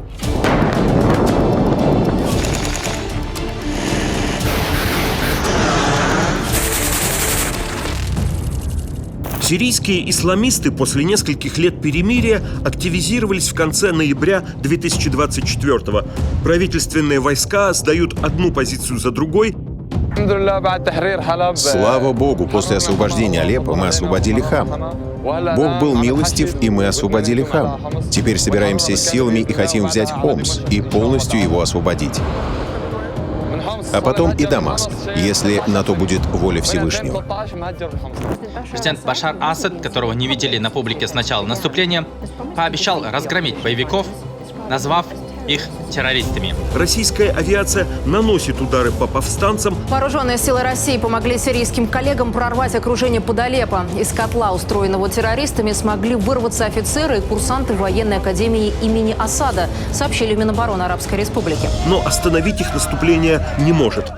Мы 50 лет страдаем от несправедливости, преступлений и угнетения. Отец и сын Асады – нечистая семья. Вроде Асад успел побывать в Москве, очно просил о большей поддержке и получил отказ, хотя своих военных до последнего уверял, что помощь на подходе. Тем временем исламисты берут крупнейший город страны – Алеппо. У вошедших в Алеппо повстанцев новые планы. После вывода правительственных войск под контролем боевиков оказалась значительная часть древнего города. Мы находимся на главной площади Алеппо. Большинство районов города были освобождены. 13 лет назад меня изгнали из Алеппо. Будь ты проклят, Башар Асад.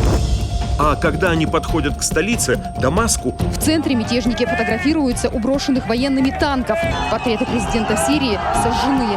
А в одном из скверов сирийской столицы толпа еще накануне снесла памятник отцу главы республики Хафезу Асаду. Асад улетает в Москву насовсем. Ну что, будешь внедряться в российское общество? Документы мы тебе новые нарисуем. Тебя как по батюшке? Башар Хафизович. Будешь Борис Харитонович. Россия, исходя из соображений гуманитарного характера, предоставила им убежище. По данным газеты «Бильд», сирийские власти накануне в Дохе пытались договориться с вооруженной оппозицией о мирной передаче власти, но безуспешно. Его жена и дети переехали туда заранее. Старший сын Хафиз живет в России уже довольно давно. Он аспирант, математик, закончил МГУ. А еще, судя по слитым базам, любитель электросамокатов.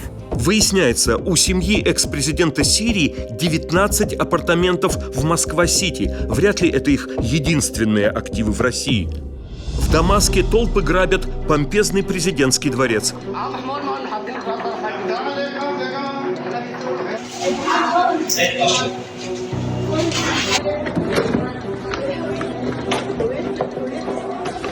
Из мавзолея Асада-старшего вытащен наружу и сожжен саркофаг с телом правителя.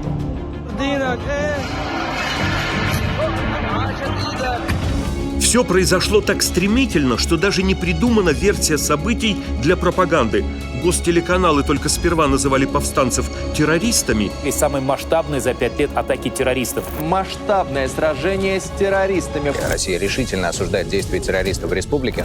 А потом оппозицией. Так все начиналось, бойцы вооруженной оппозиции. Дамаск под контролем вооруженной оппозиции. Когда флаг победивших исламистов уже и на посольстве Сирии в Москве, недавних противников российской армии нужно удалять из списка террористических организаций.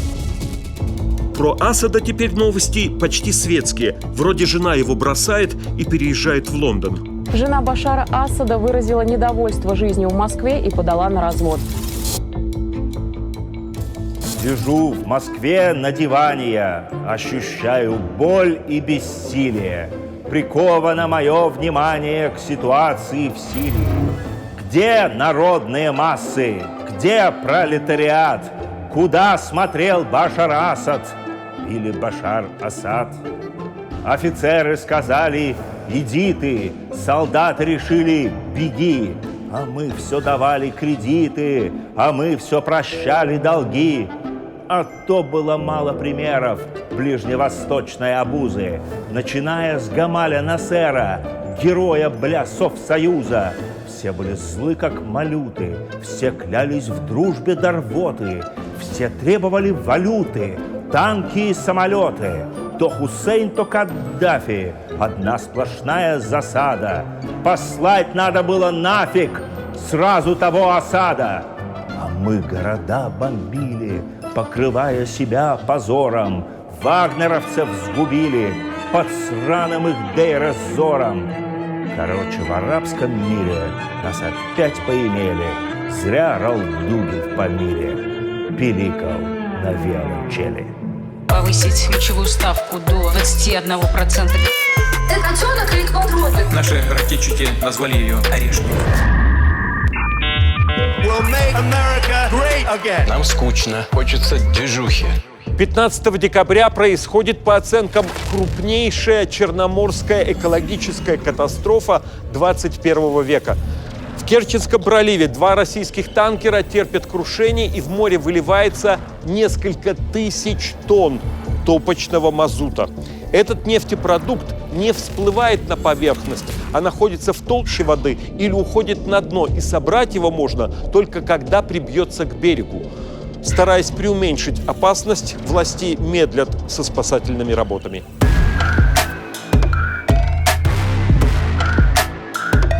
Судам класса «Река-море» действительно по морю можно ходить со строгими ограничениями.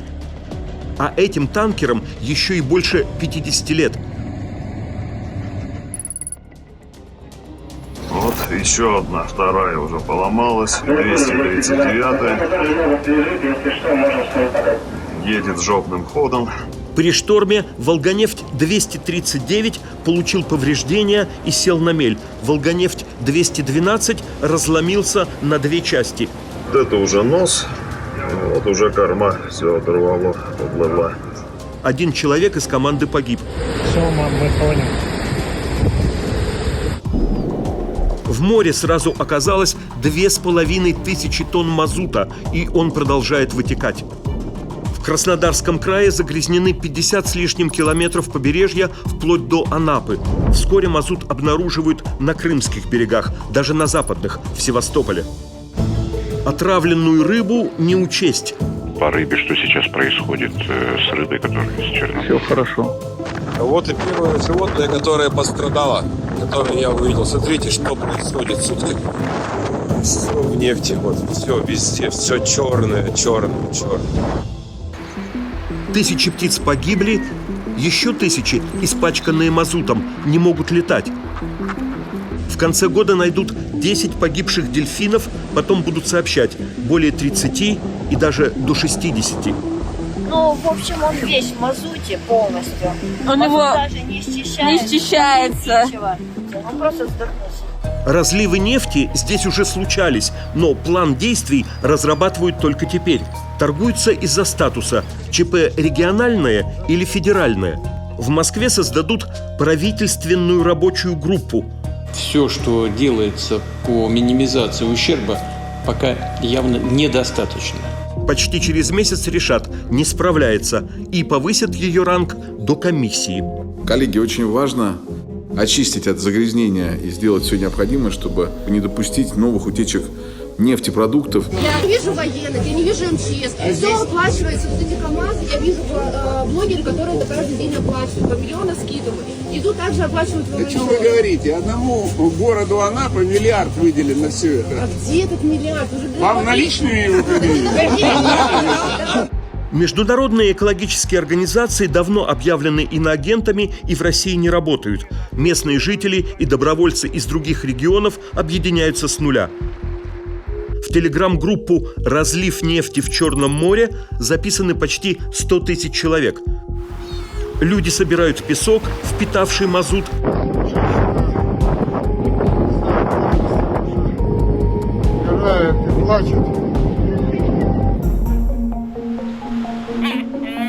отмывают птиц. Их выносит, они все в мазуте. Берем мешковину, ловим в мешок и передаем в спецприемник по отмыву данной птицы, где их потом и содержат. Мать бакланов поймала.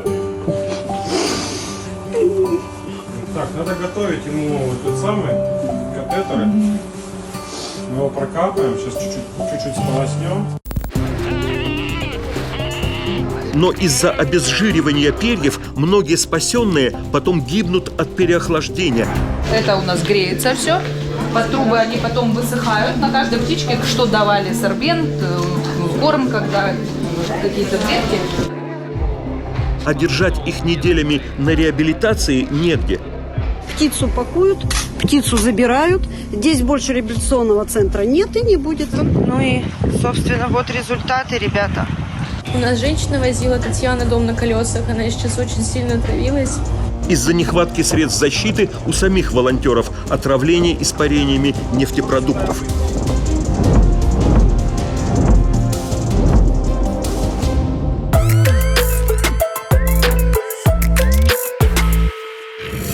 Третий год войны в треках российских авторов и исполнителей – это уже целая другая жизнь, а не только отмена прежней, куда не вернуться. 1000 с лишним дней, время берет свое, но даже если прямо про войну не поют, она слышна сквозь настроение по любому поводу. Ежегодное обозрение песни военных лет.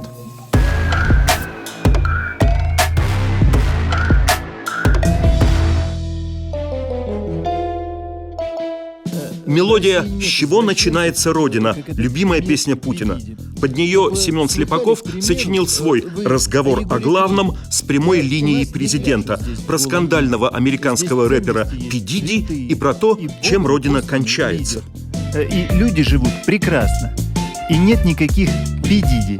А если вы не согласны, Си Диди и не Пи Диди.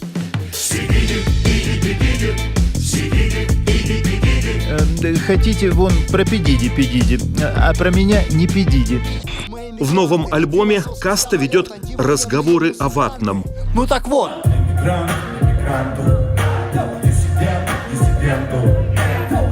Это новинки зарубежного рэпа, где на обложке музыканты в образах разных диктаторов. Владе достался особо актуальный Ким Чен Ын.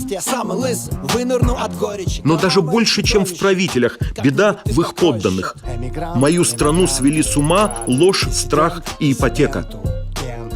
У них в мозгах союз, атом, КГБ, старый атлас, компромат, Мурка и Любе. Вдруг не слушай ты их всех, они никто тебе.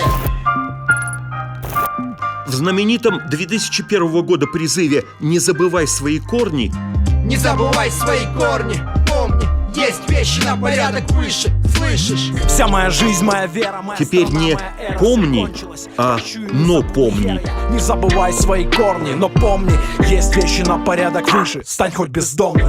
Власти блокируют альбом на российских стримингах, музыканты выкладывают его в свободный доступ. В начале 2025-го Минюст объявит Влади иноагентом. Я сейчас на родине. Слава КПСС в двух альбомах «Россия-34» и «Россия-24» по названию гостелеканала вещает с неслыханной для себя серьезностью. «Ради детей удали свои песни, ради детей к вам, тварям без жалости».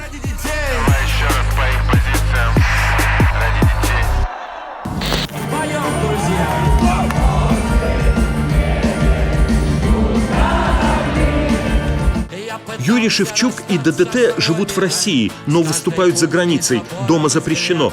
«Я сегодня прощался с родиной, но она до сих пор рядом». Клип снят на концерте в Амстердаме. Я так долго прощался с родиной, погребенной под грузом 200. Я так долго прощался с родиной, что мы с ней до сих пор вместе. Боже, пожалуйста, благослови. Оксимирон делает обложкой сингла объявление его в розыск. Про свой мировой тур сообщает: «Прятки по глобусу подо мной осыпаются взлетные полосы». Танцы в зале битком, пока мир горит. Буэнос-Айрес, пока мир горит. Ночью на улице в Турции тенью следует МИД. Я делаю вид, что цел внутри, пока мир горит. Моргенштерн, иноагент-эмигрант с заведенной уголовкой, признается, что это был худший год в его жизни. Это бесконечная боль, блядь. Я каждый день. Последняя любовь, пепел на простынях. Бери все мои вещи, выкидывай из окна. Последняя любовь, плачешь, а мне плевать. Ты больше не поверишь никому и никогда. Я не слишком люблю. У Би-2 после угрозы депортации в Россию из тайской тюрьмы своя прямая линия с Путиным. Это русский след, что русское консульство специально заказ на группу Би-2.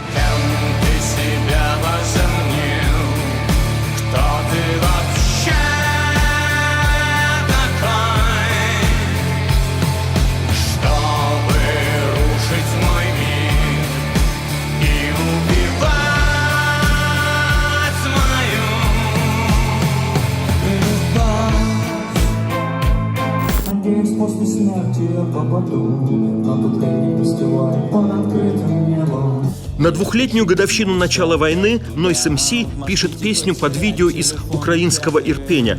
Вспоминая фестиваль в Мариуполе, на котором не раз выступал, он поет от имени погибшего украинца.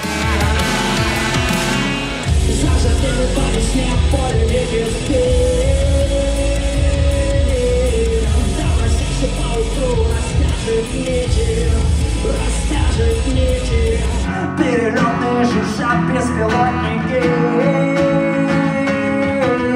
дрожат над сонными детьми потолки укрытий.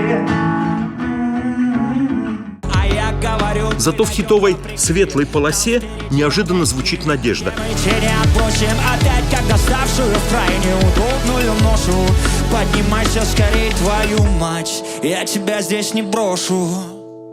За серию благотворительных концертов Voices of Peace норвежские профессора выдвигают Нойза и Монеточку на Нобелевскую премию мира. Ваня, ты не мог бы записать со мной песню «Обломки чувств»? Такой с российскими музыкантами впервые. Я мотаю кассету на следующий кадр, где уходит злодей.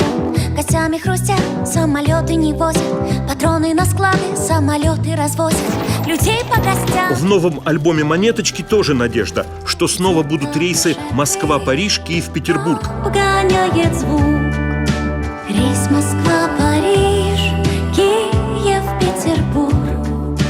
Помню пластырь на собранной коже. Но настроение года выражает ее ностальгический гимн.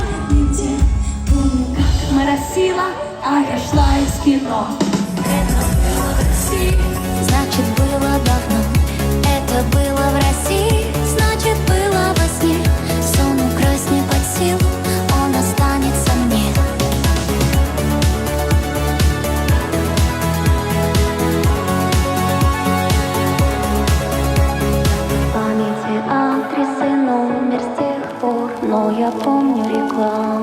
плиткий узор.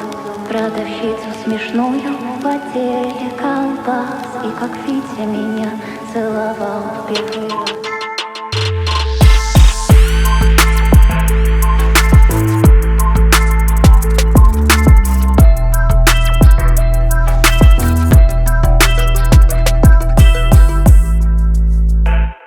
Вы смотрели события, люди, явления 2024 года. То, без чего нас невозможно представить, еще труднее понять. Впереди новые годы и, значит, новые серии. Ожидайте. Счастливо! И продолжатся 20-е годы без мутящих воду и чуждых народу паднических поэтов. От лишних карт зачистят колоду. Шестерки, сексоты в погонах, идиоты